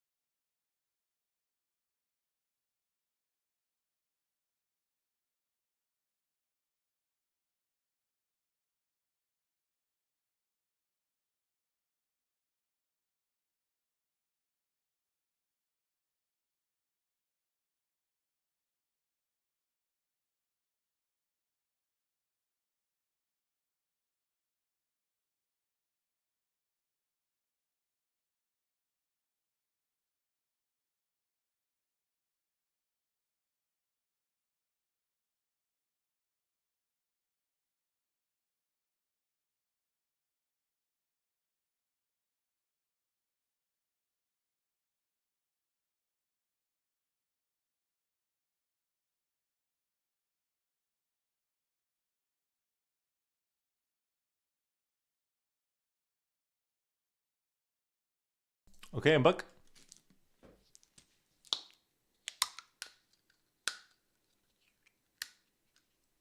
This is probably my favorite game out of the ones I've played. The bridge battle. It's pretty dumb, but kinda cool.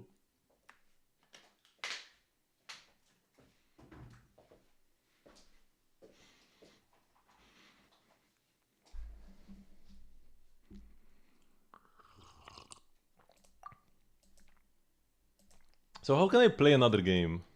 I can't, right? Like here it recommends another Wonderland to me, and I can return to lobby.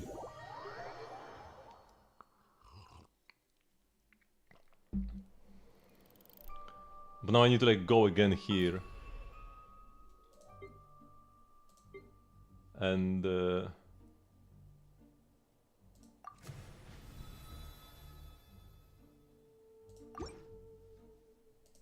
go to like my Wonderland collection and choose this game again.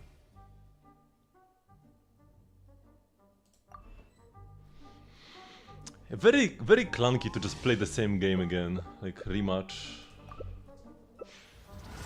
Join the same lobby. Like no, look for another match in the same game. Yes, oh, that's another one of the limited outfits.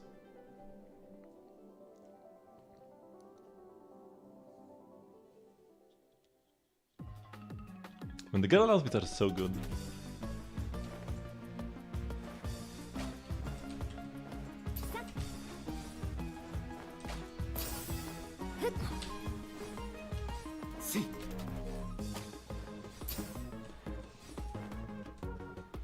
Wait, I'm not getting gold now.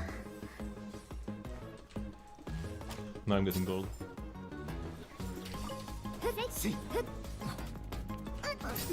Oh my god. Ah, they sniped me so hard, man.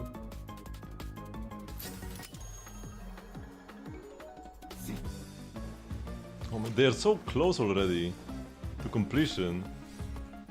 Oh no, this might be a rough one. They almost have that bridge built.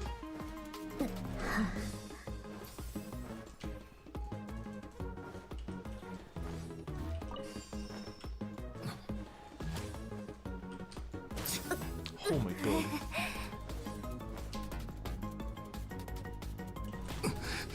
They hit me. Wait, you can hit a player? What?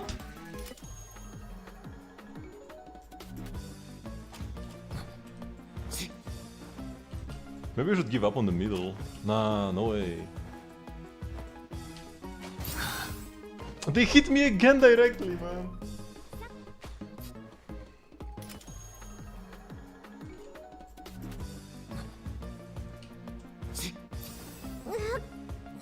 I didn't place the bricks. Oh my god, what is happening? I keep getting sniped by them. Somebody is way too good in their team.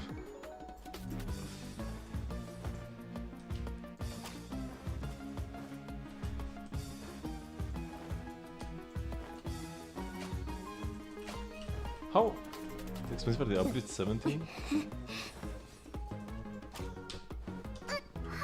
My blocks. Oh no, okay, I don't have any blocks with me.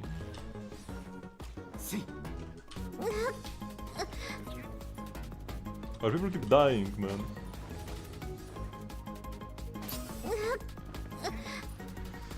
How did these blocks disappear under my feet?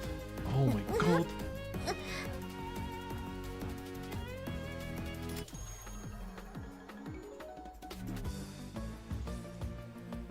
This will be a long match.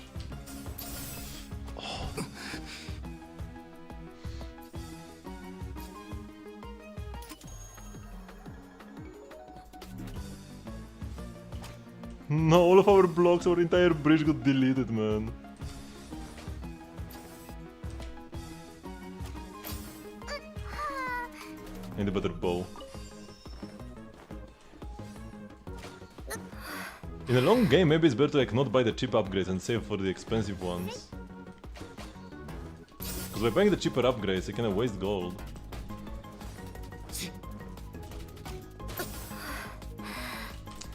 But my teammates keep getting wrecked. No, and now including me.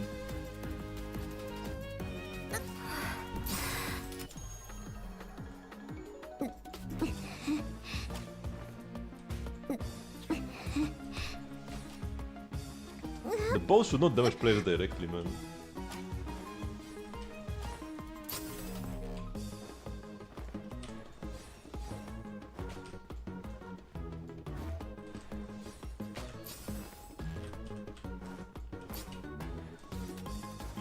I need more capacity.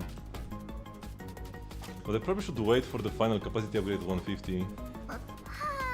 Because this will be a long game.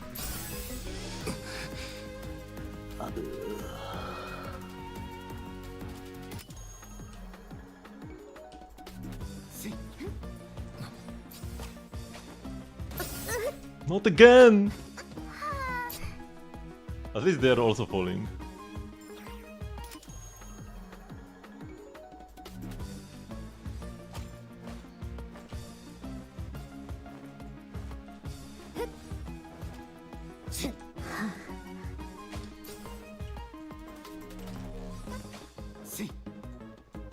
I should be jumping on the attack to like hit from above.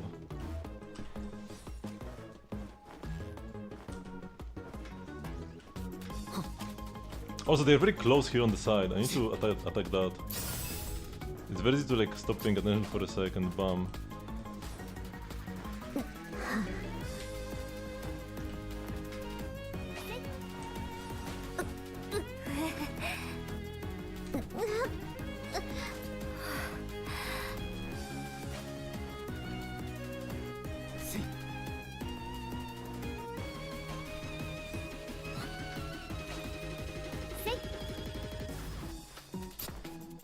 They're almost done on the right.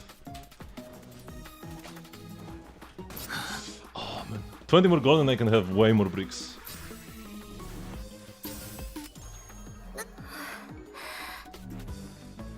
Oh no, man. And all of our progress got erased.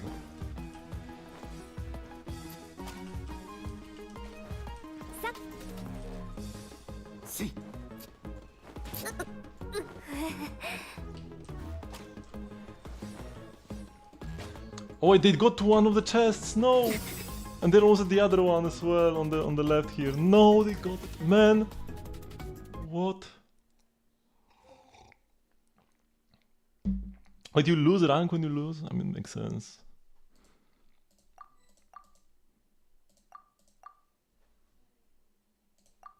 We couldn't even get one of them, and they got two. We just kept getting sniped. That was the issue.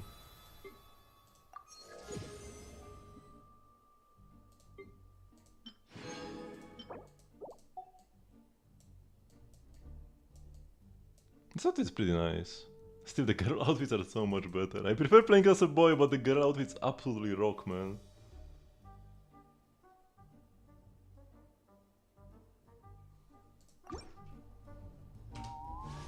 Especially the big one.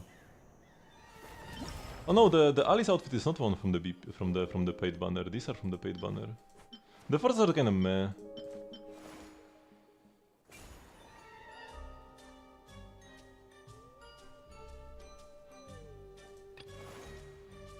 The essential one is worse.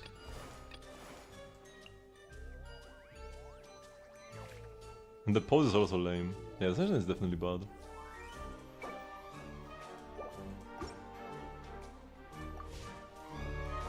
Okay, another one. I can't end on an L like this. Here. I need to check out which like key shortcut it is.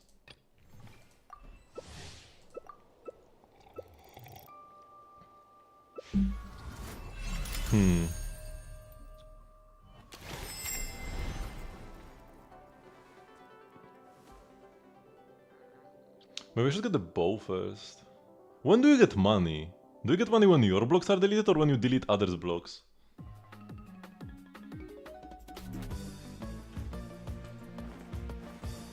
I think both things give money. Yeah, whenever I build a block I get money, and whenever I destroy a block I get money.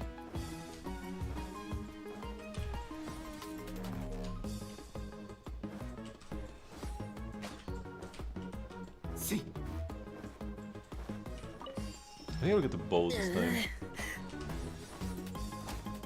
It's like, which is better economy? Because buying upgrades can let you buy more upgrades faster.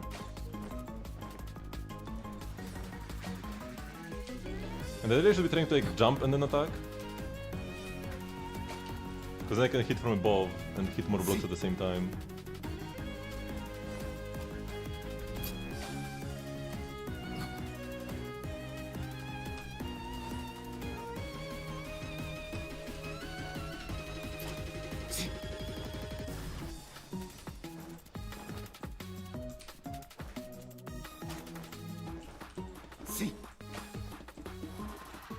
So last time I tried like not buying upgrades to like save more gold for later upgrades, but then you make less gold if you don't have upgrades.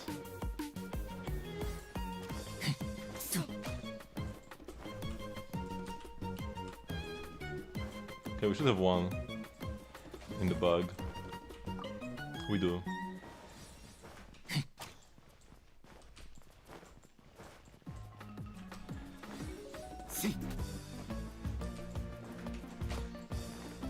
Oh, that was a nice shot.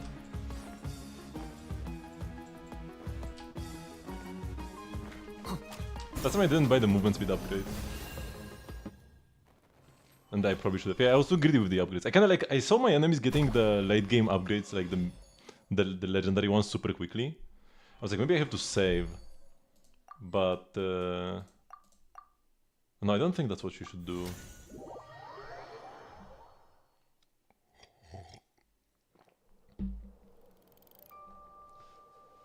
Probably go like bricks.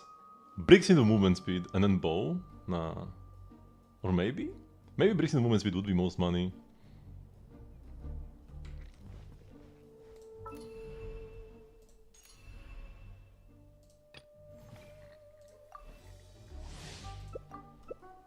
You can play with 2 players here. Oh, yeah, I guess I can have 1/3 the building. Oh, I'm finally seeing somebody with the 5-star skin. First time. And they also have 1400 points? Man, they've been grinding this mode so hard.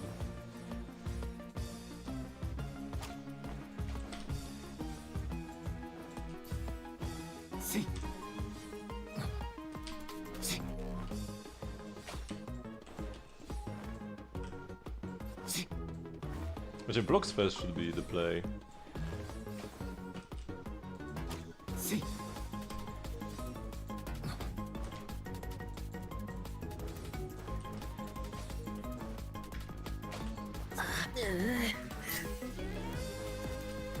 And let's get movement speed this time. It's pretty minor upgrade. But that's synergized with the block upgrade. Allowing me to run faster.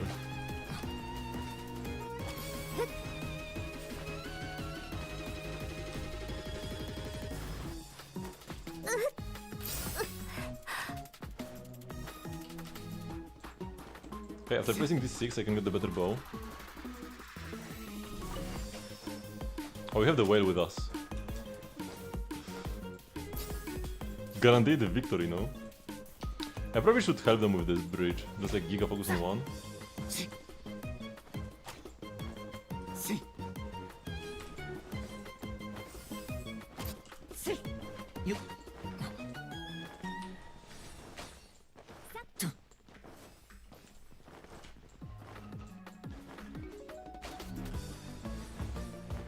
Okay, nice, we got one. There should be like a sound effect when a chest is open.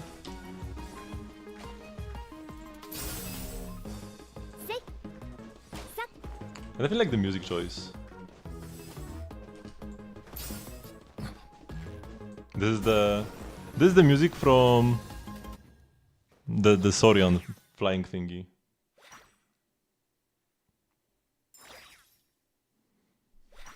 They're already level 7, the whale guy. Oh my god.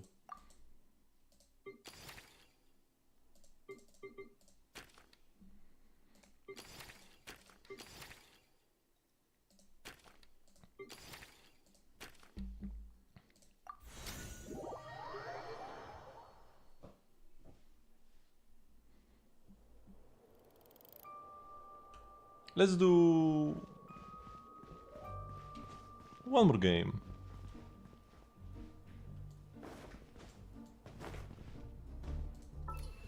Is there an easier way to re-challenge the same Wonderland? There's gotta be, right?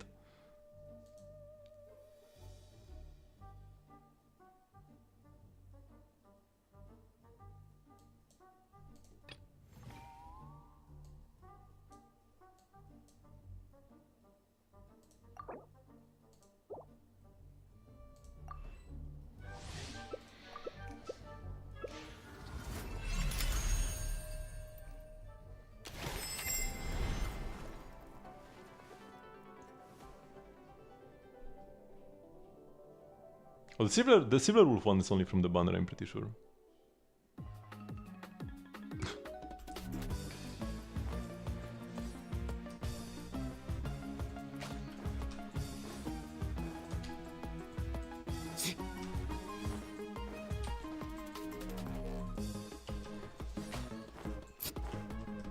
Blocks first.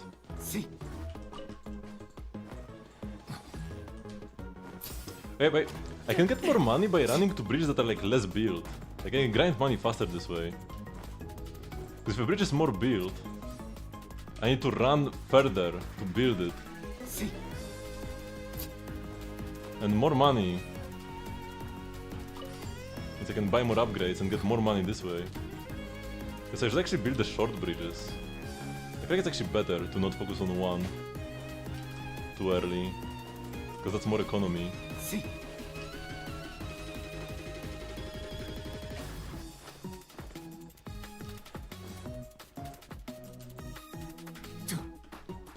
Oh, it almost hit me, man.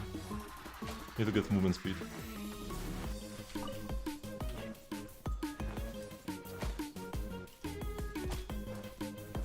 They're going all in on one.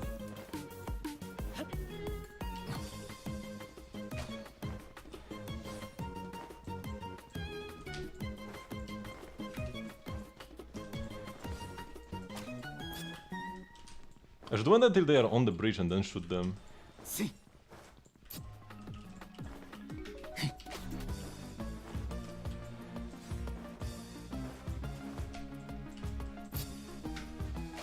We are quite deep on the middle bridge. If they get there first before us, that's a big L.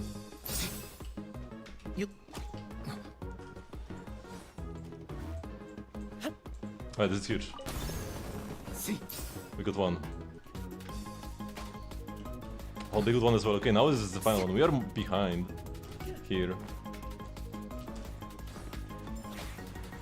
Okay, I can buy a bow.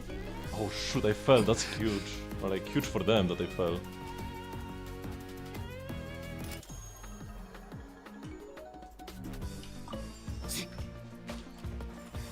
Okay, the bigger weapon will help us a lot. No, just one bow. Like one bridge per team.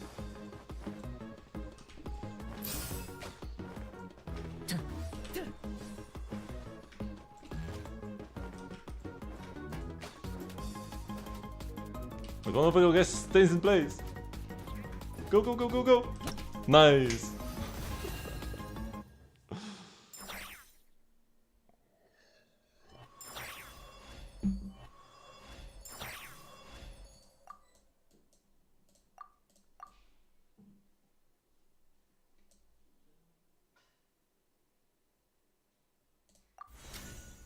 I need to make my mannequin. I need to give my mannequin some swag, man. I have like almost the default clothes.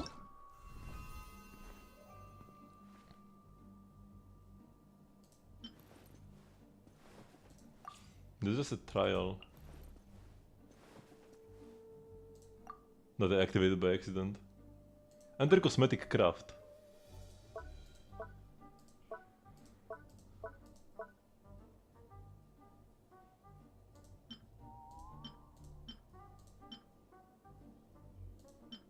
I could craft all of them, but should I? It's pretty mid, maybe I shouldn't. What?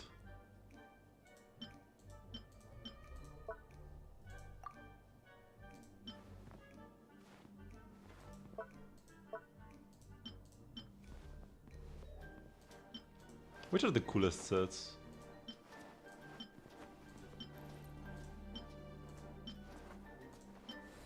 This one is kinda nice. The Alice in Wonderland. I don't like the puns though. The BP Witch is nice.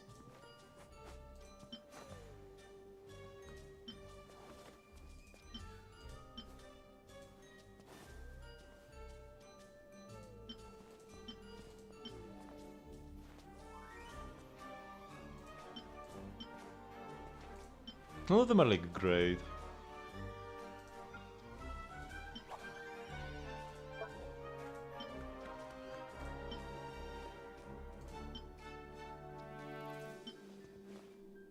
The 3-star ones are actually even nicer. They're like simpler.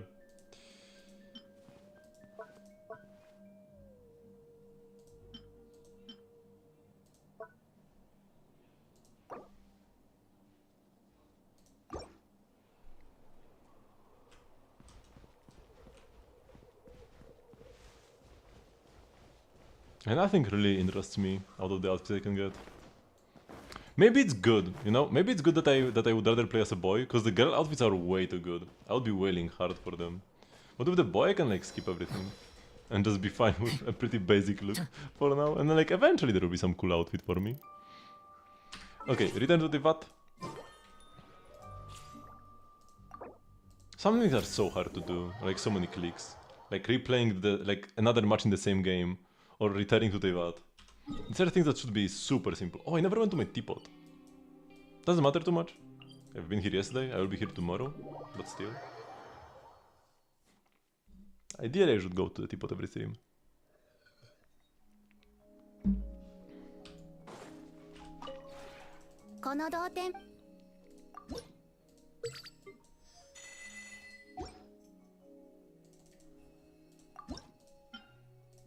I need to have some new furnishing that I don't have the wood for.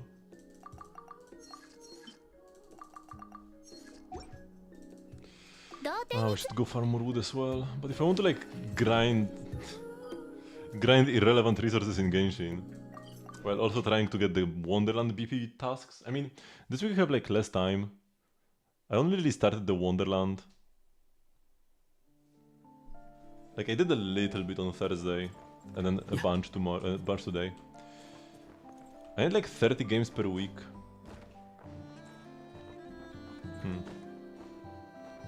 For the BP tasks.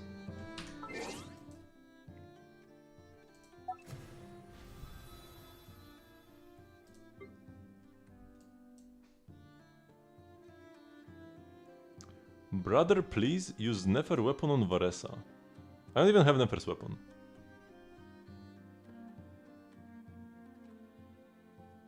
I have I'm using the 4th catalyst on her. From her banner. Managed to get one. Would have been cooler if I got some refinements. But it is what it is.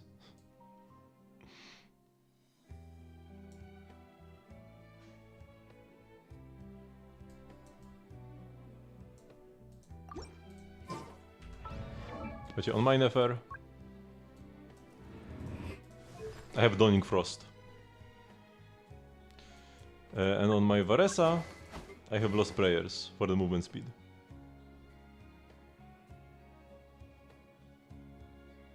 What's so special about Nefer's weapon on Varesa?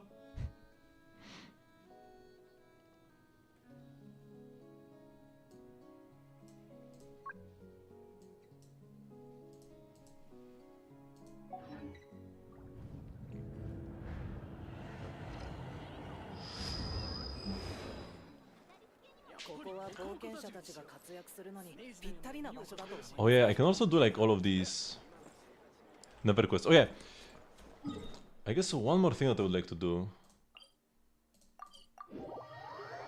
Apparently, there's like a chest you can get with Nefer that respawns? Like I've seen already before. Wait, that's a bad place to TP.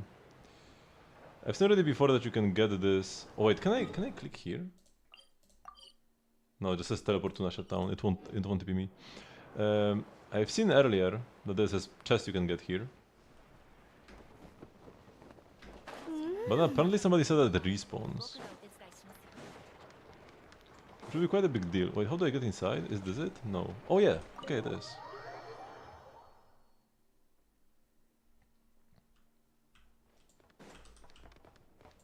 Now which chest is that?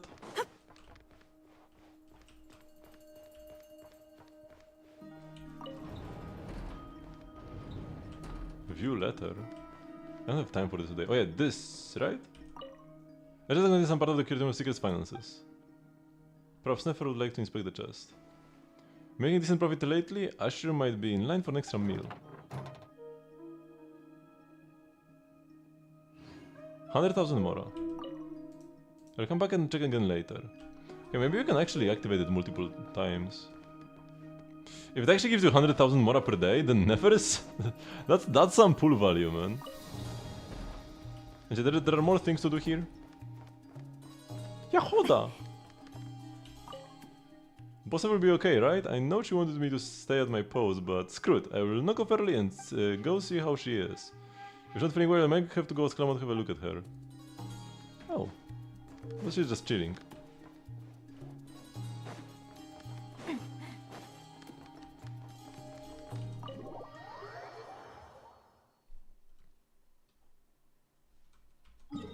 Okay, so from now on I will try coming here. There must be some limit to it, right? No way it's once per day. That would be crazy, Mora. Okay, thank you very much for watching, but this will be the end of my stream for today. I do have a stream every single day at 8 PM CET. Starting from tomorrow, my streams will be at 8 PM CET, which is...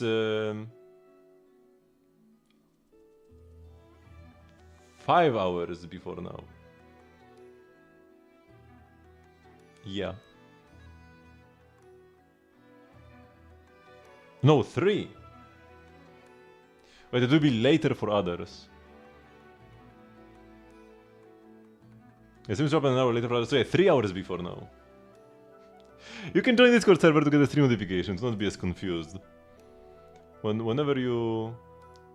Whenever time changes happen, it's very easy to get confused.